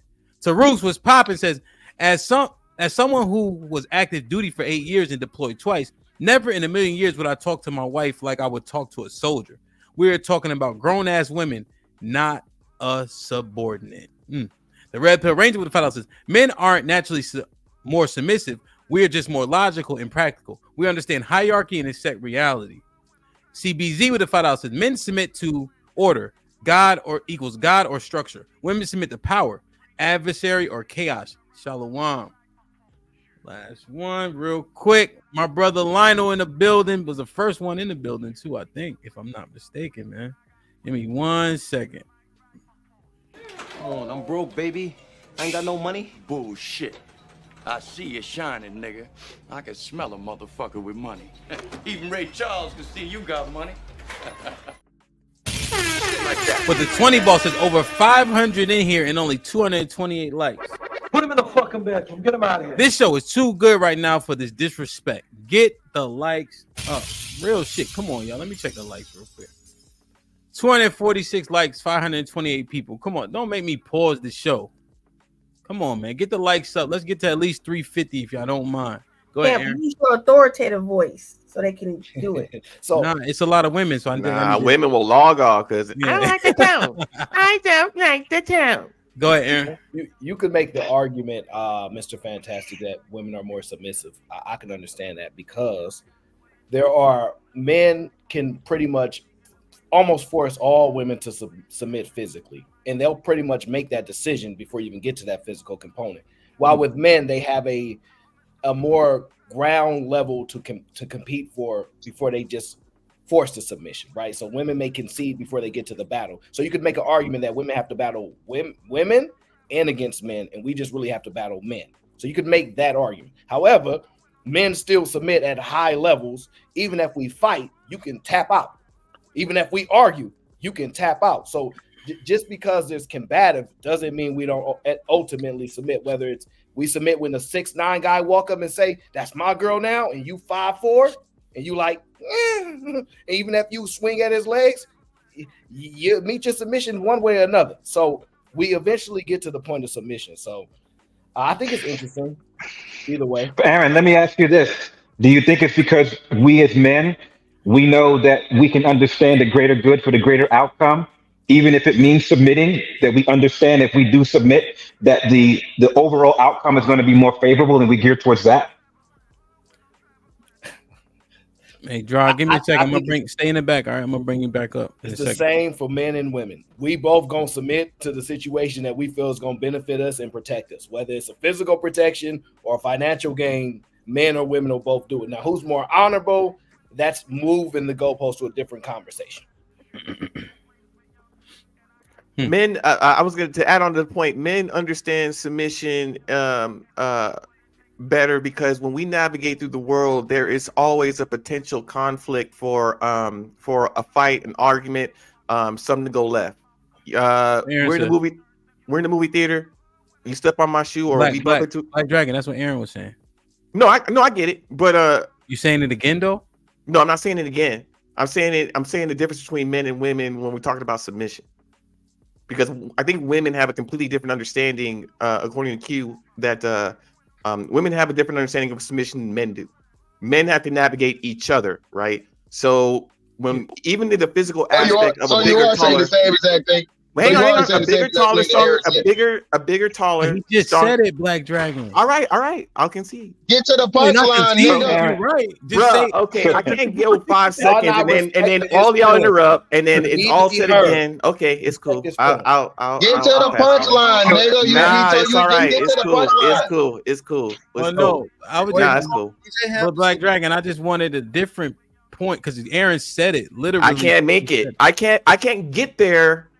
I can't do it. Go ahead. You can skip all of that and just say the end part that Aaron didn't already say. That's what we were saying. But but there's too much. If I'm having a thought process and I have to stop and listen to what you guys want to interject and say, I'm off. I'm done. Okay, so here's a perfect example of a man submitting. I'm not trying to make fun of him, but this is a perfect example of somebody going, "Hey, for the greater good of the conversation, I'm willing to stop my point so we can move forward." Right? This nigga got a Freddy Krueger hat in the back. You think because you said Freddy Krueger nigga? Then mute this nigga. Nah. What actually happened? Cheeky, I think your Cheeky point... can't even explain it. He can't even explain it without being someone being triggered. Oh, I'm 6'4", I'm black. Yeah, I'm a black man. I'm like, nigga, calm down. Can I just get the words out? You gotta let him make his point. No, the cheek. It's 6'5", young fella. It's 6'5". Inches matter. Okay, that's what she said. Oh, no problem. Cheeky, I think the reality is you would be correct except for the complaining he did after he conceded. That's not how that works. Look the work. You know what? I'll help. That's how it works. Submission, by definition, is I put it in the back chat for everyone, so you don't have to explain yourself. I got you. So thank you. Right. So y'all read the back chat and thank you. What? Huh? What are you saying? Thank you. What point did you drive home? Ooh, my point. My point I'm is trying to figure what y'all saying. What I'm saying is, if you look at the definition of submission, it applies in this situation. For whatever reason, men do not like to think of themselves or think that the things that they do can be considered submissive for whatever masculine purpose that they have. That's fine. I don't care. But the fact of the matter is, men are submissive all the time to one another, and in certain situations where we think the greater goal is more important. The point that to get back to the overall point of this whole fucking show, the power of submission is the choice, is deciding and understanding the overall goal and point, and I accept that, and I will do what's necessary. What we're finding out today is women are totally making up their own points, their own thing, and they want to submit to that. And clarification. Regardless if you like it or not, you do it for the greater good. For who? Well, that's what I'm asking. So submission, you do it for the greater good, regardless if you like it or not. Yes. Can I say something, Hat? Yeah, I want to acknowledge then, okay, yeah, Enter Black Dragon, even though he act like he was trying to get to a different point, he was going to say Aaron's points, but he still conceded even though he didn't like it. Okay, I understand now. Yes, that's what I'm saying. That's absolutely what it is. Okay. Oh, it's cool because he gets to finish his point. And now you understand. Okay. You see the difference? Wait, right, see the difference? Go ahead. I'm conceding. I submit that I cut you off. I shouldn't have. Go ahead, Black Dragon. Let me hear Aaron. To add on to his point, it's deeper than just submission as far as conversation, because there's a greater threat to be had if you really think that you can deal with a man like a woman like you did with a man, right? Because if we thought more like women and we were to submit to our emotions, then any slight or disrespect or whatever at all would mean a consistent fight or a battle, right? No one, like, if I don't need to submit and you don't need to submit either, then it can get down to this real quick. And I think if we're talking about the streets, we talk about the ghetto, the hood, all that. Nobody's submitting to nobody. They got guns to do the talking, right? They don't tolerate any of that. And I think when it comes to women, it's different. For women, our required submission doesn't mean that you need to bow down, kneel, and feather us with a leaf and feed us grapes. We're only talking that you don't fight us on absolutely everything, and that everything's a war, and that when you go to bed and wake up in the morning, you got something else you still need to say about 3 nights, the argument we had 3 nights. Put him in the fucking bedroom. Get him out of here. Come on. I knew that was coming. You got to have quick hits. 15 seconds, 20 seconds max. Jay Hayward with the $10 says, send Dragon to the bathroom. That display of feminine energy was absolutely appalling. So Black Dragon will be back at 325. Good God Almighty. Damn. Q. What's your take thus far with all this back and forth? It's interesting, and I said I'm really using this platform to learn so much from you guys. So I appreciate everybody's perspective. I think Aaron has something interesting, and I want to make sure that I pulled the right point from what he was saying. Earlier, Aaron, you mentioned women following the lead of a guy they don't respect. Is that correct? Yes. And then I don't remember exactly what was said, but this thought came to me. Would you agree that a woman will only submit to a guy who's displaying, this was based on something you said, a guy who is displaying leadership based on her being able to recognize that leadership? And those women who are in those relationships that I was talking about earlier, when Hamp totally just botched my scenario, those are women who get approached. Why do you do that? Let me land. Nah, fuck that. Why did you do that? Why do you do that? Nah, you're gonna concede. You're gonna about to submit right here. Why not just make your point? Why you try to allegedly say I botched your points and I don't be botching shit? Can you take it back if you want to finish? You know what, Hamp? Out of respect for you, I'll take it back so that I can finish. I like the submission. I respect my brother. So, see, that's a part of it. Shout out to Smoke. Power. So, because you notice he asked, and he asked nicely. It goes both ways. So you're saying, if she cannot recognize a leader in him and recognize that he is an authoritative figure, that's why she can't submit.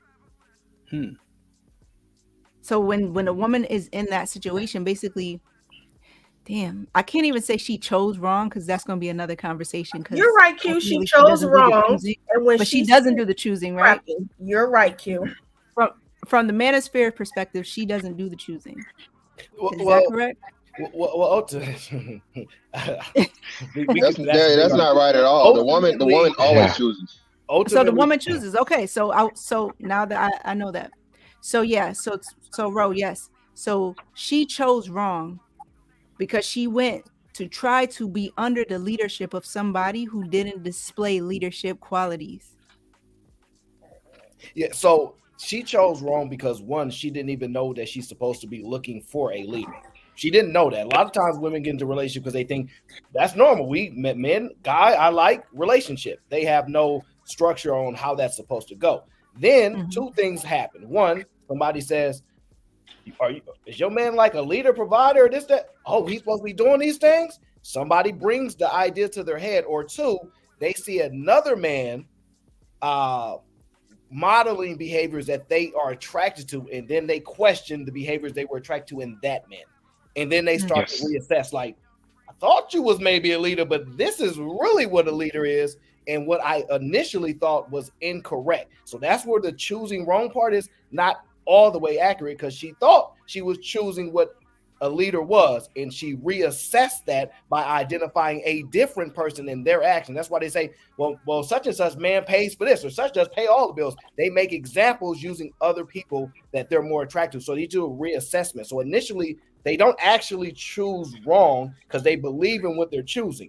It's the reassessing that happens that we come in and we go, really, you messed up. But it's after all the actions occurred and we're judging after that. So it's twofold. So is authority a key factor in submission? Damn. It gotta be, right? Yeah. In every situation, that's what it is. Authority. Right, hold on. It's Hold on. Let's do this. Let's make sure we get her question answered by the panel. Callie, yes or no? Is authority a key factor in someone being a leader? No, submission. Do we have it? Yes. Ro? Yes, by definition. And then does your thought also coincide with the definition, just to be clear? Yes. Okay. Mr. Fantastic? Absolutely. Kassim? Yes. Aaron? No. Cheeky?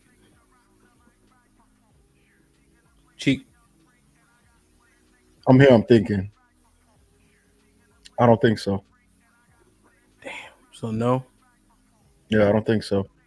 Smoke? I would say yes. Drog? Absolutely not. Damn. Okay. Let me ask. Hold on. Because Q still got the floor.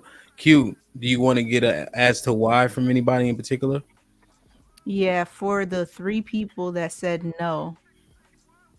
And then I'll take a why from one person who said yes. I'll go with Mr. Fantastic. Okay, so I think you had so I think Aaron said no, Cheeky said no, Dragbino said no, and Mr. Fantastic said no. Oh, no, okay. I said yes. It says a why for me. So yeah, I said yes. Yeah, so from him, I want to know why the yes. Okay. So you want the nose first? You want the nose first? Yeah, nose. Do the nose first. Go ahead, Drog. You go first. Then we'll go Cheeky, then Aaron. All right. Yeah, you know, words means a lot. Sometimes we got to be more careful with how we use our words. When you mean submission, no man or woman should ever submit to another human being. Submission means is total whatever that person said to what it's what you're supposed to do. And submission should only be to God. You follow you should only follow somebody, not submit to somebody. And that's why I said absolutely not. The word Muslim means to submit. That's simply what it means in Arabic. So if you submit, basically you have made that person, that's basically your religion. So you shouldn't submit to anybody. You should only follow that person, not submit to that person. That's why I said no. Okay, that's a different reason for saying no. Cheeky? I think dealing with the definition, I would have to agree, but if I take it outside of the realms of that and think about people's reasoning, I would say no, right? So, for example, there's been plenty of times where I've submitted to the idea of something and not necessarily the authority of someone else, right? So, perfect example, I've had a supervisor tell me to do something. I didn't do it, but I've had somebody who may have been the same peer or level, and then they go, "Hey, look, this is what this does. This is the outcome of this particular thing. You got to get it done, even if it has nothing to do with him. Do this for the greater good." And that changed my perception or my willingness to quote unquote submit. So in that way, I think that's maybe a practical example of that. But that's what I'll go with. So Eric can go. Okay. Yeah, my disagreement just comes from just listening on the panel where you're like, hey, see, that man submitted to that other man. We have no authority over each other. We're just naturally like, you know what? You got it. Just because it's the greater good for the sake of this particular conversation. And I'm just using it in real life situations when I just think we make situations that we don't concede ground. Like me and Hap could walk each other. We look at each other and go, I might not like you and you may not like me. Just don't cross this line. I won't cross that line. And we come to an agreement. So I just think there's certain situations where you can find that someone may not have no authority over you. You just decide to, you know what, I'm submit to that. You got it. So that's why, like, I can understand to the definition of it with a little scrutiny, because you could look at it as being like, I don't want to say maybe compliant, but more, I guess you could say being compliant, but you could be compliant to a situation with someone that has no authority over you at all. So, man, that's good. Understand that. You mind if I speak to Rose just quickly? It won't be long. Same topic. Yeah, I'm on, nigga. I'm on. It's my turn. Hold on, wait. You ask her a question as I answer mine, young fella. Wait. Okay, yeah, All right?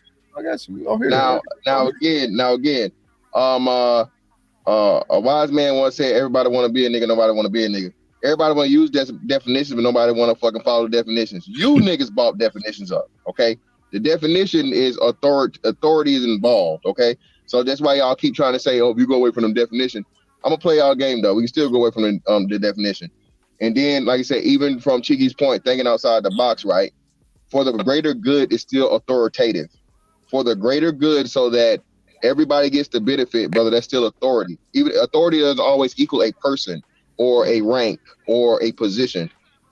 Authority can be ideology. Henceforth, that's why we have societies. Society is authority.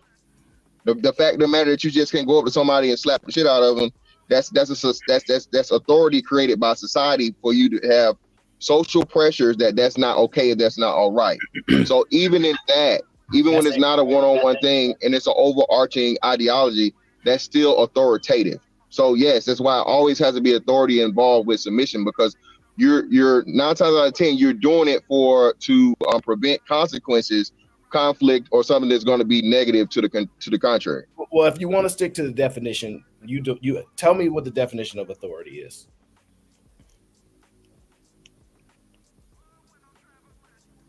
You, Mr. Georgia Bulldog, yeah, I'm speaking to you. You can't hear you, Mr. Fantastic. I'm on my phone, so what she put in one of the definitions she put in the back, I can't read that. Hold on, I got you. The definition she put in the back, she says, the action or fact of accepting or yielding to a superior force or to the will or authority of another person. That's what Roe put in the back. So authority is in the definition, brother. Okay, so authority is in a definition of submission. Yes. So how do you have authority over a woman? Because I think you have to be able to enforce it, right? Consequences, yeah. So you have to be able to enforce it. How do you enforce it? Well, there's several different ways to enforce it. I'm listening. There's several different ways. I mean, Chiki's way, which I don't agree with. I don't co-sign. Financially, socially, hell, emotionally. It's plenty of ways to do it. Now, again, you imparting that authority all depends on whether or not she goes along with it. I mean, I guess indefinitely. That's why I'm saying you guys are trying to do this thing as to where a person can change their mind of who they're going to follow or not follow on the daily basis. That's why divorces happen. So a woman can be completely and totally submissive to a man one day and not be tomorrow, because either a better man has came along or she just simply changed her mind and say she wants to fucking go on her own. So that still doesn't negate my point. She still, even she is going to motherfucking submit to authority, whether it's with you or another man or society. She's still submitting regardless. There's no way around it. So society can. So who is society? Is that a person? I just told you it's a structure. I thought I explained that in great depth and in clearness. You didn't. The reason why is because when you say society, you said authority is not necessarily some person, right? Yes. So who does the enforcement? It's brother. It's a group of people, society that everybody does. You can't, Aaron. You can't go up and slap the shit out of a person, bro, because there are going to be consequences. That is set by who? A group of people that determine these are the customs and the standards we're going to go by. So again, that's what I say. Society is a conglomerate of people or a group of people, and everybody as a whole, brother. Just like in certain cultures. Perfect example. Let's move to the cultural aspect, right? You go to India, you know what you can't eat? You can't eat beef. Okay, that's the authority there. Why? Because that's their belief system. You can't do that. Just like you go to a Muslim country, you can't eat pork. That's authority, brother. You want to stick to the definition. What does can't mean? You cannot do it. Huh? In those cultures. So if there's beef there, a person can't eat the beef? No, brother, not without consequence. They can't. No, you cannot do it. There are certain places in India you can eat beef. It's not all over India. Not everybody's. But brother, again, now y'all grasping for straws. Y'all grasping for straws now. Take that approach. Oh, fantastic. Okay, well, I just you grasping for straws. You're trying to use the exception as the rule. No, just like I say. So I guess there's places in the Middle East you can eat pork. Where can you eat pork in the Middle East? Let me know that too. What's being hinted at, right, is that the authority that everyone is saying that is necessary, right? Because the question was, is it key? I don't know if it's key more than there. I think there are other things that are more important, like acceptance. I can't make anybody. What Aaron is saying is you can't make anybody do anything. What can happen is something can be done and the consequences could be enforced, but you can't make them do anything. So if I say, hey, stop talking, and I'm the president of the United States on this panel, and you go, no, I have by all rights of the word, by socially, governmentally, and all of these things, I have authority over you, but I can't make you do anything.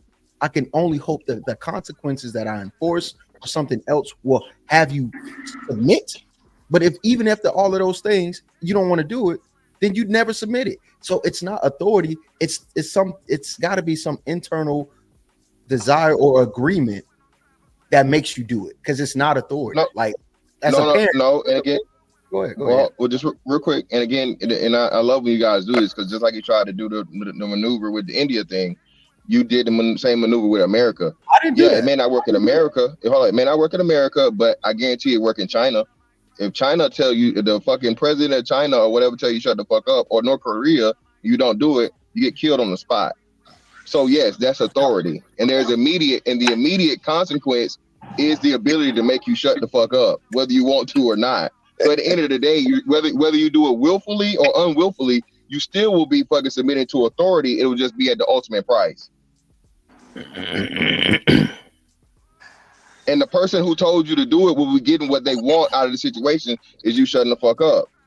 Now, that's what I'm saying. So again, we're kind of going back to so for example, what is a martyr?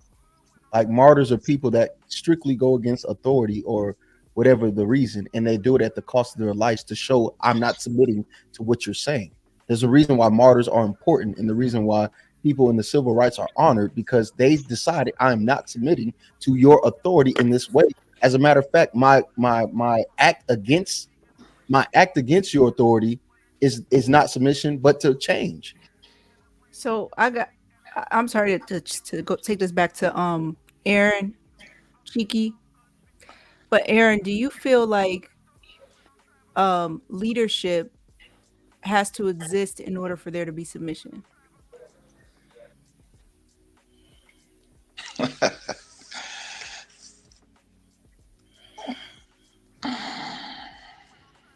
Do I believe leadership has to exist in order for submission to exist?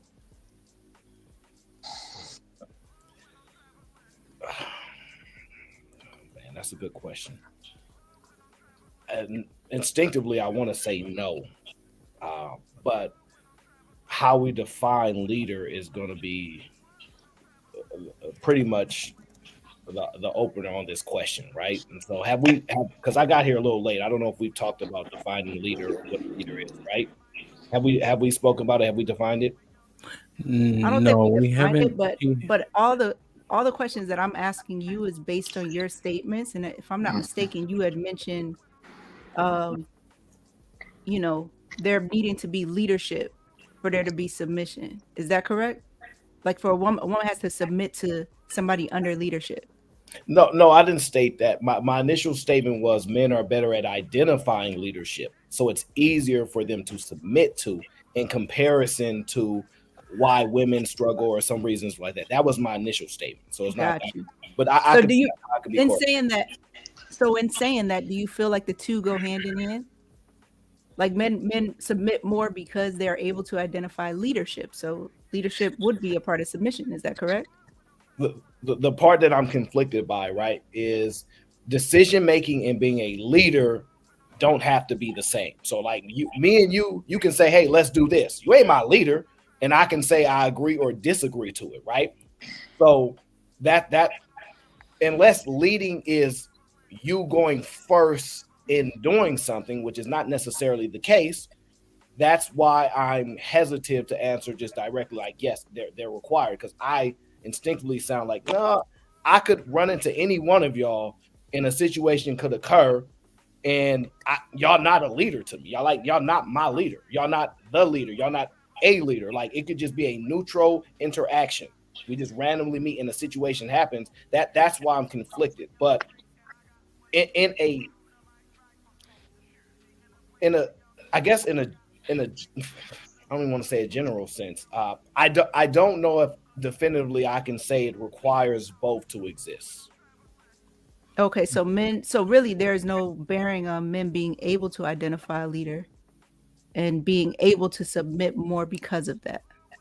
So go ahead. Well, Q, maybe I'm listening. I'm thinking, Aaron, when we see somebody, let's say we get dropped off somewhere, like, hey, I know how to do X, Y, Z. Is it because we can identify like potential, like, is it aptitude maybe? Like we can identify qualifications for somebody to be like, okay, you do this. All right, let's you go ahead and lead the charge on this because you have the aptitude in this arena.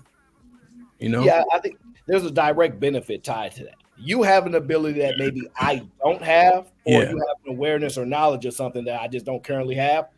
And people can be led astray. You know what I mean? They could be told wrong information and still follow it. You know what I mean? They could be told to do something and they shouldn't do it. So that there's a lot of conflict there, but I could see why the correlation is submission needs a leader because of decision making and all these things. That's why I'm conflicted, because in a general sense, it does sound like they go hand in hand. But if I find a circumstance where it's not required, that conflicts with me just giving a straightforward answer like yes or no. That part, that's where I'm like, because I'm trying to think of situations where I've been around people and they not a leader, but they said something and I'm like, oh, you got it, or go ahead. You know what I mean? Because either it wasn't threatening to me, or there wasn't an initial benefit for me to gain from challenging it, or there was a benefit for me not to challenge it. So I'll say this and I'll stand on it. I think in order for women to submit easily, there has to be some leadership and authority. And I think that you can't have leadership without authority. You can't have submission without authority.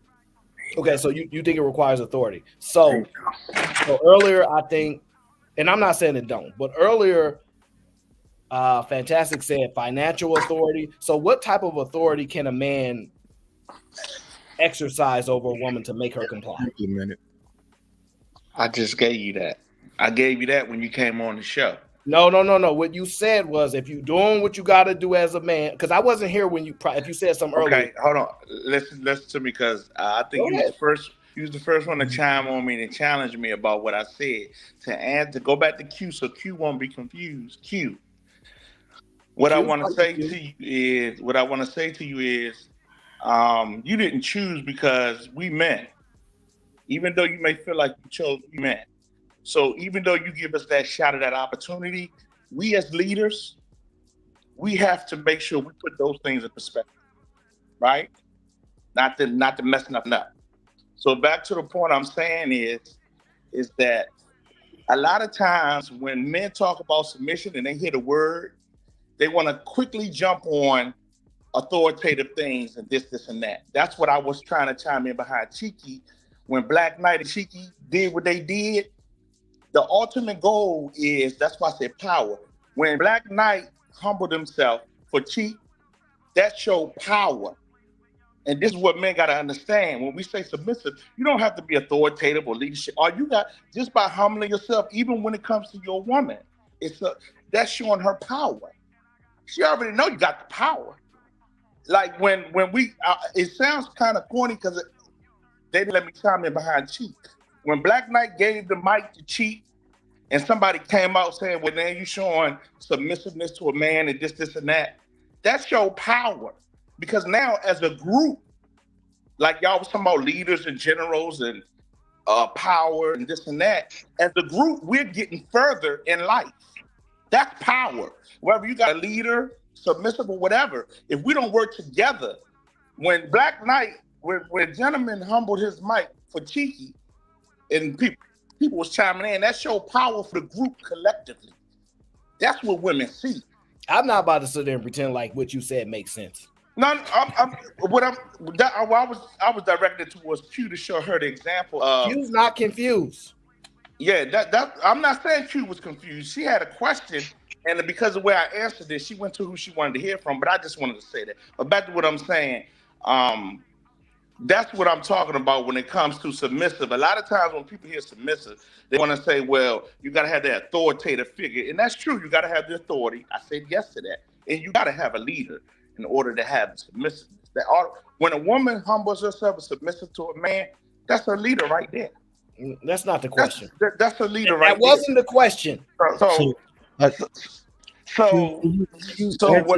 what I'm saying is, even a man that's leading, that has a woman that's submissive, it doesn't mean, that's going back to what Queen was saying at the beginning. And I'm not talking to you, sir, because you wasn't get here. Him back on track. You wasn't here. Q, remember earlier you was talking about you got to treat me a certain way to get that out of me.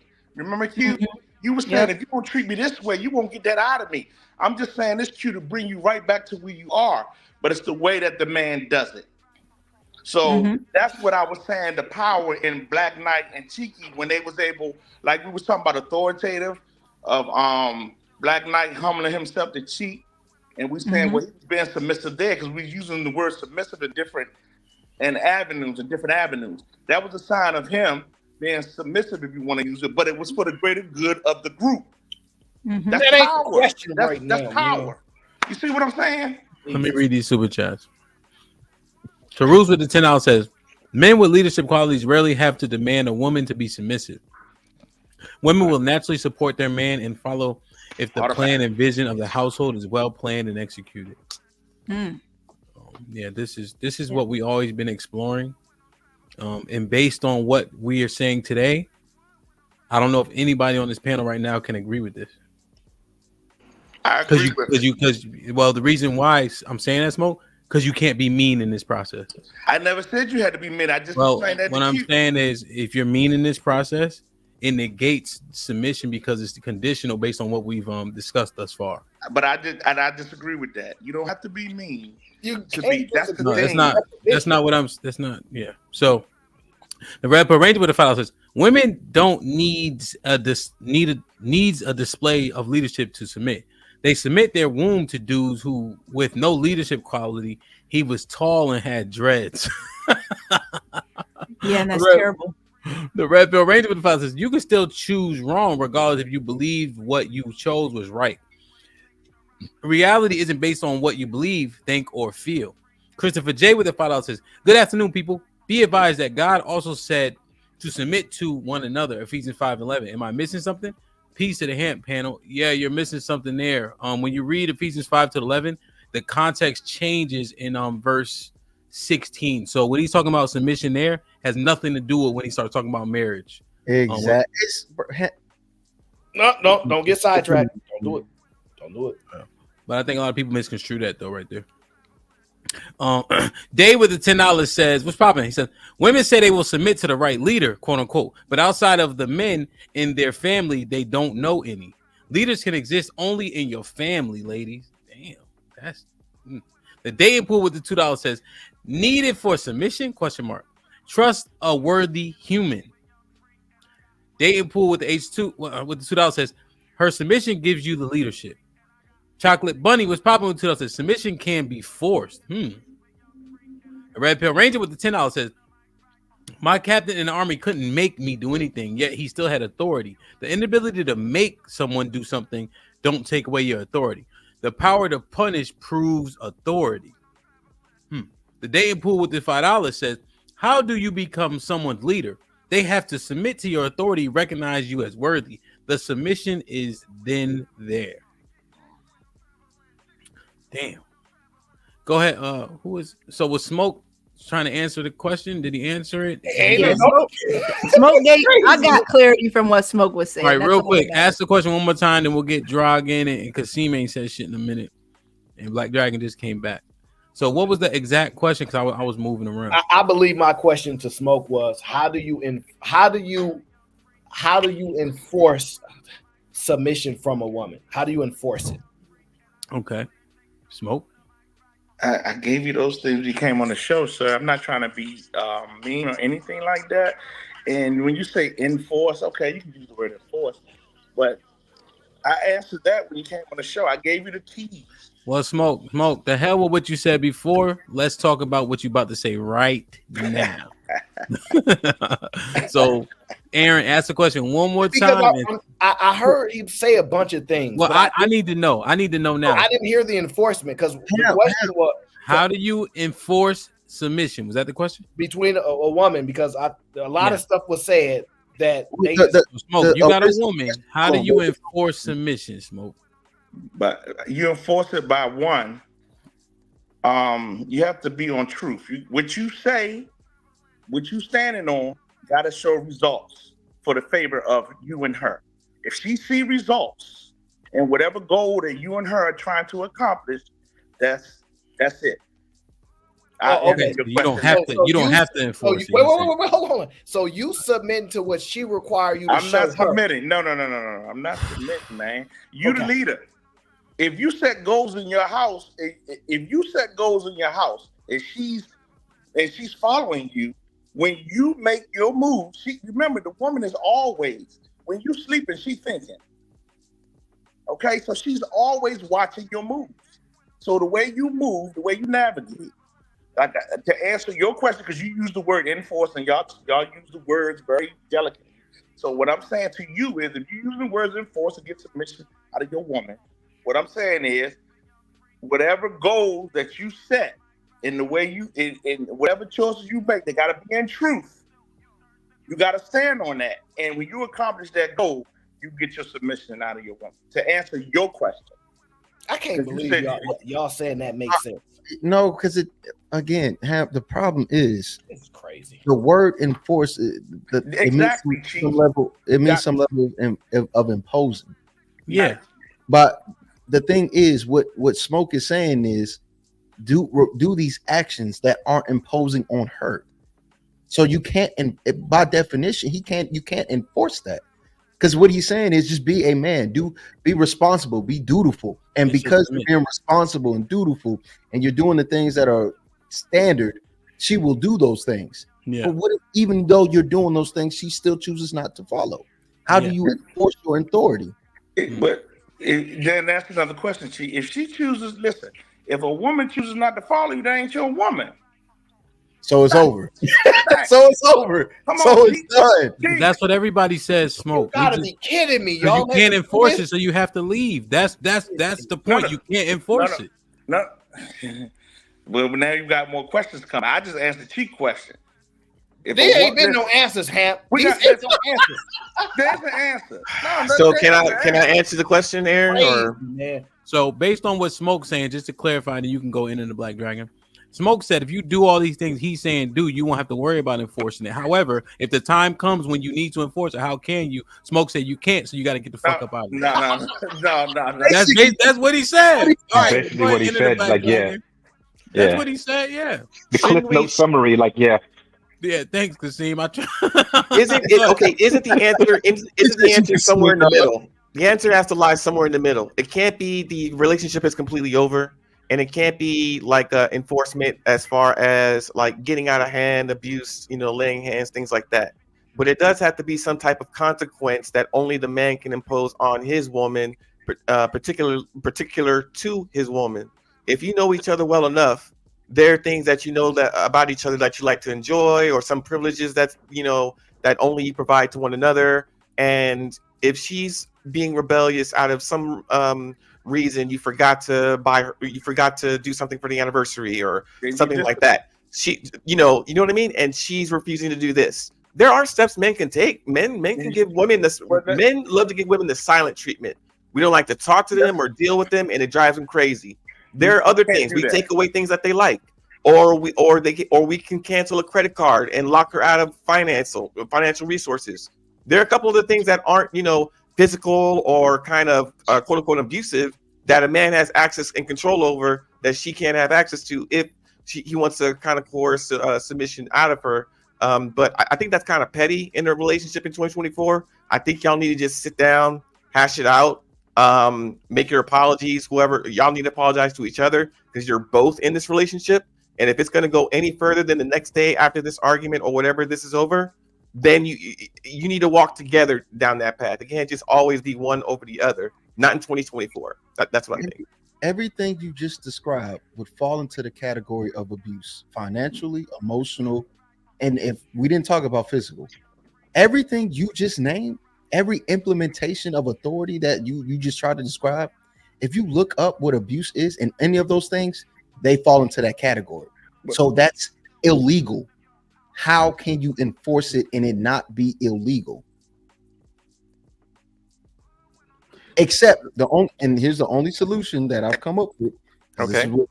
This is what we try to discover with the domestic discipline. It's got to be consensual. So it's all on her. She has the authority. No.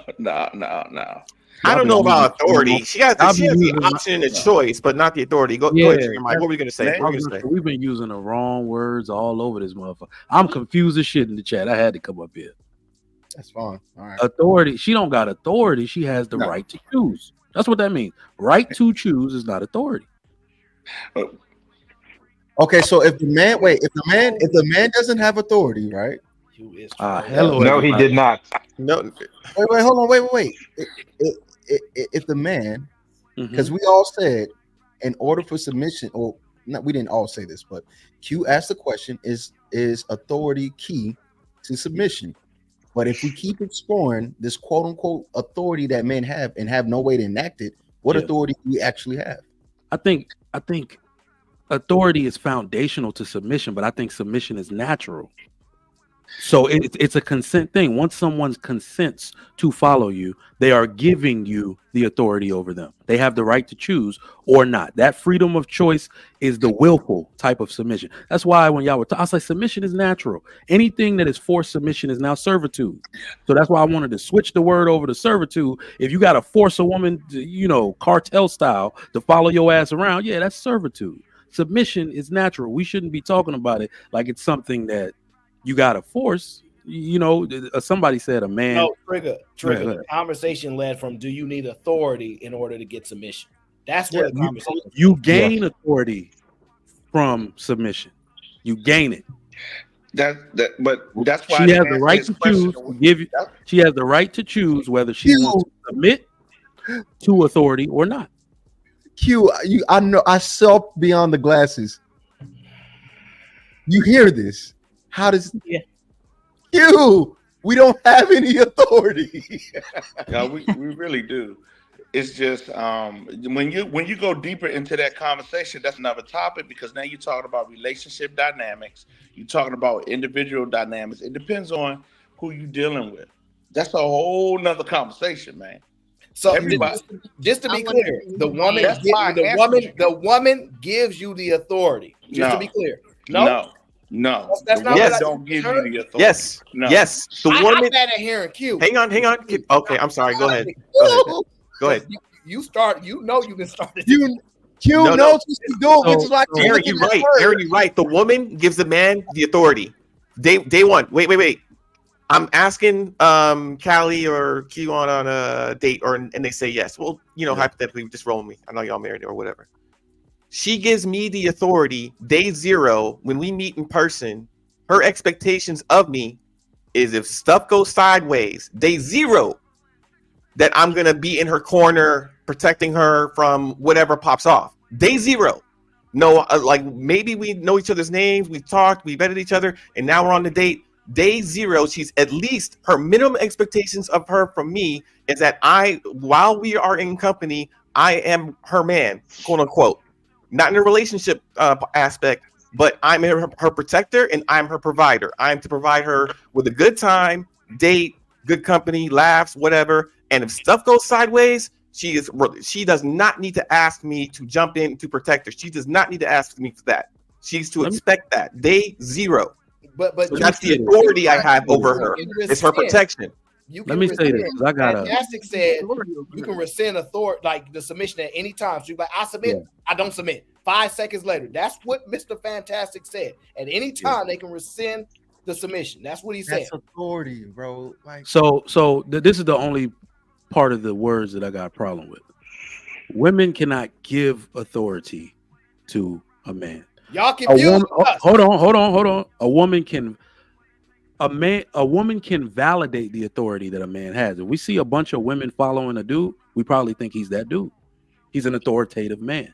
They can validate the authority that man has, but they don't. He's that man, whether they are there or not, whether a bunch of women are following him. If he has the capability to be authoritative, whether the women follow him or not, he's still authoritative. Somebody's going to jump on that bandwagon. They can validate that. Enjoying this. This is crazy. That's not true, because like if LeBron James, where do you get the authority from? No. Where do you get the authority from? He just said you walk around. If you walk where you got the authority, where did it come from? The women, and then when they leave, then you're gonna still say I have the authority, but no one to enforce it on. And even when you do have quote unquote someone to enforce it on, you can't enforce it because it's illegal by the society standards. You have no authority. This is freaking crazy. Authority is both responsibility and a privilege. No. What does that have to do with perception and respect? So when we're talking about authority, I mean, think about it. When you're think about the multiple environments you submit yourself to an authority every day, besides it's work or school, or even in a home if you live with a parent. You submit to their authority. No, God didn't make them your authority. You can choose to disrespect them every single day you wake up in the morning, but you don't. You respect and you acknowledge their authority over you as their child. But if we're talking about a relationship, which is why they kept telling us stop moving to other topics, okay, we have no authority. What is it you think that we? How like if I'm a drunk driver right now, I go hit something. And the cops you're taking it out of a relationship. But I'm saying that I don't give the cops authority. But Trigger Mike, answer this question. Your woman is submissive to you. How do you enforce submission? You don't enforce it. That Nat CQ, you almost laughed there because you see this.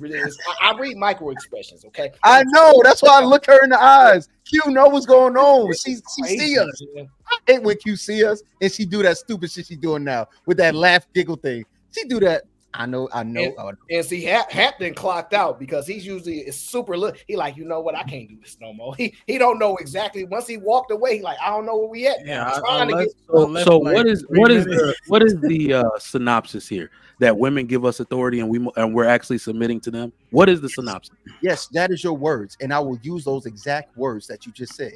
You get authority through submission. Because you can't get it any other way. It has to be an agreeing party, which is why me and Aaron's point from the very beginning was it's not about authority. You get submission based off of agreement. And if she disagrees, there's no way to enact any authority because it's illegal in this current state. And she gets to rescind said authority whenever she decides. Whenever she decides, I'm not doing this no more. I can't go. Yes, you are. Because then now the cops get called. He's trying to do something to me. I have no authority. Damn. So you saying since we can't apply get down to lay down, we have no authority?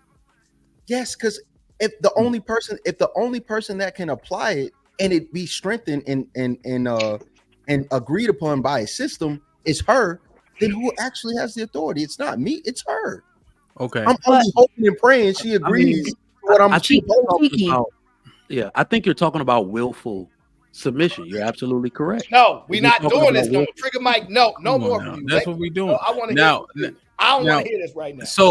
So then I would have to side with Smoke and saying, what you display, who you are, is how you get the best outcomes, right? But it's not be consistent. Yes. No, yes. I understand. He's saying be consistent, leadership qualities, etc., etc. And then women say they make a decision in their head to say, okay, I'm gonna follow this man. But it has to do with the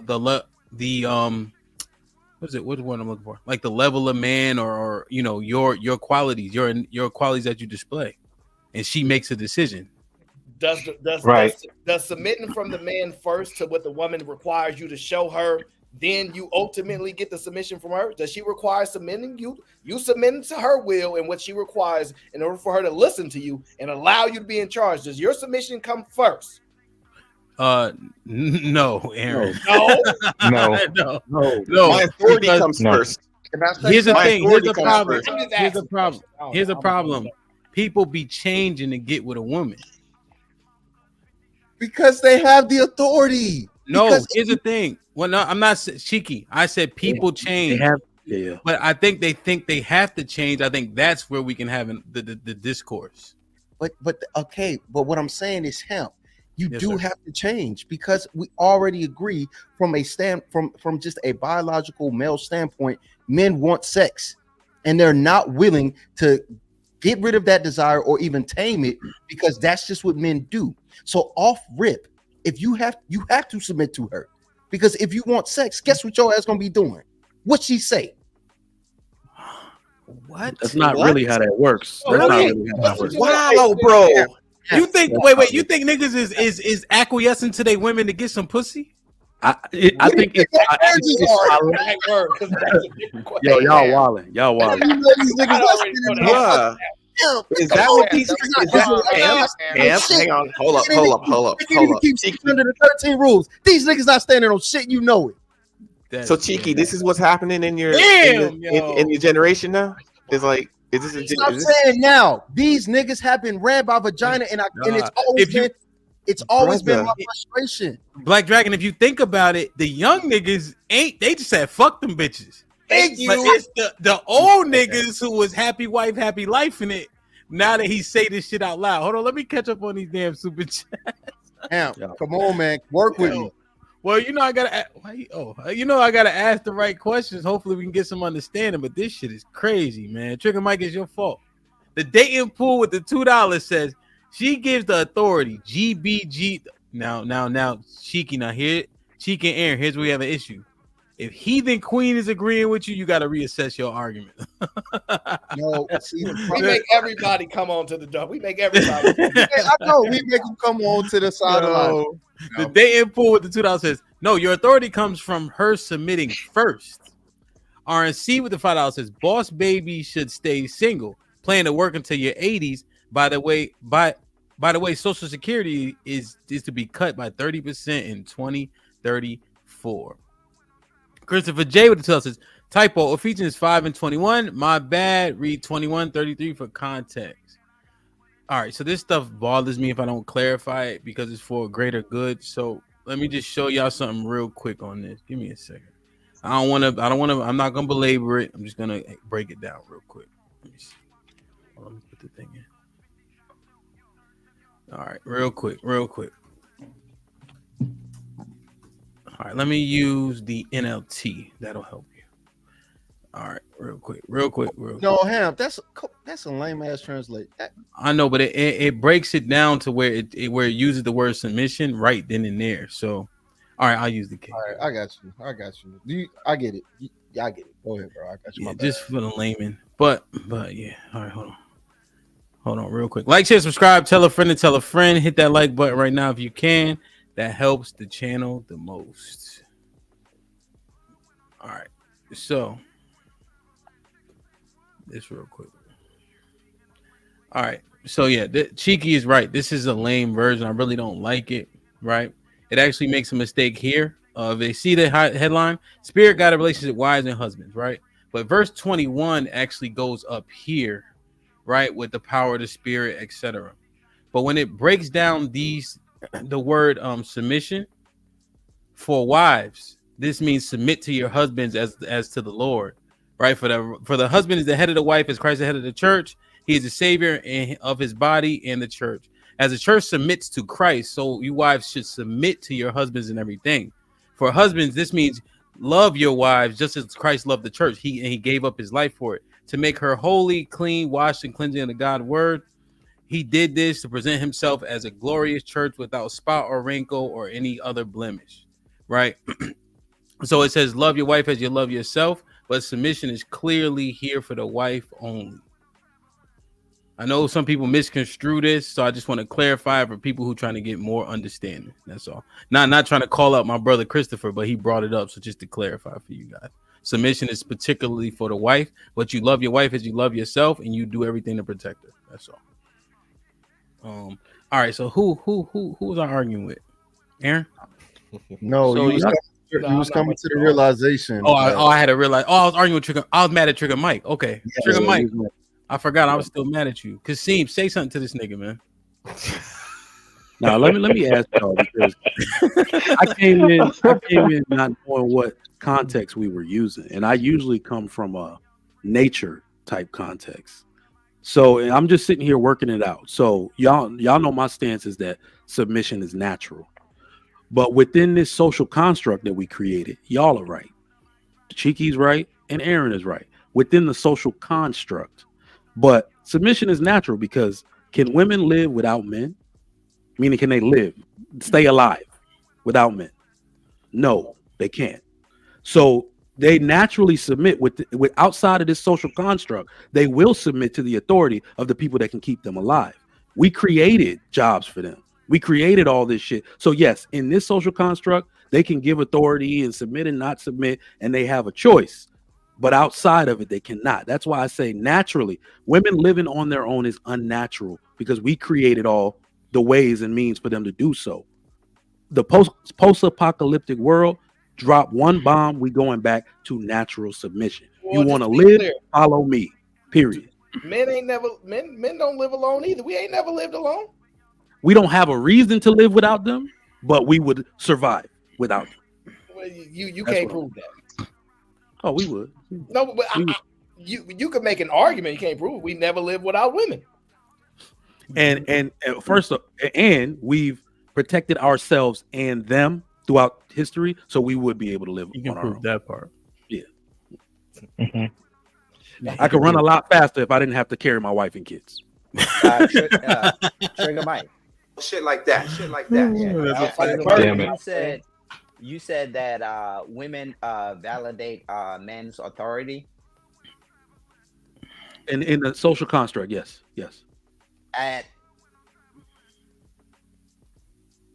Did he freeze? He was about to say I think something. so. Yeah, I think he froze. Look what it say. I think he got you too. Leaning back into it. He was leaning back. A big breath.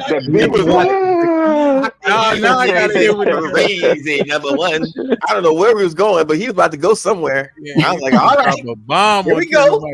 Yeah. Damn, man. So the validation of authority could seem question until Drog come back, because that nigga got look at it. Look, that shit. Yeah, that's something to really say. So Kasim, the validation of authority, I understand that Trigger Mike initially said women, but it's the truth that if people follow you, that just validates your authority, or do it have to be certain people from certain places? So look at social media though. A nigga with 1 million followers, you're gonna follow too, more than a nigga with 300 who call himself a guru. You're gonna be like, what? The followers validate the authority of somebody. Yeah. But I think honestly, at the end of the day, like in the dynamic in the relationship, I think women don't have a too much of a big of an issue as far as who is a quote unquote leader. As long as the person that's making the decisions is making the right decisions and they benefit from it, they're not going to cause too much drama about who's actually like the leader. So what kind of drama can they cause? Shit. What kind of drama? What kind of drama can they cause? Yeah, because you said as long as they approving and agreeing, they got their checkbook. Okay, you leading right. Yeah, that's a smart decision. If you make a dumb one, it's drama time. I'm interested in knowing what type of drama can they bring. I mean, that goes to the context of that could be anything, right? She has a certain criteria and certain things that she's looking for you to do, Requires you. Use the word require. right? Yes, require when it comes to provision, protection, problem solving, and all the rest of that. And a good man or a good leader would actually have a strong grip of what those criterias are, and the way that he moves, he's hitting those criterias, right? So, for example, it could be, if he's continuously making bad decisions when it comes to the finances, like every time he's paying the bills late, or something's not right. So now there's a disruption in the harmony, right? He used to make good decisions, but now he's not. She can make a big beef about that. She rescinds her submission. Got you. Because that's what fantastic. Yes. Rescind. Okay, I got you. Damn. All right, let me now, Drog. It sounded like you had some heat for Trick. Hey, Drog, make sure you shoot me an email too. I'll put it in the back chat. Look like you had some smoke for Trigger Mike, but then you froze and all that. This is my African brother. We have to go one. I have to handle this. Can't be talking like this nonsense. But he was saying that women validate men's authority. Like, name one man that women validate that men say, all right, I'm gonna follow him. Just name one.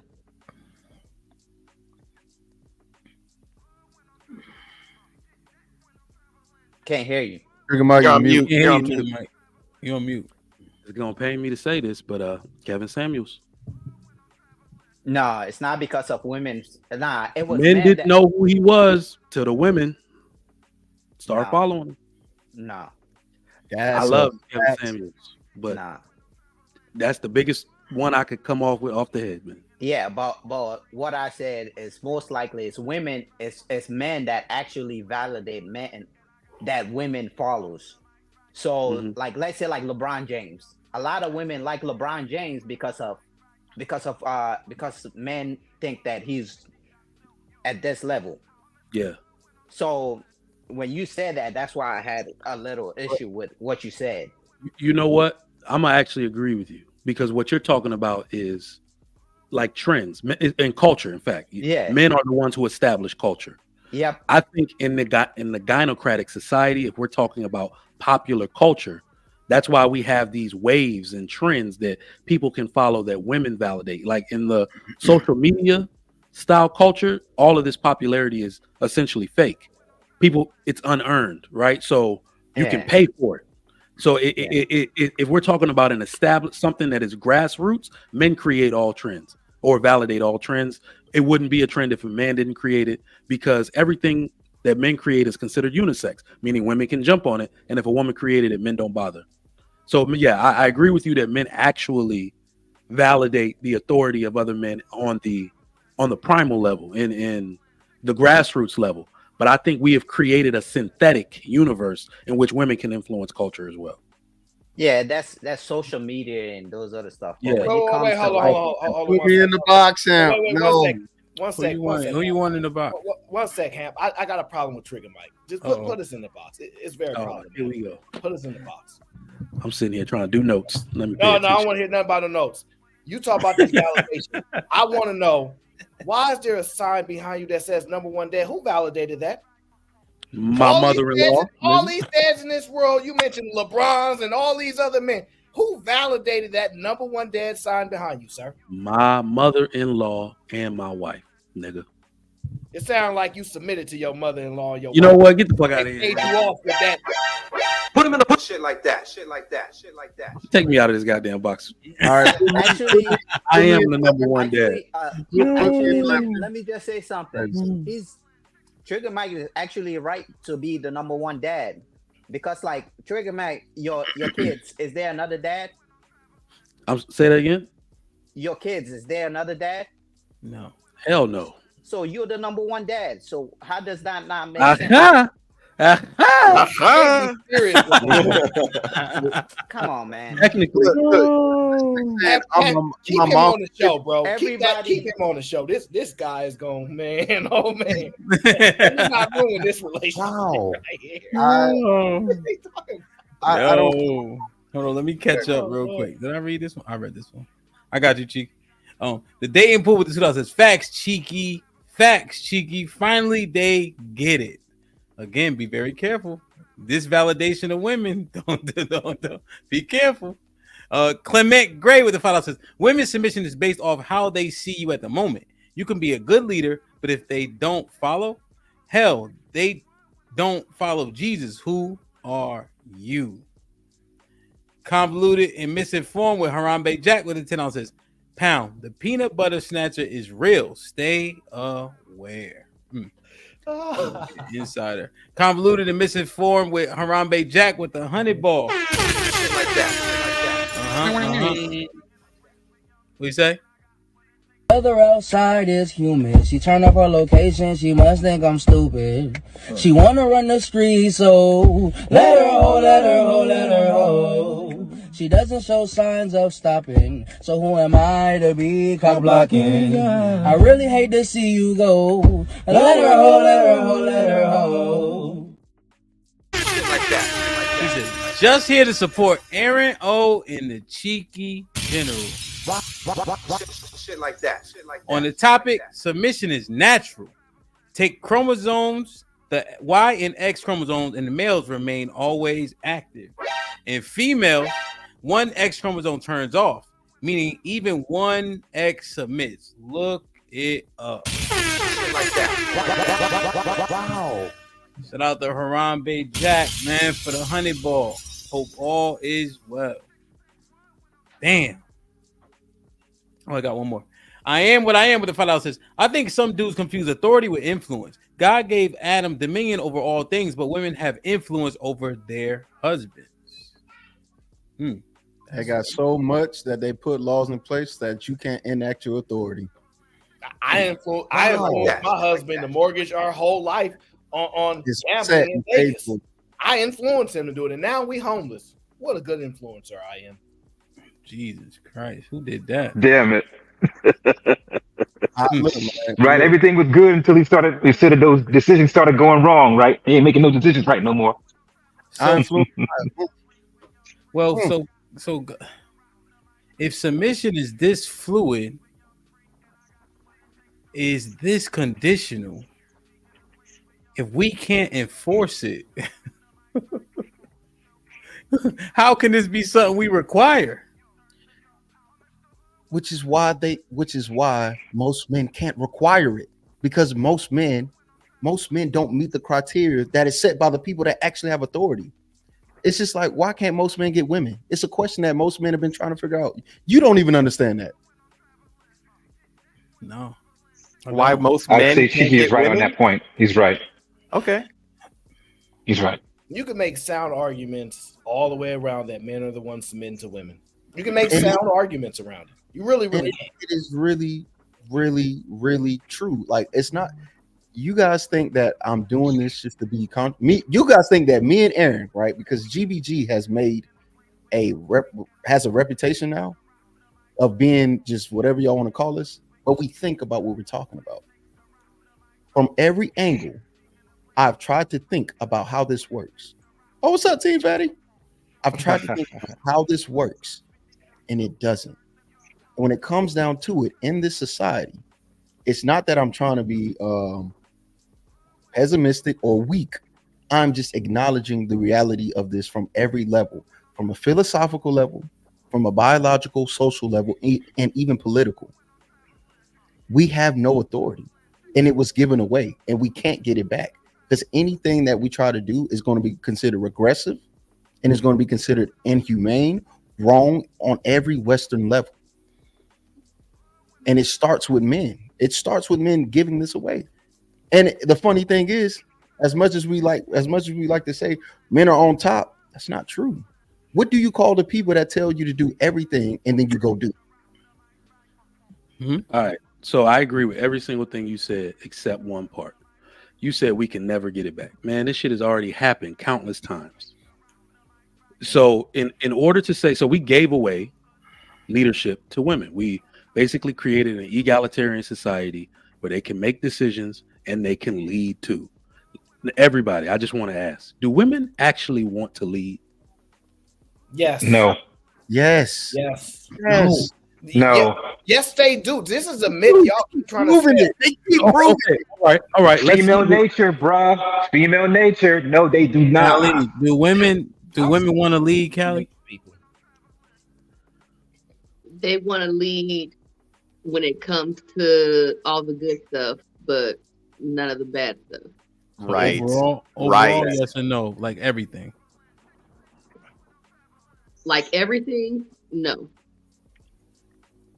They want power, but not the responsibility. They want the authority without any risk or blame. They want to be able to construct and be the captain of the ship, but they want to be the first person in the lifeboat. I'm a woman now. Wait. I'm a woman now. Now treat me like a lady. When all aspects of life, I'm in charge. You do what I say. But when the gunshots ring out, wait a minute.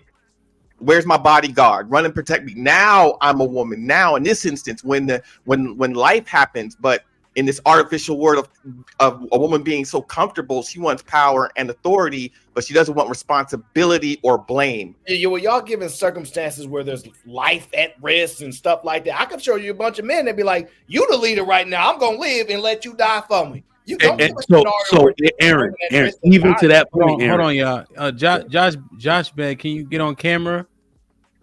You can put it in the back chat. You gotta get on camera real quick so we can bring you up. Even to that point, Aaron, we don't know if women want to lead without the help of men, or if they even can. What does that mean? If your stance is that women want to lead, do they want to lead? Can they lead without our help? Because I don't think that any of them will stay in the positions that they're in without a man backing them up. I highly doubt. Women want to lead. Now you're seeing the capabilities. No, I'm basically saying it in totality. When you add the pressure, the blame, and everything that comes with true leadership, leadership is not a privilege; it's a fucking burden. Yeah, all right. Whoa. Men want the easiest leadership role too. No, but it's that. Besides that, before we even get to that point, why are we dismissing Callie answering the question? We're not dismissing her answering the question. What we have to do is we acknowledge that what she's saying is true. The problem isn't that. The problem isn't that women don't want to lead; they want to do it conditionally, and we've already explored this idea of doing it conditionally. The real issue is that there's always going to be some man to say, I'll take on the parts they don't want to take on. That's my point. My point is this, which is why I keep saying House Husbands 2024 is somebody has to take the stand and go, no, y'all are going to take everything that comes with leadership. You want to know why I know this is always going to be a problem? Because there's always going to be some traditional ass man who thinks that masculinity and blah, blah, blah. And he's going to say, I'll take on the most burdenous part of this, and you live the soft life, because that's what you guys do every single time I bring this up. Instead of y'all going, you know what, just let them do it, y'all go, no, who's going to be the one to uphold society? Who's going to be the one to do all the hard things that I don't want to die, Cheeky. It's not even, yeah. even about and at the end of the day, that female nature is going to kick in like it always does. I got another. Men cannot afford to sit down as a social collective and say, "Girl, you got it." You guys are saying men can't do that, but it's happening now. Josh, bet I see you. Give me a second. Women did not build and sustain the infrastructure in which modern society is run today. Not one day, not 1 hour, not a minute, not tomorrow, not next week. What are you talking about? What do you call men that have excluded themselves from society, dating, relationships, and other countries, and it's happening now in this country? What do you call that? Okay, I think that's a movement called Black Pill, where they're giving up on modern dating because of such and such. Like that's a community of people. It's called involuntary. They're not doing it because they want to. They're doing it because they don't know what else to do. They don't know how to adjust to this social change. I understand that, but that's always been with. But wait, that's always been with us. That's not always new. Been. That's not new. Yeah, that's not new. To this degree, how many women leaders when it comes to Fortune 500 companies or anything where women are out earning men? When has this ever happened in history besides now? No, it's never. I can't say it's never happened.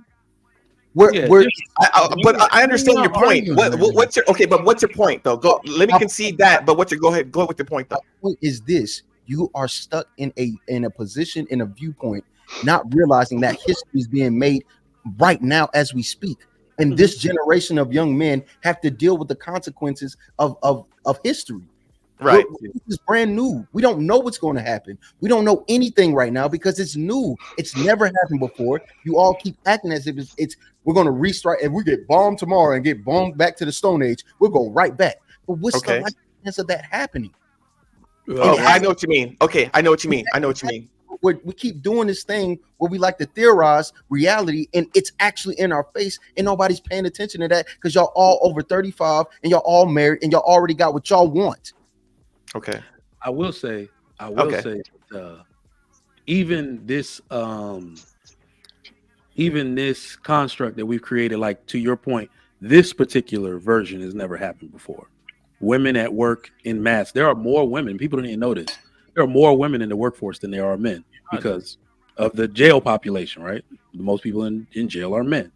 But now that they are able to work because of the technological advancement that we have made, but those same technological advancements are about to replace them too. So it's going to be short-lived. We are going to go back to the way things were. No, the technological advance that makes the most impact would be the factory jobs in which men primarily hold. All right, so let me ask you this. This is how I've done this calculation in my head. All right, this is how I've done the calculation. There are only 4 real professions on it. Only 4: builder, farmer, healer, warrior. Those are the only 4 real professions. Everything else is made up. Everything else is made up. Okay. Men do 3 of the real professions. Women do 1 in mass. So that means that the only people working when this whole AI shit goes are the builders, the warriors, and the farmers. The women can be that are doctors and shit. Yeah, they'll be working. Everybody else can be replaced. Everybody else. Wait, well, my question is this. I got Josh Bed in the back. Let me see real quick. Let's see who they want me to drop. All right, so what are we arguing though? The women overwhelmingly are saying that they don't want to leave. They want to leave when it's convenient, which we acknowledged. And so why would we concede the fact that they don't? Why would we concede the point? Okay, let them do it. They don't want to do it, and they've already said it. Okay, they want to conditionally do it. So why would I let it fail? Easy that makes answer. No sense. Men don't want to lead either. Unless it's easy, convenient, they don't want to do it either. Very few men, which we identify as like the leaders beyond the relationship leaders, very few of those men exist for a reason. Why you think we keep saying the black community ain't had a real leader in a long time? Because these men ain't falling out the sky. Men don't want to lead either, unless it's the easiest situation. And if you even put it to an argument, and we have to pull back because we're kind of gauging the younger generation, because the old people, y'all dead, y'all dying off. Yeah, your pensions is almost coming up. You're leaving that money by, whether you're not y'all. You look at the kids, they say the children are the future for a reason. These young bucks are saying, we don't do these marriages. What y'all talking about? Oh, nah, we don't do that. We don't know. We quit. Nope. Leading for what? They don't listen. It's not happening. The men don't want to do it either in general. They don't. It's a lot of That's not true. Of course it's not true.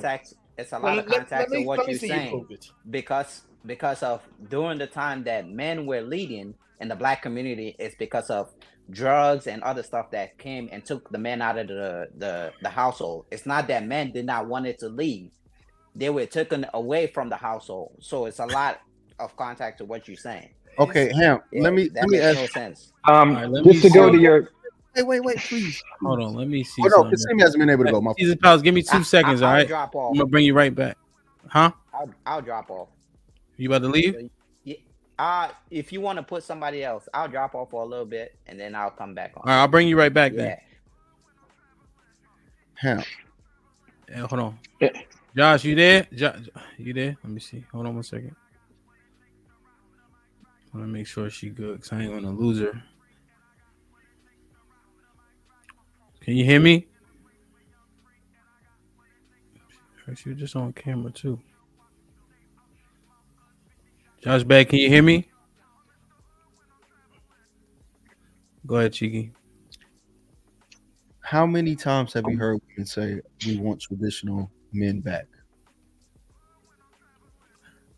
The listeners, the women. You said women have already said they don't want to be leaders. Have you heard them say we want traditional men? No, no, not really. I've heard it. I've heard it. But just I've heard it. I hear it online and offline. In terms of conducting panels, living out here in this earth, it's not prevalent.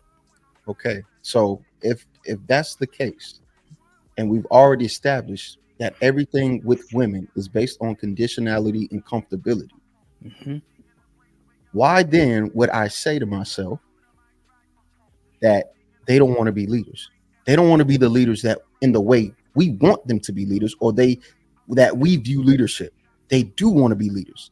They want to be leaders that sit in the back and don't have to handle those things. And as long as men continue to say, I will drive the car, they're going to want that position.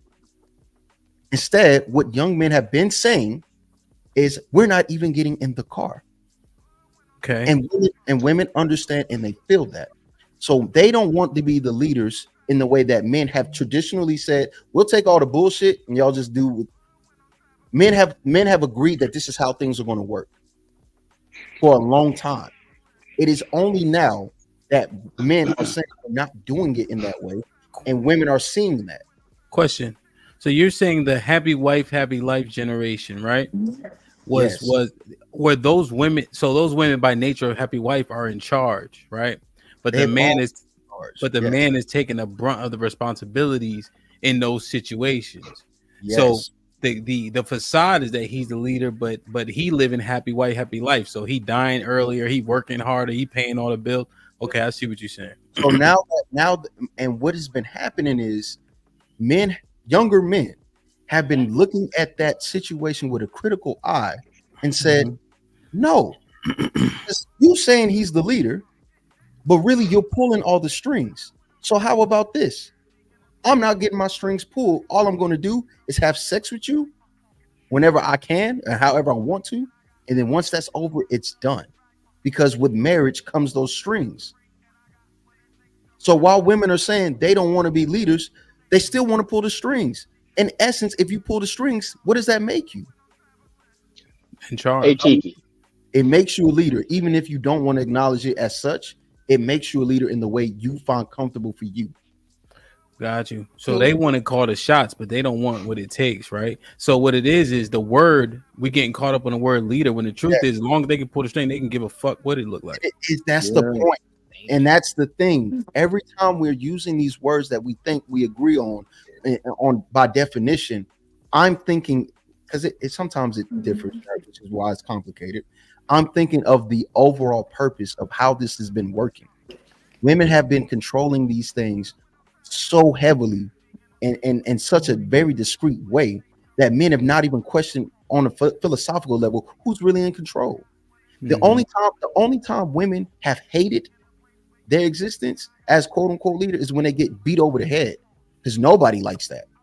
But when you take away that consequence and you start taking away financial consequences and other consequences, and you can now start to demonize the people who are trying to enact them on a social level and also by law, you've pulled every string you can pull, and you've just become a god amongst men.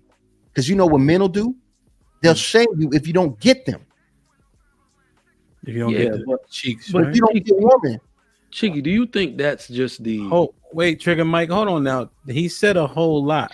Is it fair that we pause, take it all in for a second? I took it in. Because I'm the smartest one up here. I can tell by the way. We don't let that shit slide. First off, no, just based on how I walk, I figure I'm the smart. So I want to make sure we consume that pause, and let me read these super chats because he said a whole lot, and I answered a few questions that also like, damn, okay, I can see where he's coming from. Let me just read these super chats, and then we'll get back to it. Jay with the $10 says, so does this apply to average men or all men? Dan Bilzerian has slept with 1,500 women and publicly knowledge, and other women are still trying to sleep with him. Oh, I think that's what he just said. Mr. S with the £5 says, Mr. S wants to join the conversation. I got Mr. S in the back right now. Caesar's Palace says, please drop the link. Shout out to my brother Caesar. Oh, he hit the panel on camera. Caesar's Palace been looking for you, Q too. RNC with the $5 says 84% of the world doesn't live by general ideas. Go ask women in 84% of the world if they don't submit. Most men in history and today live alone. Harambe Jack with the 20 ball says, why would any women want to be responsible for another human who has their own agency and motives? Men started feminism because they got tired of being responsible for the debt wives accrued with his knowledge. Damn. Nurse Fancy with the $10 says, use it how you see fit. Ellipsis just support. Shit like that. Shit like that. All right. Let me see. Jay with the $10 says, so are we saying powerful men are submitting to women when they have an abundance mindset? Or does it just apply to average men? Question mark. I mentioned Dan Bilzerian, 1,500 plus women, and women still want him. Harambe Jack with the $12 says, I meant famine, not feminine. I'm going to read it in a second. Lauren Mack with the $5 says, hi, Hamp. Your skull looks like it's swelling. Hey, yo, can we have a truce? No football this week. Pound House Husbands 2024. Put him in the fucking bedroom. Get him out of here. Come on. Let's see. The dating pool with the $2 says, GBG team spitting facts. Like that. Harambe Jack with the 20 ball. I'm broke, baby. I ain't got no money. He said, no one wants to lead the community because every man who tried to lead ends in early death. Damn. Would you sign up for a position that has 100% early death rate? Good luck finding a logical man to do that for rebellious women. Jesus Christ. The certified sophisticated jerk with the $10 says, Geppetto pulling the strings. This is why I'm 50-50. The new submission is women contributing her money to the overall house. Jeez, this shit crazy. What I am with the says, yo, that's bullshit. The dating pool with the $5 says, bring this mother down, cheeky. Facts. Men chase the prize, so we run. You facts. God damn, man. Agree with you. You wrong. Stop going for pussy. Huh? Damn, man. Hold on. Give me a second. Weather outside is humid. She turn up her location. She must think I'm stupid. She wanna run the street, so let her ho, let her ho, let her ho. She doesn't show signs of stopping, so who am I to be cock blocking? I really hate to see you go. Let her ho, let her ho, let her ho.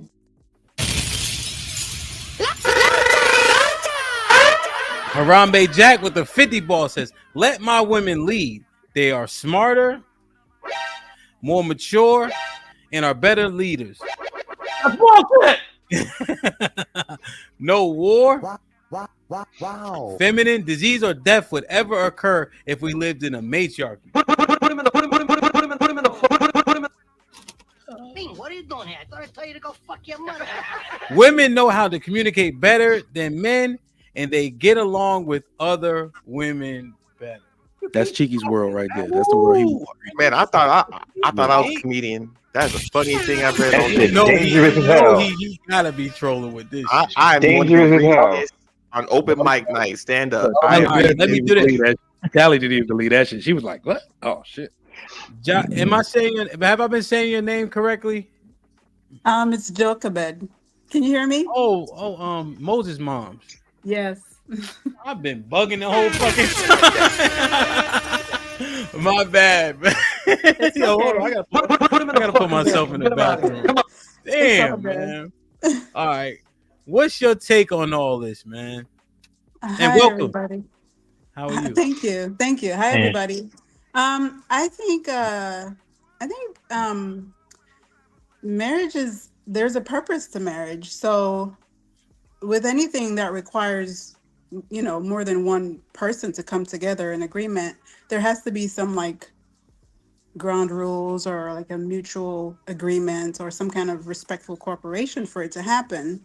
So I think with marriage, there's one person who may exhibit, leadership qualities more than the other, but the overall goal is what you're submitting to, I think. So you're submitting to the vision, not necessarily like the man or it's not like you're just submitting because he's a man. You're submitting to the qualities that he exhibit as a man, so that you can both get your vision, both of your vision aligns, and then you're coming together for that to happen. So I think a man, because he's stronger, because he's got foresight, because he's more stoic. He can stick to things regardless of what's going on. Like, he's not led by emotions when it comes to like morality. Like, it's not about, well, this is right and this is wrong, and they committed the wrong, but why did they do it? That doesn't matter to masculinity anyway, from an ideal standpoint. So I think when it comes to submission, like, we're both coming together because we share the same vision, we share the same we want the same outcome. So the Joe. man's vision Hold on. I'm sorry. No, go ahead. The man's vision, if he has a plan and he has a vision, then it's easier to jump along and say, hey, I'm going along with this. Doesn't mean that the woman doesn't have leadership qualities of her own. However, two captains can't run a ship. So one of us has to submit. And for women, I think it's easier to submit because it's easier to yield because he's a stronger, like physically stronger. He has those qualities, the foresight, the discipline, the structure, the order. And without us coming together and agreeing, and one of us, the weaker vessel, I call myself or women the weaker vessel. If we remove those, Wait. Go ahead. Keep going. I'm about to put the plane on her in a second. Go ahead. Finish your last thought. Go ahead. I'll land there so I can hear what he has to say. So the hell with what Aaron got to say. 1 second. Mm-hmm. Now, you were saying, is it a mutual vision or is it his vision? I would say it's his vision, because he has the characteristics that will develop the better vision, I guess. I think because of the foresight, because we have intuition, so we see things from we see things in the way that how it affects us, and not necessarily how it affects everything else. So I think it's harder for us to come up with the better plan. The plan will be just for us. I think with men, with masculinity, from what I understand anyway, and from my own experience, the foresight that they have is whatever I'm planning, whatever I'm going to do, whatever decision I make is going to be for the greater good of the family. And if you strengthen the family, then you will in turn strengthen, like, because families are the basic building blocks of society, right? So if you have a strong family, then you have a better community. A better community equates to a better society. So I do think that because men's foresight is everyone, not just what's affected me, and mostly that's how we as women operate anyway, because that's just naturally how we are. And now you said, okay, all right, you said that before. Do you think that women? You said women have leadership qualities. What are those? Are they the same as men's, or do they differ? No, I think they differ, so if we have experience with leadership, so we have a leadership role in society, we do have some leadership qualities, but it's not all encompassing. Like, we may have influence to a certain degree, but we may lack the discipline or the structure to carry it out. We may have the intuition to see it through, but we may lack the foresight. So I don't think we have everything to ensure that we have, you know what I mean, we don't have all the characteristics to make better leaders. I don't think so. Okay, but you're saying men have the necessary characteristics to be the better leaders? I do think so. I think innately masculinity anyway. I mean, we're in a different world where masculinity is not really celebrated or even nurtured. So I think true masculine traits, I do think so. Okay. And masculinity is undefeated. And hold on, I got a few questions, then y'all can get in. All right, wait. But that one question you asked, she did say shared. She said agree to, like a vision they both agree on. That was something that you asked. Yeah, and she said it should be his though, right? Or but yes, but when you was trying to explore that. kind of, because I wanted to get clarity. I'll let you guys explore. It's just a couple things that stuck out to me, so I wanted to ask to see what she meant, and if you guys want to dive deeper, by all means, you know what I mean. So I just didn't dive into. I just want to see what she said. A couple things, a couple more things, and then the fellas can jump in. Um, do you think that modern women are capable of submission? I think okay, so I think some of us were naturally submissive, and then for some, they have to choose to submit. And I do Joker, think now that, you watch this show, right?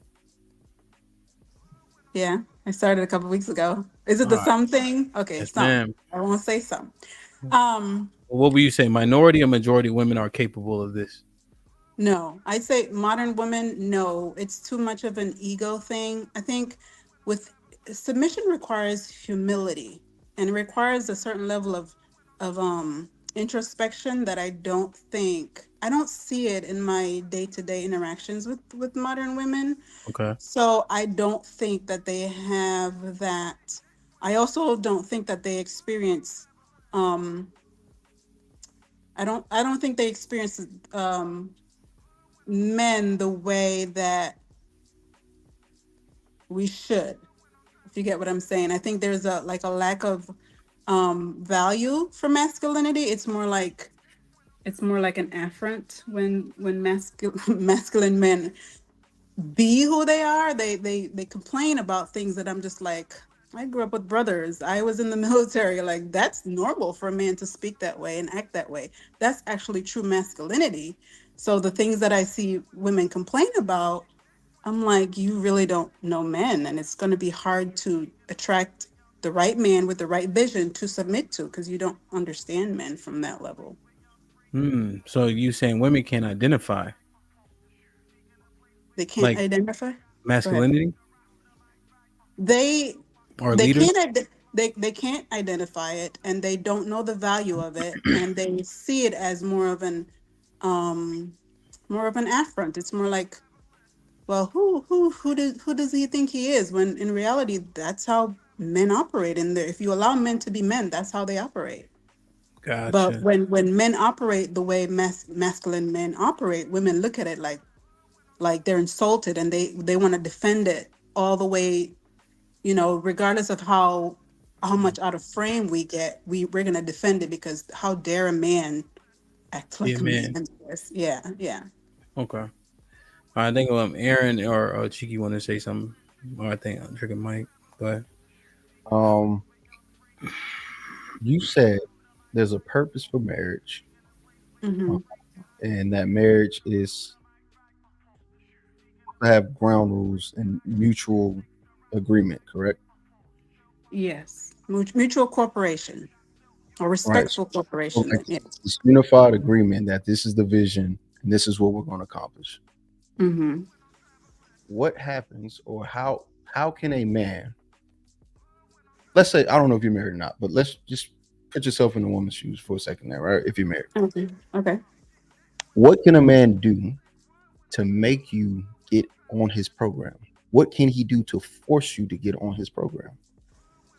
I don't think he can. I mean, physically he can. Like, yeah, he's a superior force. So physically he can, but like, are you talking about in this society? Within means of legally, what can he? Yeah, I don't think there's nothing he can do. That's why it has to be like mutual respect and respectful cooperation. I don't think there's anything he can do to enforce his authority, right? Authority, yeah. That sounds crazy. I have to choose to. I mean, not in this society, right? Not in this society. I don't think so. No. But there are things that he can do within the confines of the relationship that I cannot, because I can't deal with that.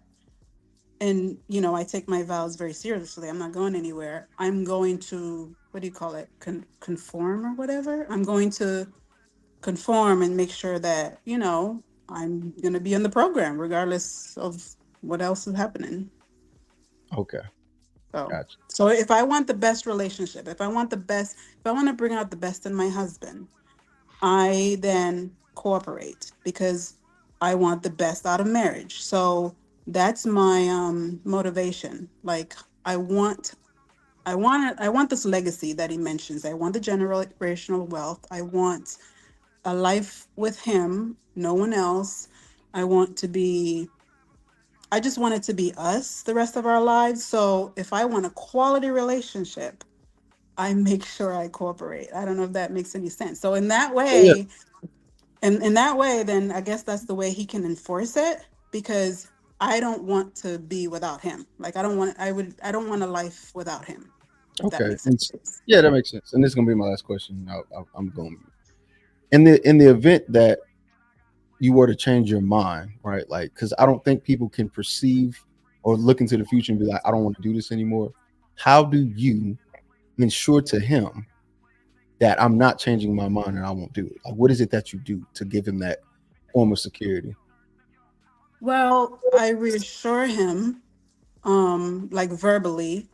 I in my actions I show him. I give him grace when he, within reason, of course, when he does something wrong. And I think mostly it's in my actions. It's making sure that I am communicating. Like if something's not right, I communicate as best as I can to him, and I reassure him I'm not going anywhere. It's just me and you. I talk about our future a lot. I invest everything I have into our marriage, whether it's finances, whether it's my emotions, whether it's putting them aside, because sometimes those can be a big hindrance too. Whether it's my time, whether it's whatever. I show him when my actions, like, listen, it's me and you. Like what I have is yours, and it's us. It's Well, us against the world. Like, good. yeah. And that sounds. I hope we can find that in this generation. That would be lovely, but I don't know. I got some questions. All right, so hold on one It ain't second, gonna Trigger happen. Mike. Yep. 1 second. Let's get Aaron in. I think he had something to say. Then Caesar's Palace, who's been oh so patient, and then we're gonna get Mr. S in. Well, I'm just curious. Women want leaders because that's what type of leader do you want? I'm asking the question because I'm trying to understand. When you pick a guy, you go, "This is what I want him to do," right? Or this is what I require from him. At some point, he has to concede to your requirements. You'd agree? Me? Yeah. Or just I don't have requirements as to what he'll do for me. I have requirements as to what he'll do as a man. So I guess I don't look at it as to what he can do for me. Well, that's not true. Like I want a safe space then. So, but I don't really look at it as, well, he's gonna do this for me, otherwise I'm gone. You get what I'm saying? If that makes any sense. So you don't have conditions. No, not really. No. Okay. Like I'm me regardless of whatever he's doing, because my duty as a wife is my duty as a wife regardless of what's going on with him. And I don't know if it's because of my, like, I'm Christian, so me serving him is like I'm serving the God in him, if you want to say that. And he's not a Christian, so I know that sounds a little, but my duty as a wife is based on me being obedient to God, if that makes any sense. So whatever he's doing, it's got nothing to do with me. Like if he's messing up, I'm going to God and say, hey, this man you gave me is down here messing up, so can you get him for me?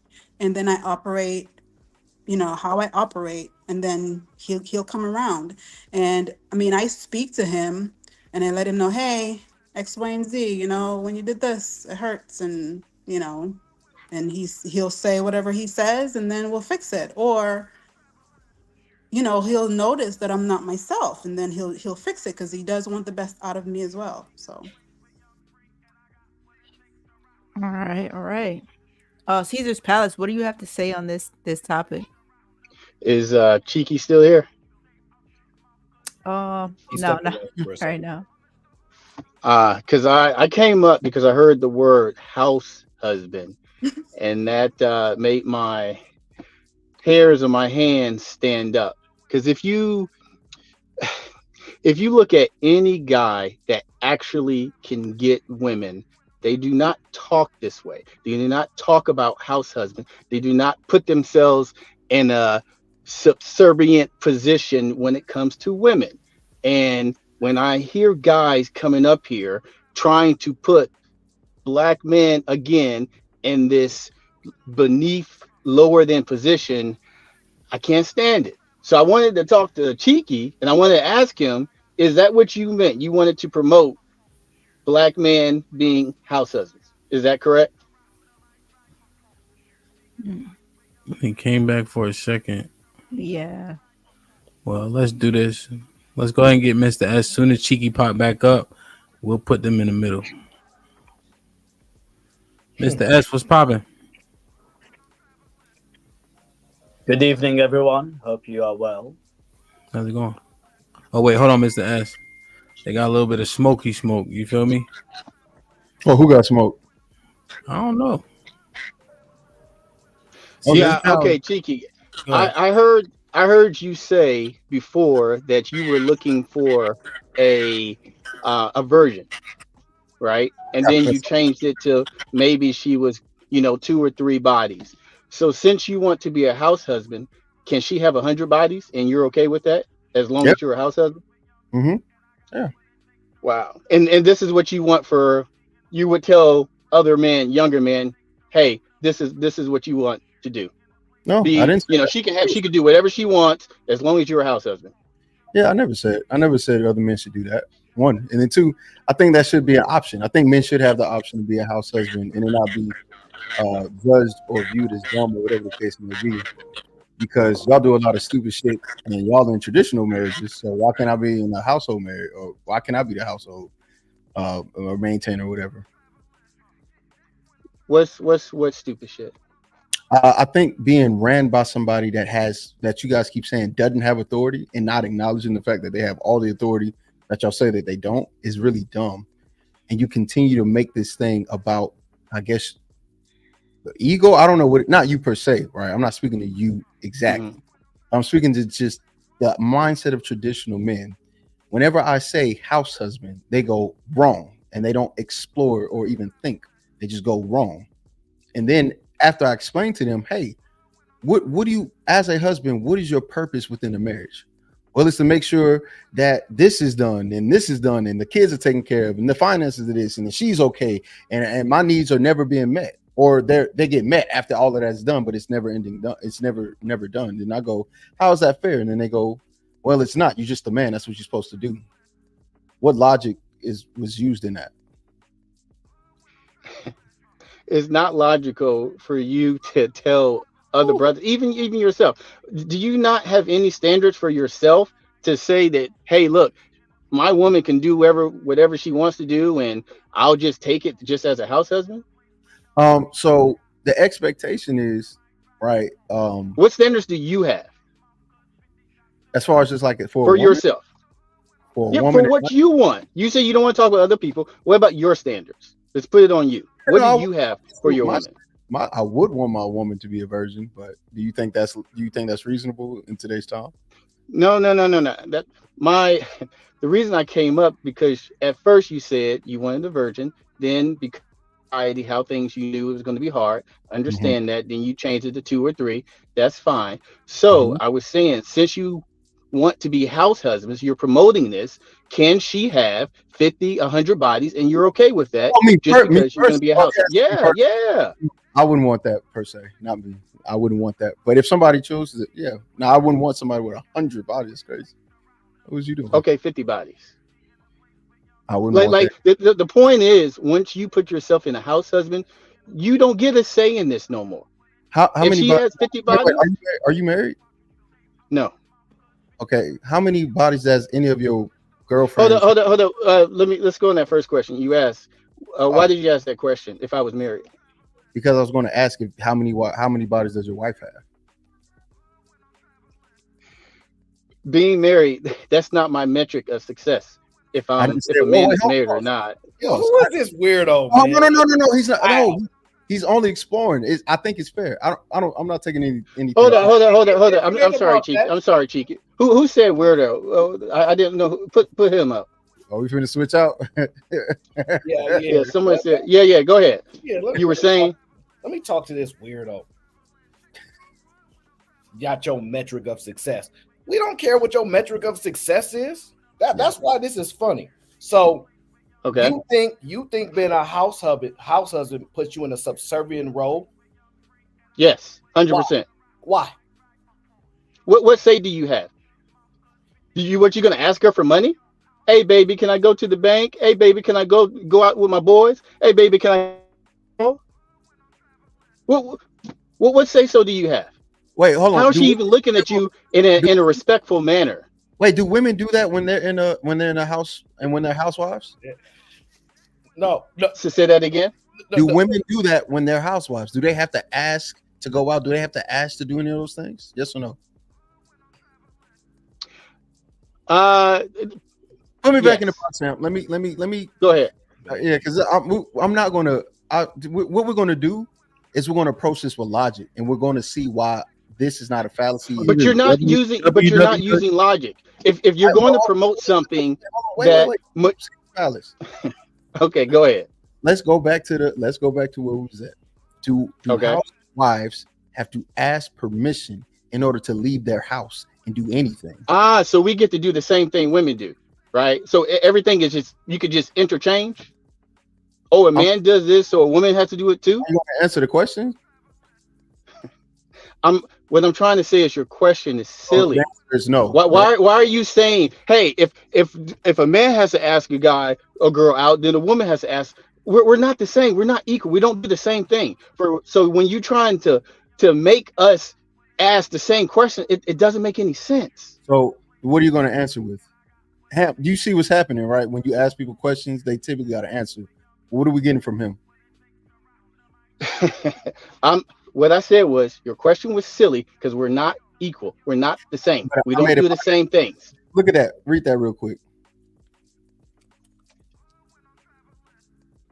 Okay. Yes or no? And? That's binary. Are you going to yes, they have to ask permission to leave their house and do things and be a human being with autonomy, or no? Yes or no? It's binary. A or B. I'm going to use the question. I'm going to use the statement that him always say. Sometimes they do, sometimes they do not. It depends on where you're going, what you're doing. If you're leaving at 11 o'clock at night, it could be different than you leaving at 2 o'clock p.m. Can we reestablish sometimes doesn't work here? Wait, slow down. Caesar Palace, I never use sometimes. So I make no. I'm saying not to use it. I'm saying you don't tell us to use it. So yes. No, I know you don't use it. So Caesar's Palace, here's the thing. You're saying this. He's asking you, do wives has permission to leave their house? Largely no. Are you the different question that you answered actually was if she's about to go out at night with her friends or the girls, do they be like, hey babe, do you mind? But those things aren't mutually exclusive. He's saying leave the house to go to the grocery store. I got you. Shiki, what was your point in asking that question? My point is you're trying to make some type of standard differ because I would be a quote unquote house husband and it wouldn't apply on any level logically because we don't do those things to women. Wow. So you think that your breadwinner wife is not going to hold you to certain standards? Right. And if she does hold me to certain standards, do I have the option? See, this is what I'm talking about. When you make these talking points, it's about guys that don't really, and I don't know, but I'm making an assumption that don't mess with a lot of women. You can't. What are you talking about? Any guy that messes with women, they don't think this way. Oh, well, she may or may not tell me what to do. Like, come on. Let them go. Just because in all honesty, you're not doing anything besides proving the point that I don't think you deal with women because you do what you want is what I hear from men that deal with women. And it sounds like you worried about rules that are coming from a woman, and I don't think that's how that works. I never said that. You said that. You talk about the rules. I'm telling you, guys that mess with women, they don't do what you're talking about. The man that can get men. Okay, go ahead. Ask your question. Don't do what? What are you saying? What don't they do? I'm missing it. Ask this for permission. You're talking about, oh yeah, my woman, she may not put stipulations on me, even my house husband. What? What I'm Who saying, sounds silly right now? what I'm saying is, I don't have to meet those stipulations, just like women don't have to meet those stipulations. If you're in a relationship, it is up to you, and it is up to the individual who's in the relationship to determine if they want to stay doing what they want to do. If you because you're not in a relationship, you've already explained that. But let's say your house husband. Let's say your house husband. Wait, hold on. How can you say I'm a house husband and I don't get women? Make it make sense. So let's go back. If you don't have a woman or a wife, Hold on. What did you just say? You said, how can I say that you are a house husband and you don't get women? You're lost. So let me help you. If you're saying no, that doesn't. Okay. Do you not hear what you just said? If you're a house, okay, go ahead. You're not making sense. I am making sense. I'm the only one right. You could be a house husband and still not. What are you talking about? What do you have to? I'm not. If you're a husband, what does that imply? That you're married to a woman, which is a wife. You have a girl. Okay, you're not understanding, but go ahead. Okay, so let's say that a girl gave you stipulations and you're in a relationship and you chose not to follow those things. What would happen to you? If a girl gave me stipulations? And within a relationship, because people have that in relationships. They have boundaries, standards, stipulations, right? Uh-huh. And she gave you hers. Hey, these are my boundaries and stipulations. And you go, I'm not going to do that. What is going to happen to you? I'm not going to be with her. Nothing is going to happen to you, correct? Nothing's going to happen. No, So nothing's going to happen to me. So if that is the case, if nothing's going to happen, then that would apply if you're married or not, or wherever the case may be, because there's nothing that anyone can do to implement any authorization or any force or authority. No one can do this. No one can force anything. If I'm married to a woman and she makes more than me and she says, I want you to make more money and I choose not to, what can she do besides divorce me? Okay. My point is what you were promoting originally, trying to be house husbands. What can she do besides divorce me?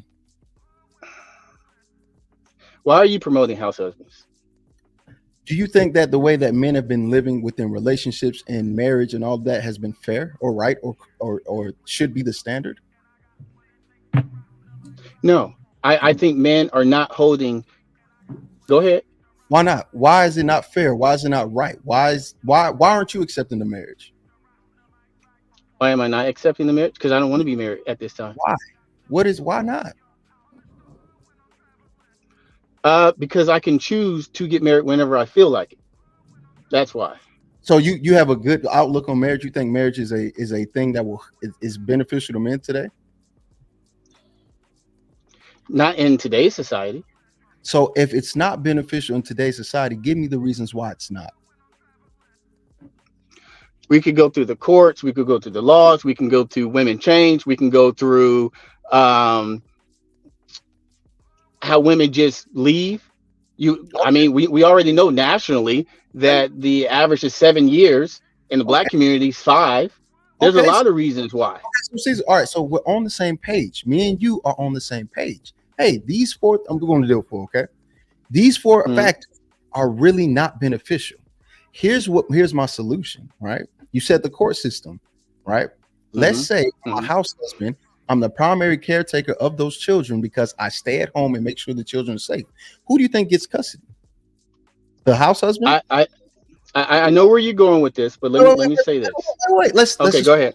Instead of jumping the gun, let's just follow the logic, and then that way we can see where it's flawed. I'm not saying you're wrong. I want you to understand me because I'm trying to understand you, which is why I don't want nobody attacking you. You get what I'm saying? Mm-hmm. Right. So if I am the primary custodial giver of childcare and maintaining the home as a house husband, who do you think is going to receive full primary custody of those children? You would. Right. So we already got one thing down that men have already. Hopefully. Wait, hold on. Caesar's Palace. Right. Then that way that hopefully would do one of 2 things. that hopefully would explicitly expose the system and go, it didn't matter who was taking care of the children, y'all just hate men, or it will give me the kids, right? So it would do two things that I think would be beneficial. I'm thinking it'll be logical, and what'll happen is I'll get my kids. Secondly, in divorce, who's the person who's most financially hurt? By the breadwinner or the person who doesn't make as much? The breadwinner. So that takes care of that. So if I don't make as much as my wife and she's blowing me out the water with that, she decides she want to divorce me, who gonna get the money? And okay, let's do it a different way. You still have your. But let me say this. Let's do it a different way where you still have your balls. Okay. Let's say that you still have two people that are married, and you can, number one, get a prenup. Number two, you can get a trust. Number three, you can waive her rights where you have sole custody of the kids if she decides to divorce you. And number three, she say that she doesn't want to claim alimony, even though it does happen in a few. But you have full control over everything what you just said. But I still have my balls, and I'm still the man, not in your position where I have to plead and baby, can I do this? Can I do that? Hey, like, no, that's not what you promote man to do. Caesar, so you're dealing with two different things. I just said what you just said, but I still have my balls. You Caesar, do not. Caesar, you gotta. I'm following. I'm not gonna be disingenuous. You're saying okay. You're worried about male ego and placating to that, and I'm not saying that in a negative sense. It's just that's what it's called. You're worried about your ego and how you feel and how that would make you feel. No. You just said logically what is correct, what is the right way to put you in the best position. You talked about how, hey, if she's the breadwinner, who's going to get sole custody, and you would, because I'm doing the same thing, but I am in that position. You talk about, okay, if you say mine is ego, is yours not ego too? No, it's not, because I'm putting it aside. Okay, mine isn't either. It's logically, it's the best situation for the man. Okay, so let's go through the other 2 points. How about that? And we'll end it there. So you said we already went through the justice system. I would get the kids. When it comes to the money and divorce, I would also get the money. All right. The third thing that you said was what? Do you remember? I said trust. Oh, you talking about just the court system, legal system? The third thing was I think it has something to. I cannot remember it, but either way it goes, the four things that you mentioned, the four factors, house husbands are able to counteract that and put that in the position of a man, and put that in favoring of men. And I'm not even saying all men should do it. I just say I think we should have the option to, because what I want is for men to opt out, just like women have decided to opt out. Women have said to themselves, "Hey, I'm not going to settle for less. So why should I settle for less and then also accept more risk with the standard version of marriage? Why would I do that?" But the way that I laid it out, you're not settling for less. You have full control. So if she decides to leave, you still have control. If she wants to have you pay child support, you still have control. She waived her rights away. So you're talking about something that doesn't happen often, and how many testimonials of men that have been divorced have already said. So who should they listen to, you or me? They can listen to whoever they want to, but they should have more than two options. That's my point. My option shouldn't be either I'm married and I'm getting fucked, or I'm single and I'm getting fucked. It shouldn't just be those two things.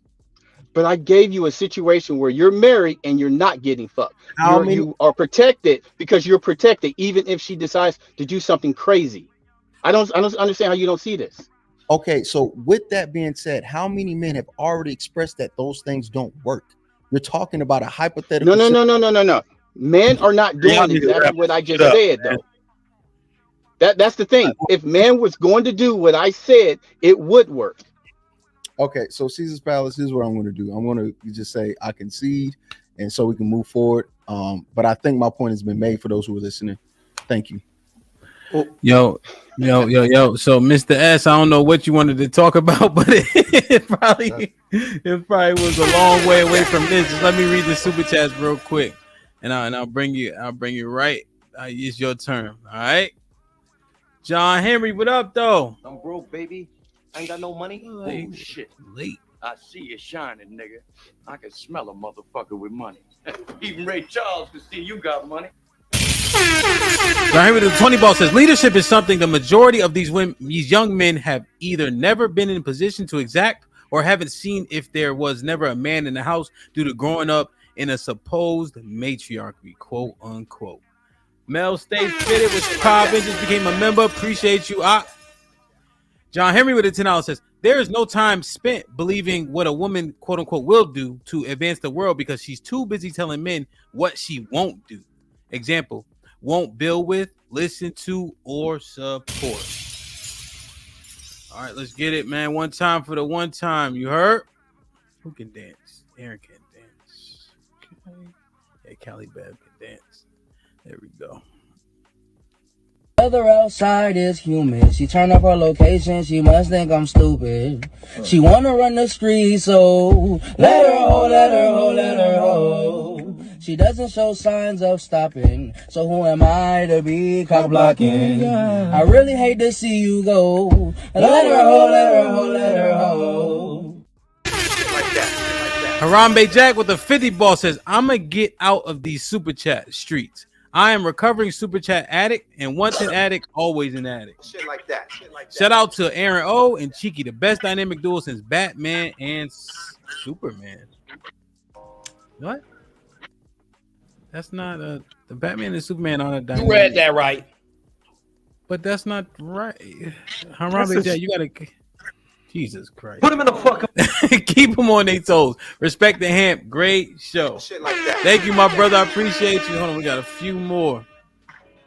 Harambe Jack with the $5 says, I'm out. Peace. Be safe. You heard? Keith became a member. Appreciate you. John Henry with the $10 says, most women don't even know the difference between submission and subservient.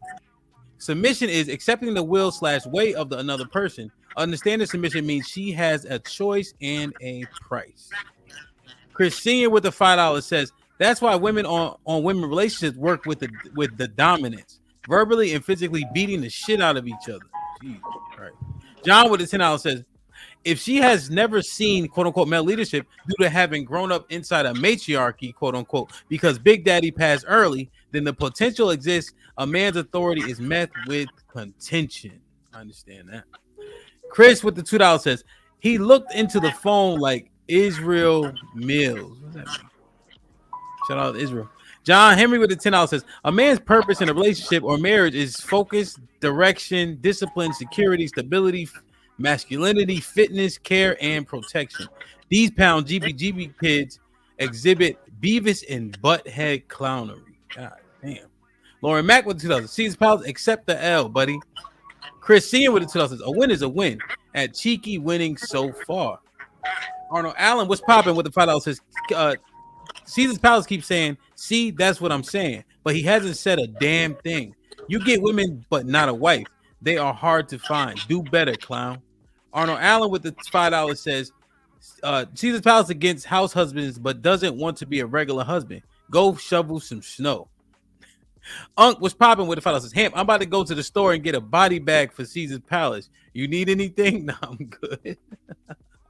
Arnold Allen with the $2 says, those glasses are telling me he chases snow bunnies. Nah, hell no. Not my brother Caesar's Palace. Lauren Mack with the $2 says, we appreciate your opinion, C's. You lost a game. Harambe Jack with the 20 ball said, it's funny how women want a prenuptial agreement to protect their assets from a man if she's in the breadwinner position. But when a man is to stay at home, it's unfair that he can't take half her money without working for it. Marriage, politics, and sports. What's popping? Caesar's Palace. I don't subscribe to the house husband, but Cheeky has logic.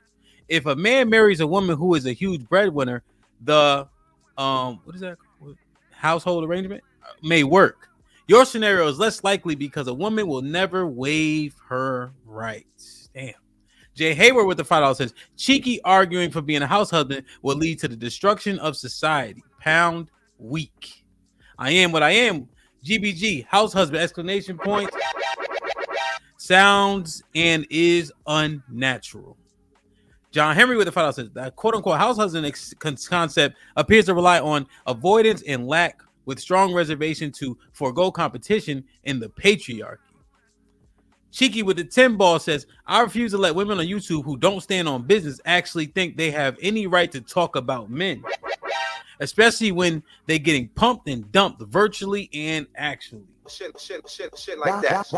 Wow. I got one more. Aaron, Aaron, can you hear me? I can hear you, bro. If you are in the corner where they can see you, the expectation is that you dance to the jingle. I'm not a dancer, but I understand. Will you try your best? I didn't know that was the thing. Will you try your best? That's all I'm asking. I got you, bro. Mr. S, don't let me down. They say Arabs don't got no rhythm. I don't believe them. Weather outside is humid. She turn up her location. She must think I'm stupid.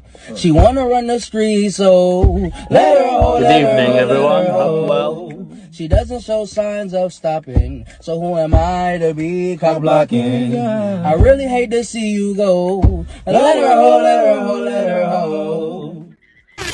Thank you, my brother. I appreciate it. Mr. S cannot dance. We know that now. Harambe Jack with the 50 ball says, house husband is logical. Did I read this one? No. What rights or privileges does a man have over a woman in 2023? Maybe meant 24. Besides, we have been fed the line that behind every strong man is his strong wife. If the wife is the leader, won't she have a strong husband behind her? Shit like that. Harambe Jack going in. Mr. S, what's popping? Hi there. Good evening, everyone. Hi there, DJ Hamp. Hope you are What's well. going on? Hope you're doing well. Yes, May sir. prosperity shine on you in 2024. Appreciate you. So do everyone on the panel. I would like to bring my Bedouin Arab, as you guys call it, patriarchal, whatever the name is. I want to give my opinion. As a man, our job is to lead. It's that simple. Leading is a very hard sport. It's blood sport. There are winners and losers. One thing that I would like you guys to do is, anyone who has an opinion on women needs to make sure he earns over 150k per annum, per year, after tax. If you earn less than 150k per year, after tax, before tax is 300,000, you have no opinion over here. I am with Caesar's Palace. The silent few are those who make the world go round. I was listening to this chat for the last 20, 30 minutes. You can hate my accent, you can hate my nationality, you may hate my ethnicity, but the truth shall always be the truth, which is the men lead. I like my ebony women, as they say. I like my African British girls, American girls. And I always like them because they always tell me, you are different. We don't want to hear your life story. No, well, no, I'm not doing it. I'm not about to hear his life story. I have not finished. Oh, I'm sorry, Mr. Masculine Man. Go ahead, Mr. Masculine Man. You're right. You got it. Go ahead. Go ahead, Mr. S. Like I said, there you go. Go ahead. I didn't interrupt you, did I? Anyhow, I didn't ask for you to interrupt me, sir. Go ahead, Mr. Like S. I Go said, ahead. I like my ebony women, British or American or African, wherever they come from, wherever the wind blows them to me. The issue here is simple. You want to be the lion that they can rest their femininity to. And it starts off with your money. Y'all don't guys. Let me. My bad, Ham. Let me mute. Go ahead, Mr. S. Finish your point. You see, the nervous laughter is very telling in women and men. When they do that, it's a sign of being nervous amongst men. Now, let's go back to the point. The point is simple. Be the leader. Starts with your wallet. If your wallet ain't right, make sure your brain is bright. Do some counseling and therapy. We men, we grew up with single parent households. We were taught to be emotional. You need to unlearn what you learned. Like I said, no man should have an opinion if they're earning less than 150,000 post-tax. I digress. My mic is off. Thank you. Damn. 150K net? Man. Whew. Damn. So 300,000 of right? Because the tax rate. So yeah, you gotta make. Oh, you said post. He said after tax. Yeah. After tax. My man. So 1% or less of the US population has any say so. That's what you're saying. Jeff Bezos or nothing. That's what you just said. That's not even 1%, but that's not the point. So listen, man. This is pretty common, actually. This is the problem we have here in the States. It's when somebody has Mike, you have an opinion, you got to qualify this money first. Cause you heard what the masculine. No, so tell me about myself, okay? Let me talk about myself. I had a girlfriend when I was making 55K. I got married when I was making 75K. Now I'm well over six figures, and I've been married for 5 years. You wasn't a man before you. So I wasn't a man that whole time. You was not a man. You heard Mr. S. I wasn't a man that whole time, Mr. S, and I had no say so over my home. But if I did have say so, doesn't that just make me a better man than you? If I was able to secure it without the money. Are you looking for an answer from me or? Yeah. So if I'm able to get submission in my own house without the amount of money that you have, and you can't whoop my ass, doesn't that make me a better man than you? Now, Mr. Gentleman, here's what you found. You found a woman that's willing to work with you. A woman that saw your potential, which women of the past used to do. She saw that you were a six-figure potential earner. And with true hindsight, you delivered. Am I right? Sure. There we go. Unfortunately, the women that you have, they don't make those women anymore. Hence why, as a man, to shut women up, you need to show your work. It's that simple. What do we got to do to shut you up? What do we got to do to shut you up? How much does it cost? I digress. Well, you know what's crazy? John Henry with the 50 ball said, GBG Lieutenant General, laughing like the disrespectful idiot kid in class who doesn't know he's the prime example of the Dunning-Kruger effect. Keep on speaking, Mr. S.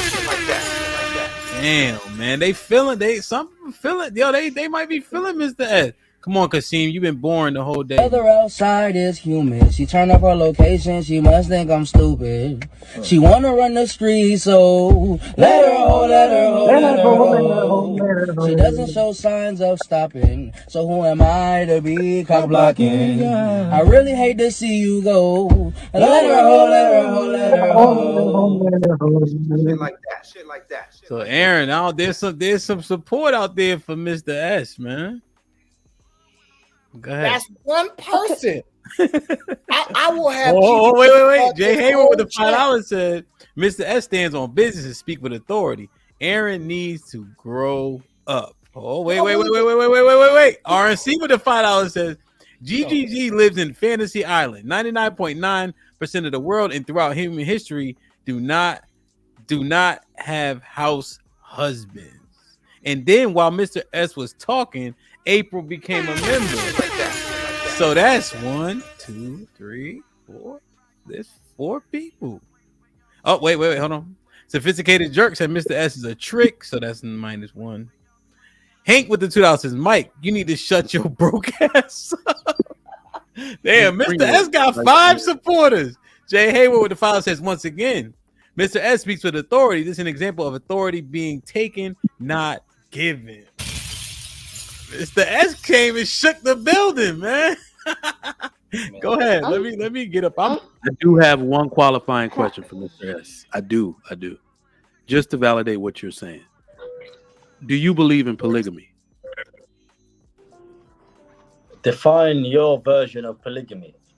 A man. Does that mean you have one wife and you cheat with a secretary in your office building that you own? Which one? I mean a man with multiple wives. That's what I mean. Would you have multiple wives? I absolutely would. Not. I find women to be extremely annoying. I prefer one wife. You see, I tell you something. I am married, right? I am in my hotel room tonight because my wife decided to talk some hot air.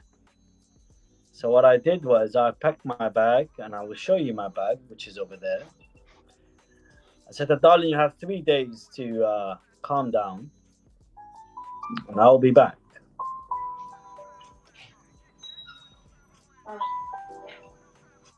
She's in my house, a £1.2 million house that I paid out cash. Now, women are emotional beings. They need us more than we need them. You know, shit like that. All right. So I do have to ask a question. Anybody gonna criticize him leaving? I was gonna say, why did you leave your own house? I'm African. We don't leave our own house. Hold on. Nobody gonna criticize him leaving for 3 days. Hey, listen, a masculine man left his home and said, "Hey, wife, you're in charge. I'll go live in a hotel until you do what I would prefer you to do." Guys, nobody's going to criticize him for that, right? Mr. S, turn down the music, Mr. S, in the background. Somebody playing music. Answer? Yeah, Mr. S, turn down the music though. Turn on the music. Can you hear me? Right. Yes, loud and clear. Can you hear me? 1, 2, check. Yeah, you got check. All right, go ahead. Right. So, what was the question? Let's start from the beginning. Well, so basically, you told that you left the house for 3 days so she can get her act together, and then they were questioning why the hell would you leave your own house? The reason why is simple. You see, when a woman asks too many questions, you have to give her a temporary ultimatum. You have to ask, darling, can we work this out, or do you want to give me a headache? If she still keeps on yapping, pack your Louis Vuitton bag or Gucci bag, whatever bag you have. Tell her, are you still sure you want to? Do you want to work this out now, or shall I give you time to breathe? When a woman yaps, the best option is to exit, but come back when the dust has settled. Is that simple? But I don't leave my own house. Understand. Trigger Mike, you listen to that masculine man there. Go ahead. You listen to that masculine man that all the women in the chat support. I'm never leaving my own house. Trigger Mike, Make sure you're not a masculine man. You want to dick or shut up. Chill out. You let that masculine man tell us how we're supposed to live our life and what men really are. You let him do it. Are we? I think you left your house because your side piece about to come over to be. Nah, he left his house because she wanted him to leave. That's why he left the house. And that was the right thing to do because you got a Louis Vuitton luggage. You like, man, I got this luggage for a reason, so I might as well exercise using it. It makes sense to me. My question to him would be, how often does this happen? Between How many months does this happen where your conflict resolution skills is not up to par and you have to vacate your premises? I have a question also. Mr. S? Yes, I was muted. I want everyone's questions first before I answer, please, if possible. Sure. How often does this happen where the conflict resolution skills are not up to par and you have to vacate the premises in order for everybody to calm down? Her punishment is my presence not being there. How many times does that happen? Maybe 2 times every quarter, every 3-4 months, when she's on her period. Oh, so if you know that you can pretty much forecast it happening, right, when she comes on her period every quarter, wouldn't it be in your benefit to kind of have enough insight to meet that head on and stay in the premises and not waste extra money to go away? You see, this is a lifelong relationship. We are married. Boundaries do get stepped on, just like any natural relationship, whether it be a friendship, a wife-husband relationship. It's natural to have boundaries stepped on. You must draw the line, whether you love the person with love or you cherish the person as a wife. You have to understand that as a man, if you make your wife tread on your toes, she will tread on your face eventually. She must learn as I have to learn. I miss her and I know she misses me. And the sex is always great after when I turn back home. Talk your shit. So, may I ask Mr. S a question? Mr. S, did you say that if the men make enough money, then they will get submission from their wives? Is that correct? That's what you said? I said men should earn 150k net before they have an opinion on women. If you don't earn that type of money, you should not have an opinion on women. We must understand that women right now are superior to men, and there is a reason why.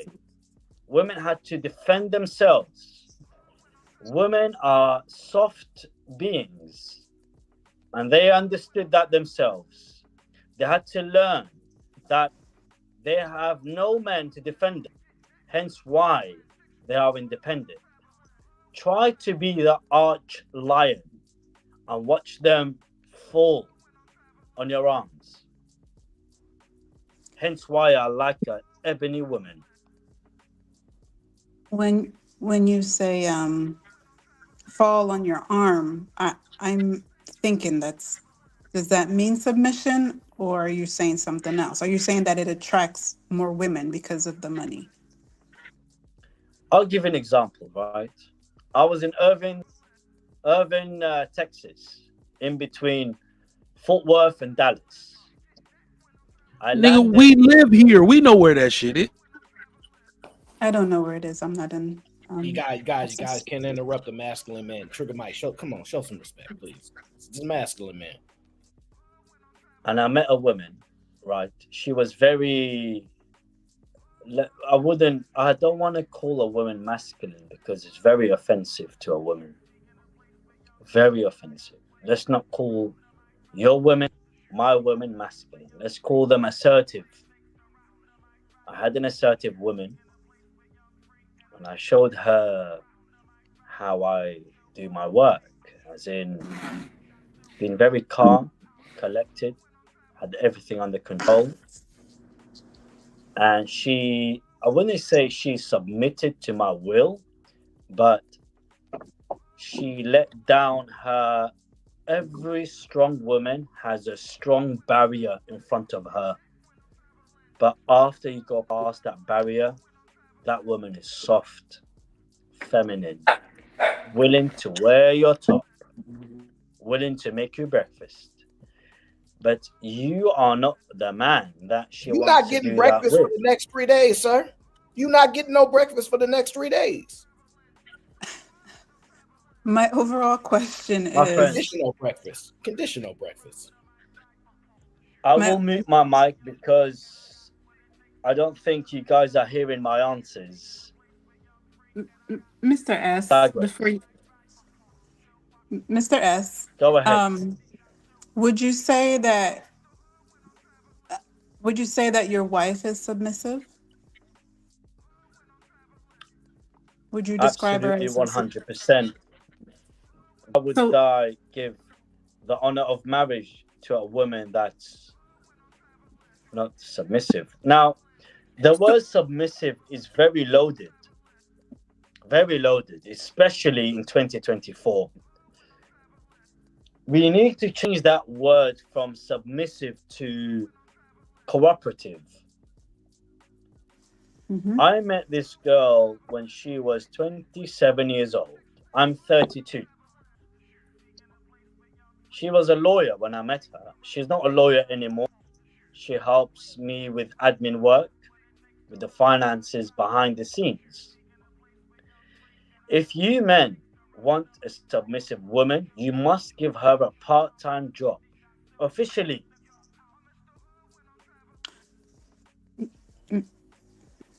Now, Mr. if you S. work for... Go ahead, madam. Apologies for cutting you off. I don't like to cut off any girls. Go ahead. I am so sorry. So it's safe to say that although your wife is submissive, she's not submissive all the time, because 3/4 of the time you do not get the cooperation that you require. So then you have to leave your home so that you can enforce your authority, despite the 1.2 million pound house and maybe your net income. Would you say that's correct? Sometimes when a woman has her single friends in her ears, if her single friends are telling her to leave me alone, and I know that is what she's hearing because that's not the woman that I met and I'm married. When women talk, men should leave the house, whether it's her house, my house, her dad's house. We must understand one thing. This is a lifelong relationship. We will have our ups and downs. There has been times where allegedly here now, we're not saying it has happened, that me and my secretary, we had a little fling, allegedly. Now, she left my house and I had to go to her father and to her mother's house and to plead my case. Nothing happened, allegedly. So we must do one thing. We must remove the Hollywood notion of our relationships. We must understand that we are humans. She's a human being, I am a human being. We will have our urges. The moment that she deals with another man, that is verified and that is true, she shall be divorced.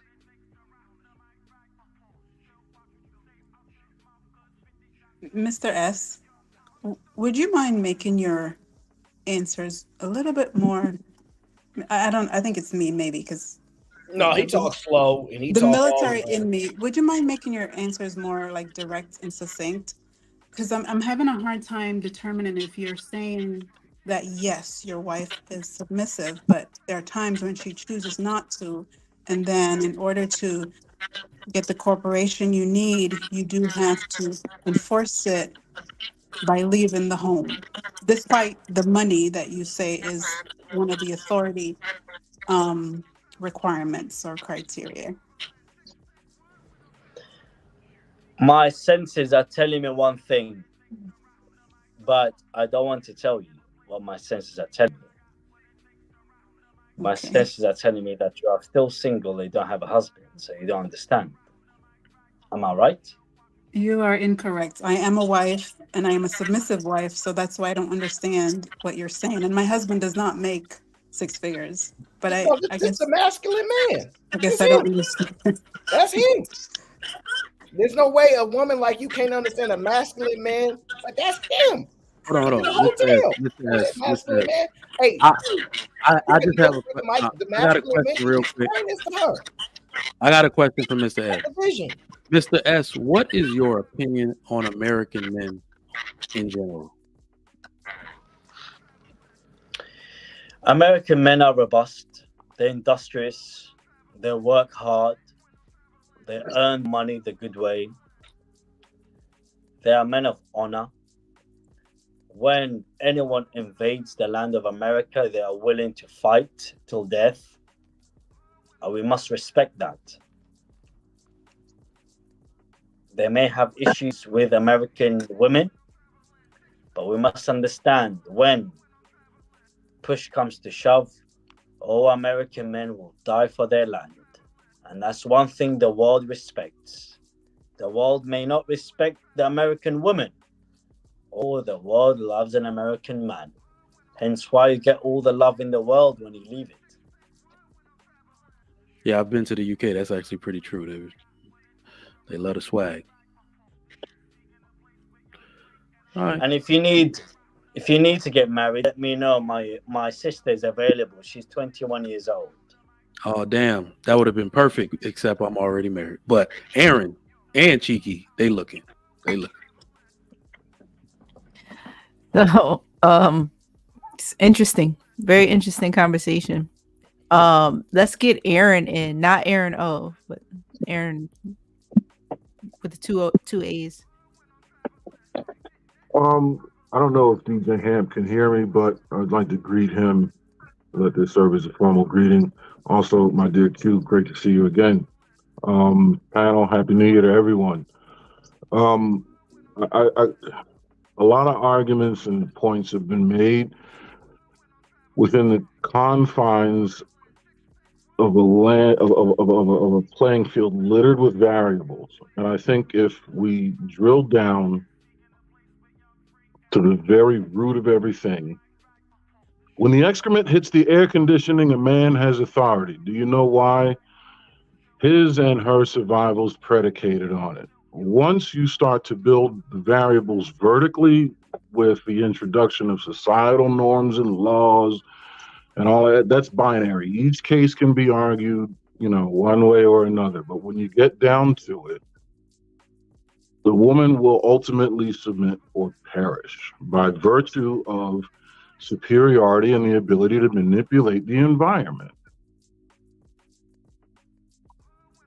I mean, that's the long and short of it. Now, Mr. S, right? I don't believe anybody with a prefrontal cortex, right? It can have an opinion. That's the prerequisite for that. I believe what he's saying is if you're not grossing 300K, then your opinion is nothing he's interested in listening to. And I'm sorry. Oh, John Cobed.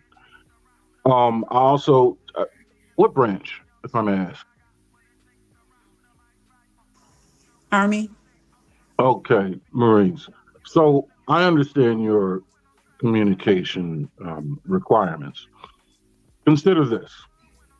The man's presence in the household is the most valuable thing in the household, more valuable than the house. If he is going to exact some sort of punitive measures on his wife, then he removes himself from the household, thus starving her of the one thing she needs the most, his presence. But what he's not going to do is send her out of the house, because then he would be failing to keep his promise to keep her protected and secured and provided for. So you stay in the house, right? Because your actions are not going to cause me to reduce my integrity. You stay here because I promised you this, but you're not going to get me, not for the next 3 days. I'll be back. Who's protecting her in that house? I'm curious. What Aaron's saying makes sense, though. I'm sorry, Mr. Oh, Aaron, right, all right. as your namesake progenitor, I'm under the assumption that you've gone out your tree, my son. Let me address the lady real quick. I think it's an unorthodox way of doing business in the household. I'll grant you that. But there is, I think, also logic, merit, and purpose in the way he moves. And I think a lot of it is cultural as well, because he said one thing very poignant, and that was he bounces when she's on her cycle. He can't sleep in the bed. That's religious text older than any of us, right? So yeah, there's a cultural implication, but that's what I'm saying. That's when you start to build vertically with all these societal implications, then that's when you can build an argument based on the binary of whatever the details are in that specific case. But when you drill down to the X and Y chromosome of things, right, down to the just man and woman, at that point, man has authority. Women may fall into the belief that they can borrow it or use it, but they will never, ever really possess it. Women technically have no rights because they don't have it. There's no way of enforcing them. If men across the planet decided unanimously that women don't have rights, guess what, my dear? You don't have rights. You conversely cannot take away men's rights unless we allow you to. So, Mr. GB, I'm sorry, go ahead. I just wanted to catch up. What's popping? I want to make sure I get 10:15 in also. You wanted to say something to Aaron real quick? Yeah, I'll address him now. You had a question? Go ahead. My question was pertaining to you agreeing that the man should leave her in the home that he promised her to protect and provide for her, and then go leave for 3 days and leave her unprotected in that home. You agree that's a good idea? Incorrect. I never said that. So I said I can see the value in it. I can see the purpose in it. There is a logic that can be harvested from it, but I don't necessarily have to agree that it is the best course of action. I'm saying it's a course of action with merit and purpose. Two things can be true at the same time. That is very true, because I would never employ that tactic. However, I understand it, especially given cultural implications. Why wouldn't you employ the tactic if you see the merit in it and the value in it? Because I see greater merit in other tactics. Fair enough. Fair enough. The king investor with the $5 says, Mr. S don't speak American. That's his problem. But he's speaking big facts. John Henry with the $10 says, men lead with their wallet and their accomplishments as it what is standard in a patriarchy. Michelle with the $5 says, agree with Mr. S. Aaron looks very immature. Now $5. No, she's talking about. Yeah, I got you. AL with the $5. What's poppin' says, so if manhood and authority depends on your money, what happens if you lose it? This dude, Mr. S, is weird as fuck. A normal nerd with the $2 says, y'all got Ali G up here talking nonsense. Christopher J with the $10 says, all I hear is my wife ran out on me. Excuse me. My wife ran me out of my pounds. $2.1 million house that I paid in cash. Yeah, go ahead and take 10 minutes and think about what you said, because that's wow. He didn't actually say that. He said $1.2 million.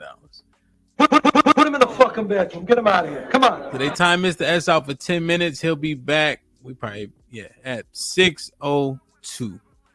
Dada was already a member, but appreciate you, brother. Arnold Allen with the $2 says his wife better not have an OnlyFans page. The sophisticated jerk with the $5 says Mr. S stands for shook ones. Michelle with the $5 says, okay, hold on now, Mr. S. If my man leave my house for 3 days, he better stay where he at. You lost me. Michael M with the $2 says Mr. S $300,000 opinion don't mean shit in his own house. HQ with the $2 says this is crazy. HQ with the $2 says don't matter the money if she don't want to submit. O'Shea was popping with the $5 says Mr. S is showing his wife that house means nothing and she gets right because he has the means to leave. Okay. Unc with the $2 says she makes you leave so she can cheat in peace. God damn. But Garrett with the $5 says my wife from Irving, Texas, and she chill. I don't know what he talking about. John Henry with the $10 says women and Pound GBG lead with their emotions. This stir-fried house husband logic leaves you hungry for more sustainable logic an hour later. UT with the $2. What's poppin' says she is not cooperative if you had to leave the house. Trigger Mike with the $5 right now. I'm calling it right now. Mr. S is a male version of Luna. Who wanna bet? GBG General with the $5. The this is the king of authority chat dummies. Convolute Harambe Jack with the $10 says his wife's single friends influence her to get some outside dick. Ellipsis. Now it makes sense. Mr. S is running from his lack of dick discipline. He wants to exercise options, and his wife wants to exercise hers. Damn. The Red Pill Ranger with the $10 says, does the S in Mr. S stand for simp? I'm so tired of beta pseudo intellectuals, men that have to leave their own house. One look, and my wife knows I've heard enough. Arnold Allen with $2 says, Hamp, can you speed up Mr. S's audio on Serato? The dating pool rose with the $2 says, Mr. S is crazy. This show took a crazy turn. What the fuck? Harambe Jack with the $2 said, with the 20 ball says, Mr. S found feminism and his wise friends say the patriarchy is done. They influence her to liberate herself from his oppression. How Mr. S want to be a leader but can't lead his wife to accept his infidelity? What the hell I miss? The Red Pill Ranger with the $10 says, you will not get a black woman to be submissive without respect, fear, quote, in parentheses, fear of losing you, and love in that order of importance. Also fucks with people who fucks with you. Stop forcing a square peg in a circular hole. The dating pool with the $2 says, now Mr. S just got on bullshit. Harambe Jack with the $10 says, Mr. S is correct. A man leaves his wife with the house and kids if he breaks his vows. Sleeping with your secretary doesn't count as an adultery because adultery is only sleeping with a married woman. No, that's not true. Jay Howard, the $5 says, this display of by the panel against Mr. S is sad. He is dropping wisdom and knowledge, and these fools can't pick up the crumbs, making everything a joke. The dating pool reactions with the $2 says, cavemen 2024 stay losing. Harambe Jack with the 50 ball says, Mr. S is cool though. I'm just throwing blows for the disrespect. Having a false sense of authority doesn't keep your wife from slipping and falling on another man's face. Mr. S is correct. It is better to stay in a hotel for 3 days than live under. Yeah. Like that. Harambe Jack with the 50 ball says, Aaron is the GOAT. So who do you think is smashing Mr. S' wife after she kicked him out for messing with his secretary? I think his wife is smashing his business partner. What y'all think? She wear the pants or nah? LeGarrette with the 50 ball says, Aaron, get him. Weather outside is humid. She turned up her location. She must think I'm stupid. She wanna run the street, so let her ho, let her ho, let her ho. She doesn't show signs of stopping, so who am I to be cock blocking? I really hate to see you go. Let her ho, let her ho, let her ho. Shit like that. Damn. So wait, what did I miss? And he got smoked. Okay, this is the thing with Mr. S. I do not agree with you have no say so, not unless you make $150,000, $200,000, $300,000. That honestly does not make any sense. And basically, you're putting majority of all women on the pedestal and saying, you know, even if she has 50 or 100 bodies, you still need to put her on a pedestal. For a man, basically what he's saying, he wants the majority of black men to make in the 1, 2, 3, 4, 5% over white men in the majority white man country. That's not logical. We already know what majority of black men make. We already know that 100,000 or more is only 10%. So, and this is when we had this conversation before. I don't know, was it John the Baptist, or which guy was the one that he only makes 35K? John the He's Baptist. married for, yeah. To me, he needs so much respect because he was able to find a wife, get the respect that he wants in a 30 plus year. So it just doesn't make any sense for you to have 200,000. That's crazy. Yeah, that's a big ass number, man. 10. So Hold, the let me next get would 10, be 15 in real quick, Callie. I got you. He just been waiting pretty patiently. What's poppin'? DJ, what's good? DJ Hamp, How Aaron you? O, what's good, Aaron O? What up, bro? Shit, man, I'm chilling, baby. Hey, yo, DJ Hamp, are you Red Pill, Manosphere? What are you, bro? I just found your channel like 3-4 weeks ago. I Like, don't even what? know. I don't even know if how to qualify for any of it. Hamp is not none of those. He just a real dude. That's it. Yeah, it don't seem like he is. That's why I asked. But man, there's been so much shit that got talked about since I wanted to come up here. I know initially it was the about having to be a leader to get women to submit. But even what Mr. S said, I agree with that. You just got to get them to cooperate. Because I mean, submit. I mean, she got to cooperate with your program. You just got to sell her the program. You know what I'm saying? You definitely don't need 200 grand.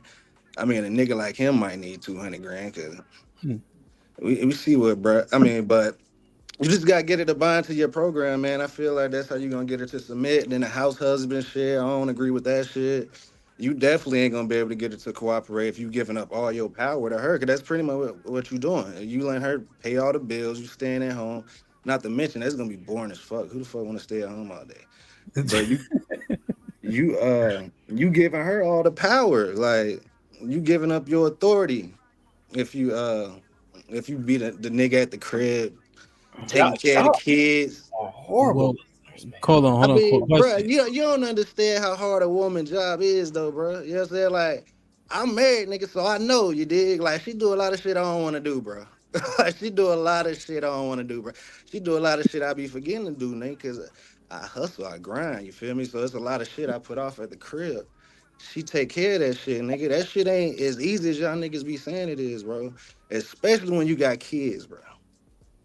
Daycare, nigga, all that shit come into play, bro. So daycare actually takes a large Go load ahead, off. Brother. Well, question. Now you said what kind of man Mr. S is? What kind of man is he? I think he a simp for sure. That's the word niggas be. I mean, he a trick. You did. He kept on talking about the Louis bag. Like niggas don't care about that shit, bro. She ain't the only motherfucker with that shit.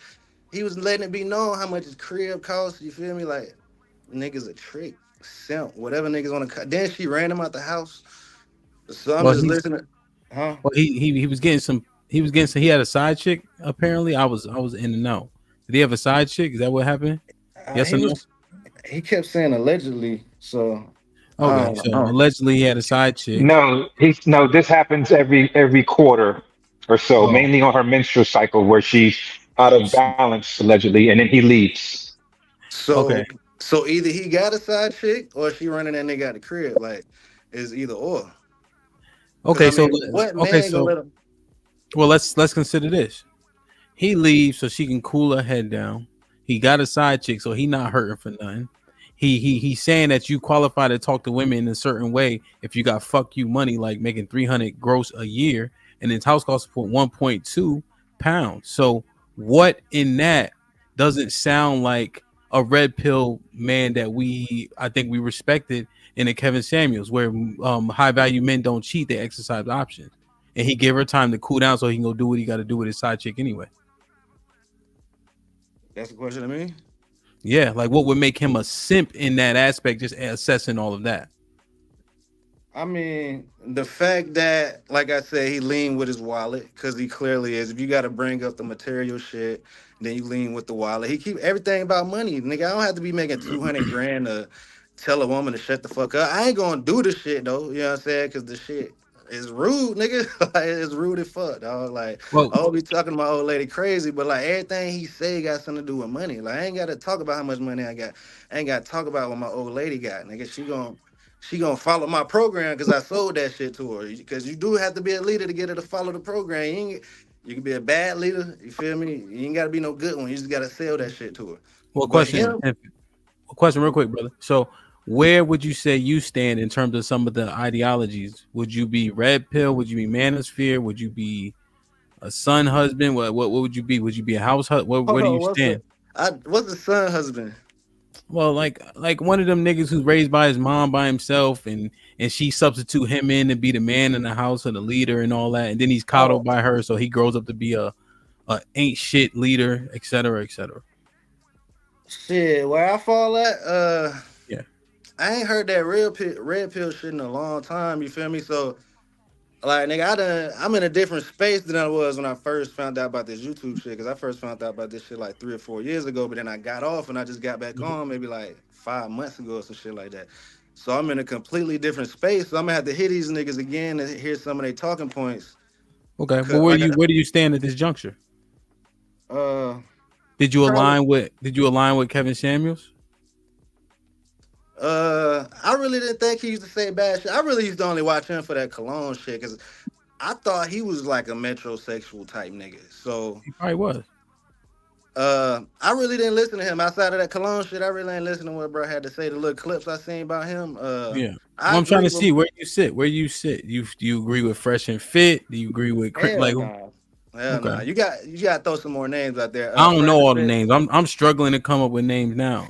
Shit. I mean, shit. I probably don't agree with none of these niggas. Then, if it's like that, you feel me? Because I don't agree with like talking to my old lady crazy. I don't agree with that shit. Sometimes it happens. You feel me? But I don't agree with that shit. I don't agree with just that whole submission concept, bro. Like I don't know. It all depends. I don't know what the people is that I can compare myself to because I don't watch that many niggas. I really now only really watch your channel and Aaron O channel. Okay. So, but you don't agree with the house husband thing, though. Nah, you giving up all your power, nigga. You giving up all your power. Then what? Like I said, what type of nigga want to sit in the house all day, bro? Like you ain't making no money like that. Yeah, so he got money. He got a house. When his wife started acting a fool, regardless of him having side chicks, he said, okay, I'm gonna give you a chance to breathe in my house that I pay for, where I got cameras at to make sure I know where you at. And I'm gonna go to the hotel while I go do what I gotta do, what I've been doing, the reason why you mad at me in the first place. And then when I get back in 3 days, you better be back to your normal self. Well, if that nigga talking like that, then she need to go get a job. Well, based on how he been talking, did you hear him talking? Did he sound like he be stuttering over his words, or he know what he's saying? He like he know what he's saying, you feel me? But if he talking like that, then she need to go get her own money, you feel me? Because he can just cut that stream at any time. So niggas that talk like that, his old lady need a goddamn job, bro. He said he employed her anyway, though, so she making her own money anyway. But she need to stack that money when she got a nigga talking like him. Oh, so she should have like a get out of there fund. Yeah, of course. Hell yeah. If he talking like this, if he talking like this nigga, of course, bro. Like, now 10-15. Now you know what they would say. Now, if I broke it all down, like, and I'm saying everything I said is true about Mr. S. Let's say hypothetically or allegedly, whatever fits better. You saying what you saying, they may qualify you more as a simp than Mr. S. Nah, because I don't play my whole hand. I'm just saying, based on what we saying though, is what I'm saying. Go ahead. It all depends on like what they categorize as a simp. You know what I'm saying? Because I'm far from a simp, goddamn. Well, you used the word first in 15. That's why I was trying to understand, because technically, where we at right now, it sounded like she was running them out the crib. Can't nobody run me out my goddamn crib. You feel me? And like me, I don't play my hand how he play it. I ain't gotta tell my old lady fucking the shit that he say to her. Fucking, you know what I'm saying? So, nah, I don't think I'm a simp. What did he say to her? I missed it. 10-15. I was in and out. Like when you were saying he could tell her to shut the fuck up if you got 200 grand and all that shit. Well, now let me ask you a question: is there such thing as shut the fuck up money? Nah. You remember when Jay-Z said, "I got 5 passports. I'm never going to jail"? Yeah. That's money talking. I know it is, but his chick just gonna fuck somebody else. I mean, if he want that, then yeah. Yeah, but he didn't say that though. Those were not his words. He ain't gotta say. He don't know. Like I know, I'm that nigga who used to fuck his bitch. That was me. Pilots, all that shit. Pilots, yeah, nigga. 24, 25, fucking a pilot's wife, nigga. He probably talked how this nigga talk. I don't play my whole hand, bro. Like this nigga play his whole hand, bro. My old lady don't really know goddamn what's going on up top for real, bro. Damn. She does now. So are you saying that women? This shit, bro, she at work right now. She at work right now. She ain't never go see this shit. She ain't tapped into this type. Even if she was, nigga. Oh So are you no, saying that bro. women should She have was, extra nigga. money that you don't know about? Who, my Is that old what you're lady? saying? Nigga, I want her to have her own bread, nigga. What the fuck? That's still the mother of my kids, bro. If we separate, I don't want to have to take care of her ass, bro. She need to have her own bag, bro. So if we separate, Do you know what you sound and like, still the mother of my my friend? kids, bro. This I need this to is What? go crazy. out for a I gotta go. cigar break. I'll be back in about 20 minutes. My business associates are waiting outside in the lobby. Now, here's what I'll tell you guys. Cherry, chop, chop. Very simple. My wife, she lives in the UK. She can divorce me any day she wants. Are you But related to she Simon knows. Hectic by chance? But she, excuse me, am I done? You should be, honestly. Am I finished? Go ahead. Yeah, did you watch the Breakfast Club interview? Are you finished? Or are you done? You should be done, dog. Go ahead. Go smoke your cigarette, dog. See you later, fam. Be nice. Be safe. Hope you get back in the house 3 days from now. Seems like a nice hotel. Do you know how much it is to be here for one night? Do you know how much How it much is? is It's it? How much is it? £249. Cost the argument with your wife and a disagreement. $300. Now, $300 a night. Woo! Yes. Not bad. Not bad. Hey. No. I'm calling. No. Hold on, I'm I in want New to know York how I'm City, a simp, fam. though. Do any of them niggas think I'm a simp? Fam, I'm If in they New York do, we can City. have a conversation real quick. Gentlemen, have we Great taken show, brother. Great show, brother. have we taken complete leave of our senses? What are we doing? I don't know. Mr. We S get was ready to trying leave. to. It's a final thought. So I'm gonna say this, Ham. Oh, Appreciate you final for having me thought. on, fam. I'm glad we was able to turn it up a little bit, get you a little money. All this nigga putting his dick in the screen. What's going on? All right.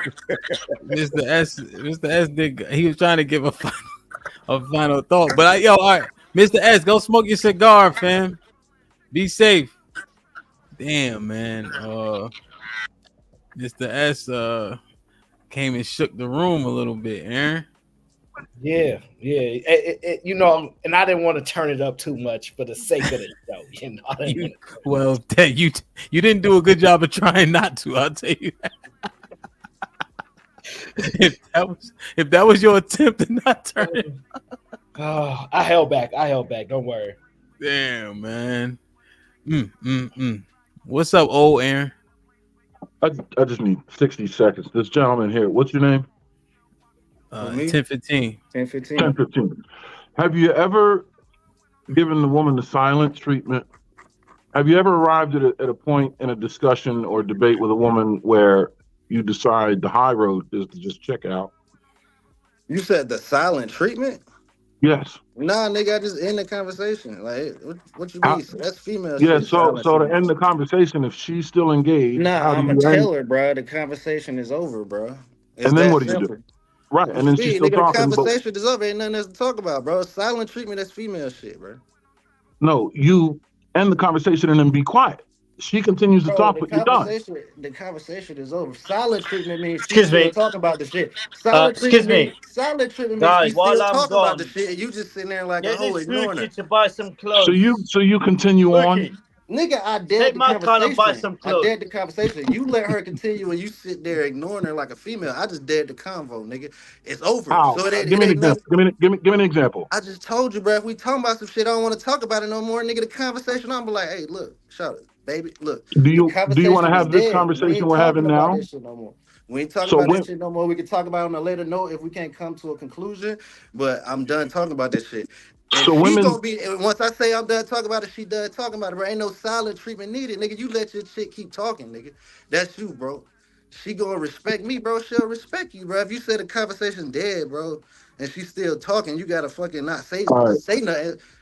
Well, all right. What up, You have Pastor? What's you up? have you have no idea what the silent treatment is Then what's the because silent treatment, bro? Everybody got their own definition. So you tell me, Pastor. You I'll tell me, show you. Pastor. I'll show you. Where did the general go? Who? Mr. S? Yeah. No, the general, the GBG general. Oh, he Kiki was out. He said thanks. He left. Oh, okay. Yeah, just wanted to say goodbye to him. No, I'm giving him an example of what silent treatment is.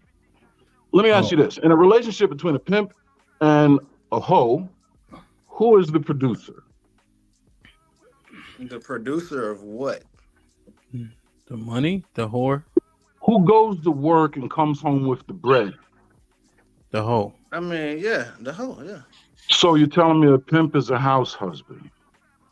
No, not really. He actually out there. He probably getting clientele. You feel me? He's still hustling. He got money coming in. He ain't at the house taking care of kids.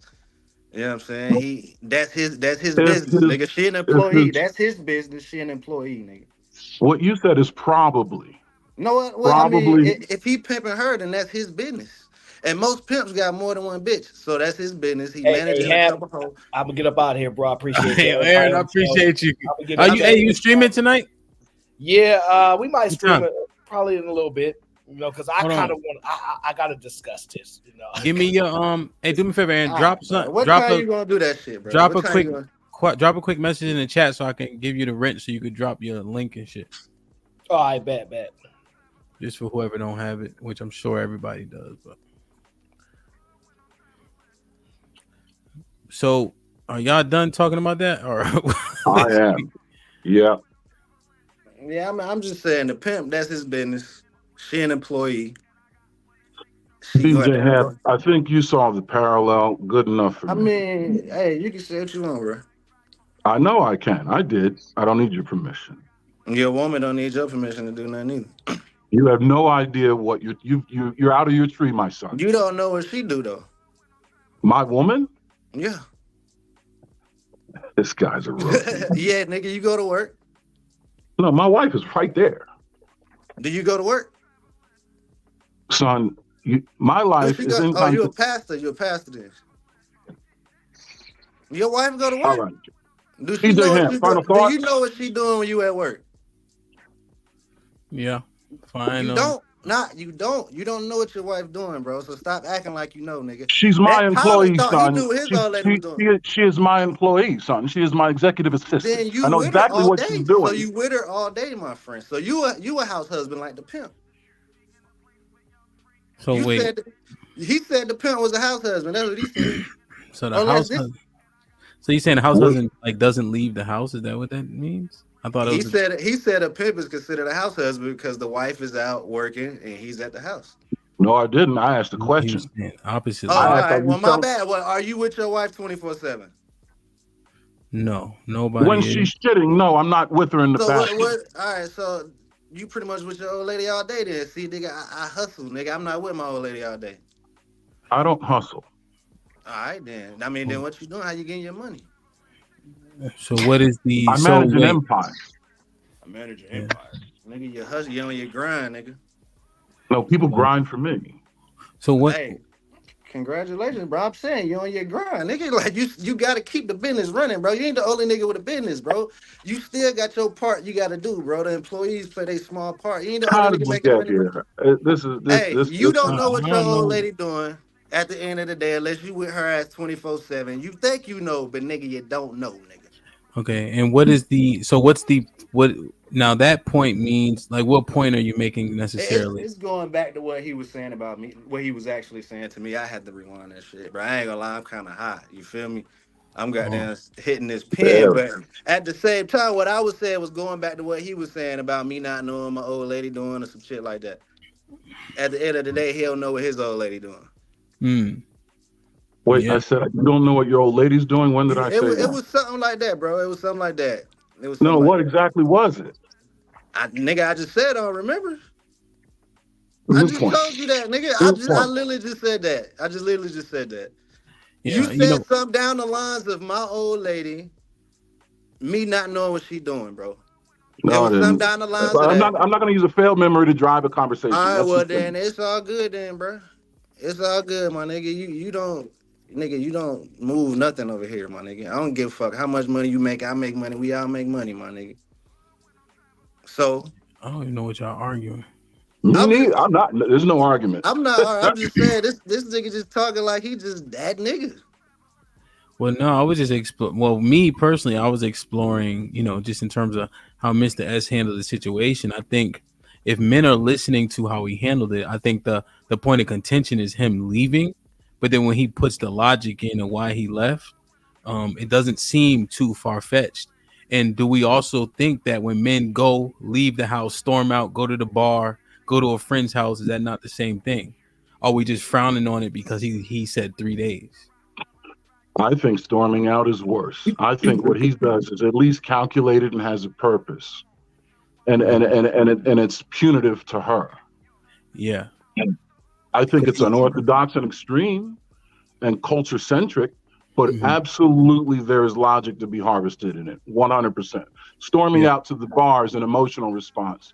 That's more simpish. That's more feminine than anything else. It's more destructive.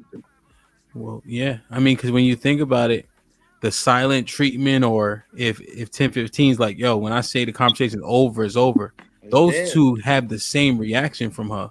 She want to talk, you ain't talking, or she want to talk and you ain't letting her talk. It sounds the same to me. And if they're equally effective, what happens? No, that's the point I was making. Going somewhere else is the silent treatment. It's an expensive one. Well, women are grown-ups too, right? And I get it that you can, like Callie said one day, like if she going back and forth with her husband, there's gonna be a point where he's like, all right now. Right. When it's being circular. All right, my bad. Well, what I'm saying is this, right? This is how this manifests. It manifests like, all right, I'm done talking. Or you go, you know what, I'm about to go in the room and watch the game. And she'll come in there and say, okay, so you ain't gonna answer my last question. And you turn the TV on, boom, boom, boom, and she take her ass out the room. Like, I don't know why everybody acting like it's straight. Like, hey, bitch, stop talking. You're like, that's not how. I'm under the impression silent treatment is she's still talking, but you sitting there ignoring her, bro. Like, if that's not what the that's what happens. that's not though. the definite. But that's what I'm saying. I think that's female shit, bro. I'm gonna just dead the conversation. She gonna shut the fuck up about it. Well, that's what we know. I know on YouTube that's how it works. I'm just saying in real life, what happens is this. Listen, I'm done talking to you. And you'll walk off. She'll say 2 or 3 more things. She may walk behind you to try to get an answer, but you continue to do what you're doing, and then she let you be. And then there's other times where you'll be like, listen, I'm done with this shit. And she'll be like, all right. We can't act like these things don't happen in real life. Unless I'm tripping. Kasim been with a woman for 20 years. Kasim, am I wilding? Callie, you've been married for 20 years. You straight. My exact point. You on the money, Sounds on point to me. Joker, you ever ask your husband 3 or 4 questions after he was done talking? No, because he's not going to respond to me. But my there you because go, he gave you the silent treatment previously. But she knows to dead the conversation. She knows to dead the convo. See, now here's a good thing about this comprehension I have. What you just said is not what she just said. So if she would have said that, I would have said okay. She said the only reason she doesn't do it is because he's not going to respond. That's not the same thing as just being totally shut down and then being quiet. Hold on, 10-15. You're doing a bad job of listening. I got to finish my sentences. So all I'm saying, brother, is she didn't say that. She said something different. Is the point, right? Not to say I'm not dismissing that she doesn't align with you. She may align with what you're saying, 10-15. I'm just saying what she said wasn't what you said. Is all I'm saying. But after that, she did say something. But y'all didn't hear it. She did say something after that. No, she said something different after. You're right. I'm saying her initial point wasn't that. That's all. That's a bad. My bad. My point. Well, I guess it's not a contention, but it is in a way. My only thing with what Mr. S was saying. Fatty. Go ahead. My bad. Initially, he said, the way he spoke about his money and how it seems like it's the requirement for the corporation. However, he has those things, and yet he's not getting the corporation. So that was my only thing that I had. I understand the point of him leaving. I just didn't understand the point of him coming in with, saying that how much money is required and all that. And then once he's in that position, he's not getting the corporation that he's talking about, despite his money. Yeah, I understood that when you were trying to go there. I understood exactly what you were saying, but and it kind of not triggered something, but it had me to switch to as well. It's like, wait a minute, your crib is 1.2 pounds. You make, over $300,000, saying that if you have this criteria, then women will act a certain way, but you have the criteria and they not. Right. And it was kind of condescending in a way, like, okay, if you want cooperation from your woman or from men, if you want cooperation from your women, this is what you need to do. But then his case in point is completely opposite, because every 3 months he has to do this. So I don't think it should matter. You know, if it's money, he's not walking the walk. I see what you're saying. That's fair. Quickly, I just got one more question, and we're gonna get final thoughts. Hey, 10-15, you did a good job, bro. You got to hit the panel more. That's a bet. That's a bet. I don't think you was listening to what Aaron was saying though. I wanted to come up earlier, but I couldn't get on. That shit was jumping in the back. It wouldn't even let me come in the back. Yeah, it was a lot. So, Joker Bet, real quick, do you think that women need reinforcement? Yes. So, what if the reinforcement's quarterly? Does that automatically disqualify him? No, that's not the. I didn't disagree with that. I disagreed with his premise on why he would get the cooperation. I think, regardless, but I do think we need reinforcement. Yeah. So I'm just thinking about what he's saying. And again, I'm not saying we just searching it out. You know, I don't think I would employ that either. You know, but I can see it in terms of just trying to be considerate of if it's effective. You know, Caesar's Palace. Any final thoughts, my G? Yeah, I got some final thoughts. I think it's crazy how you have black men wanting to stay in a feminine position. I can't stand it when I hear black men saying stuff, when I hear black women saying stuff. I'm always going to try to come up here and support the average black man, no matter what anybody is saying that is off, that is crazy. Let me just say this, because you know people were talking in the chat, and people like to show their worth and stuff like that. Can y'all see? Yeah. Can y'all see? Shit like that. That's $100,000 car that I'm sitting in right now. God. Like, I know what I'm talking about. Shit. I see you shining, nigga. I can smell it with money. I come up here. You see, I support all the time. Yeah. and it's because I want to show, you know, I'm not Nigerian. I'm not foreign. I'm Black American, because it always seems to be like, oh, he's this, he's that. He's not American. No.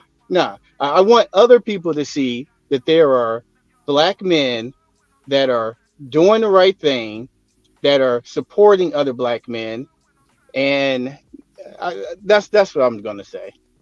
That I'm not going to keep going. Well, I want to say, yeah, man, if you're not the number one supporter on the channel, you're definitely top 3. And you definitely show love and tap in on Monday, Tuesday night, Wednesday night, Friday, whenever you can. So I appreciate it. No doubt. So you actually do it. You said it and you do it. So, you know what I mean? Real shit. Kasim, any final thoughts?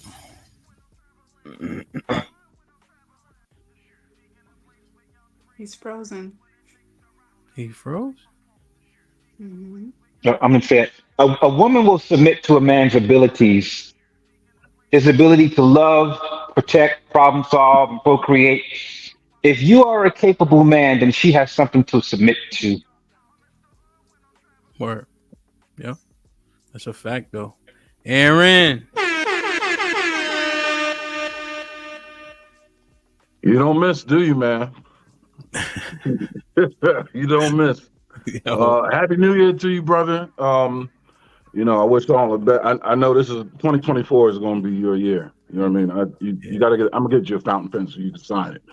That's what I need. Shit like that. Supporters like Caesar's Palace. You know what I mean? Like what you said, and picking them up, recognizing them. That's what we need. That's the kind of validation we need in the streets, and we need that understanding. Ladies on the panel, fantastic job. You guys are a breath of fresh air, right? You guys remind me that this is a fight worth fighting. So 10-15, I got a GT3 for sale to 2023. I got it under allocations, 300K, let me know. Other than that, Peace and love, y'all. Shit like that. Shit like that. Shit like that. He's got this money. He got this chicken, man. 10:15. Any final thoughts, my brother? Shit, bro. I just appreciate you letting me come up. You feel me? Shout out to the ladies. Shout out to everybody, even Pastor. You feel me? Pastor, this shit ain't personal for me, my nigga. You feel me? Like, you gotta try to stand on me. I get big money too, nigga. But yeah, Pastor, it ain't no hard feelings, Pastor. You feel me? Like, just calm down, my nigga. Calm down. You feel me? Appreciate you letting me come up though, him, and salute all the women, salute all the real ones. You feel me? Indeed. Appreciate you. And by the way, Aaron is not a pastor, but that name is funny as hell. We might have to change your name to that, Aaron. Yeah. Damn, man. That's Callie, sarcasm right there, man. Indeed. Callie, any final thoughts? Yeah, I have a few. I had to write them down because I was, trying to be in my feminine and not interrupt when the men's were talking. Stop the cap. Go ahead. I didn't interrupt. Okay, so whatchamacallit? Most of it is surrounded by the house husband rhetoric. I was gonna say that more money or being the breadwinner does not automatically make you the leader of the household. Whatchamacallit? Submission sounds horrible as evidenced by the way men describe it. If the breadwinner role was reversed, i.e. house husband, it was automatically like, ooh, you know what I mean? As far as being a house husband or the primary caretaker of the home, if that's supposed to be feminine, then why is there the push or the rhetoric or the complaint about not getting primary custody of children in a separation? As far as in a marriage, for better or worse, if it is worse, and he's not able to maybe in the breadwinner role, does he then automatically have to relinquish his authority of the household that was agreed upon initially in the marriage? And my other one was, when you lead with your wallet, you run the risk of the woman submitting to the money and not the man. And if that's the case, what happens when the money is gone? Damn. Real shit, though. Money gone with a honey steak. Killer. Joker Bed, any final thoughts? Yeah. Thank you for having me. I appreciate the opportunity. Mr. Aaron, thank you for your service. And Thank you for Kelly, yours. thank you. Those were some great points. I do agree with what you said. I think for me, in the chat, I noticed someone asked a question about what happens when I have to compromise or when we have to compromise. We compromise all the time. At least I compromise all the time because he has veto power. So at the end of the day, when he makes a decision, he bears the brunt of the outcome. I think a husband he's going to be himself no matter what, in any situation, in any arena. So even if we leave the United States and we go to a third world country, he's still a formidable force and he's still going to protect, provide, serve, whatever he needs to do to make sure we're good. And provision is not always money. So if we go to a third world country and he's got survival skills, that's provision. So that's what I submit to, the vision and the fact that he can maintain and sustain us. Someone said something about me not having any requirements. It's not that I don't have requirements, but what I require, he's already doing. He's a man, and how he operates in his manhood, his masculinity, that's the requirement that I have. So it really doesn't have much to do with me. It has to do with how he navigates the world as a man, and that's my requirement, that he continues to do that. I'm not going to change because that's my duty. I know myself, and I've purpose in my heart that this is how I'm going to be. So it doesn't matter if things change. I know people say, well, women change all the time and they divorce you in 10 years. If you've professed and you purpose in your heart, this is what you're going to do and be, it doesn't matter what's going on. You're going to continue being that way. So there's power in submission. Indeed. Hey, Joker Bed, the ladies from the POV, they said shoot us an email. They want to know if you're available for tomorrow night. What time tomorrow night? 9 p.m. Eastern. Okay. I think so. What's the email? This might be risky at Gmail. Okay. Thank you. No, it's in the back. Yeah, they asked me to ask you. So, you watch that show, the POV? I started a couple weeks ago. My first show was the day I guess you guys found out Luna wasn't whatever she was, and then I went back That and was your watched. first show. Okay, That was my so first show, and I went back and watched a couple all more right. to see what led up to that. So Okay, so you email us, and love will probably be the one that will respond. okay, this might be risky at gmail.com. Okay. Mm-hmm. Q. Damn, man, I gotta read these super chats, but I'll do it last. Final thoughts, man.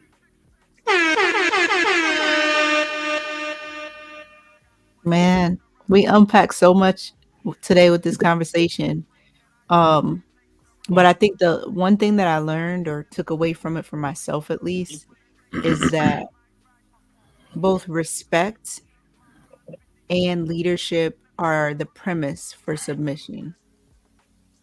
And I think that if you have those two things, a woman submitting to that, a good woman submitting to that will come easy.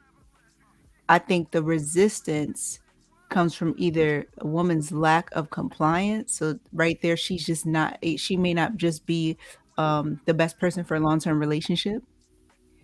Or the flip side to that, where there is not that respect or there is not that leadership. Yeah. Damn, man. I picked up so many different aspects of this. At this very moment, I'm suffering from cognitive dissonance.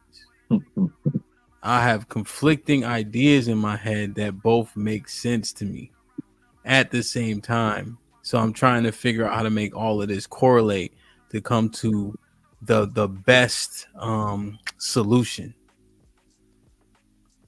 Because you can't enforce it, right, on her, how do you go about it? You know, do you build yourself up to a point and treat her just as the Bible says, which would be my premise, to the point where the fear of losing you outweighs the want to be insubordinate almost, but out of righteousness, not out of tyranny. You know, for you to be a benevolent dictator, right, would be welcomed by her because emphasis on benevolency. So I'm just chopping it up, and I need to go watch this shit back because I might come with a totally different conclusion. You feel me? Let me read these super chats, man. Damn. The red, and I'm sure there's gonna be 1,000 reviews on this tomorrow, right, Kasim? So we'll get. Yeah, I know, right? It's crazy. Damn, man. The Red Pill Ranger with the fellow says, "Are women really supporting a man who smashed the secretary? This must be bizarro world. Isn't her a textbook bandit and dusty, quote unquote?" Damn. Red Pill Ranger with the fellow says, "Don't listen to a nigga who got caught cheating while he will say anything to appease women and score points. That boy is in a sunken place." The Red Pill Ranger with the 10 out says, "My opinion is Hamp is red pill adjacent. Most masculine men are, even if they don't want to admit it. If you accept reality and believe in self-improvement, you are 80 to 90% red pill." That's what that means? No, not really. Oh, okay. Yeah. I think you're more purple pill than you are red pill because you still want to be with a woman. You still want to engage with women. You also know that, at any given time, she can pull the plug and leave, but you're okay with dealing with that. Yeah. That's the difference. Now, what about the fact that I like the fact that my wife cooks and cleans? Is that okay still? That's okay, yes. Okay. What about I will punch somebody in the face if they call me a nigger? Where does that go? That's still there. What about the fact that I don't cry from physical pain? Does that make me? that's still purple. Okay, all right. I don't know. Q, I'm trying to figure this shit out. I'm No, trying to figure out how is he purple though? How is he purple? Because Camp understands female nature, how they move, what they do, how they react, how they comport themselves, and he knows the risk of how female nature it can be. Knowing all of those risks to him, he still decides to want to be in a relationship with a woman, right? To do all of these masculine things, even with the thought of shit can go haywire at any given moment. He chooses to still be with a woman. Are you saying Red Pill don't want to get married either? Yeah, I'm definitely a Red Pill proponent still of want to get marriage. married. No, they don't. Yes, Purple they pill, do. They're purple. just telling people the pitfalls, the things that you can run into that can hurt you. That's basically what it is. That's why all this Right. It don't pill mean stuff they don't is want to get stupid. married. No, but the purple pillars know all of that, and they still want to. They still have a positive look on women, and they still want to deal with women. So Q, next Monday, we're gonna discuss the pills. So we can get to understand. All right, I got a couple more super chats. I'll send you some videos. What'd you say, Kelly?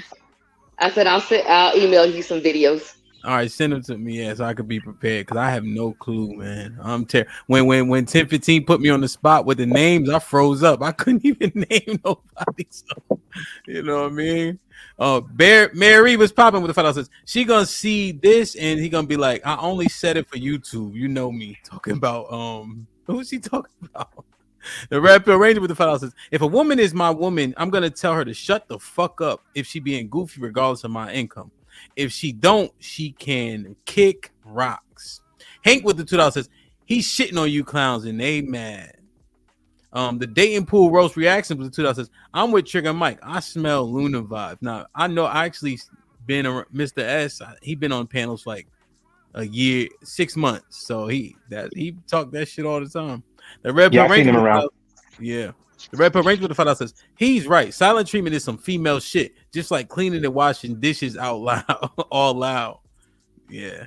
DJ Riff with the $5. What's poppin' says, Aaron, you arguing with a boy that is wearing leopard gloves on. It's crazy, bro. The King Investor $5 says, this hip hop rap mentality ruined the black men. Shame on you, 1015. Fake ass Fetty Wap. Arnold Allen with the $2 says his wife respect him. Furry hat and all. That's crazy.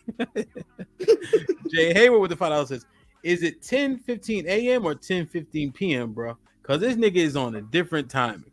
A broke clock supposed to be right twice a day.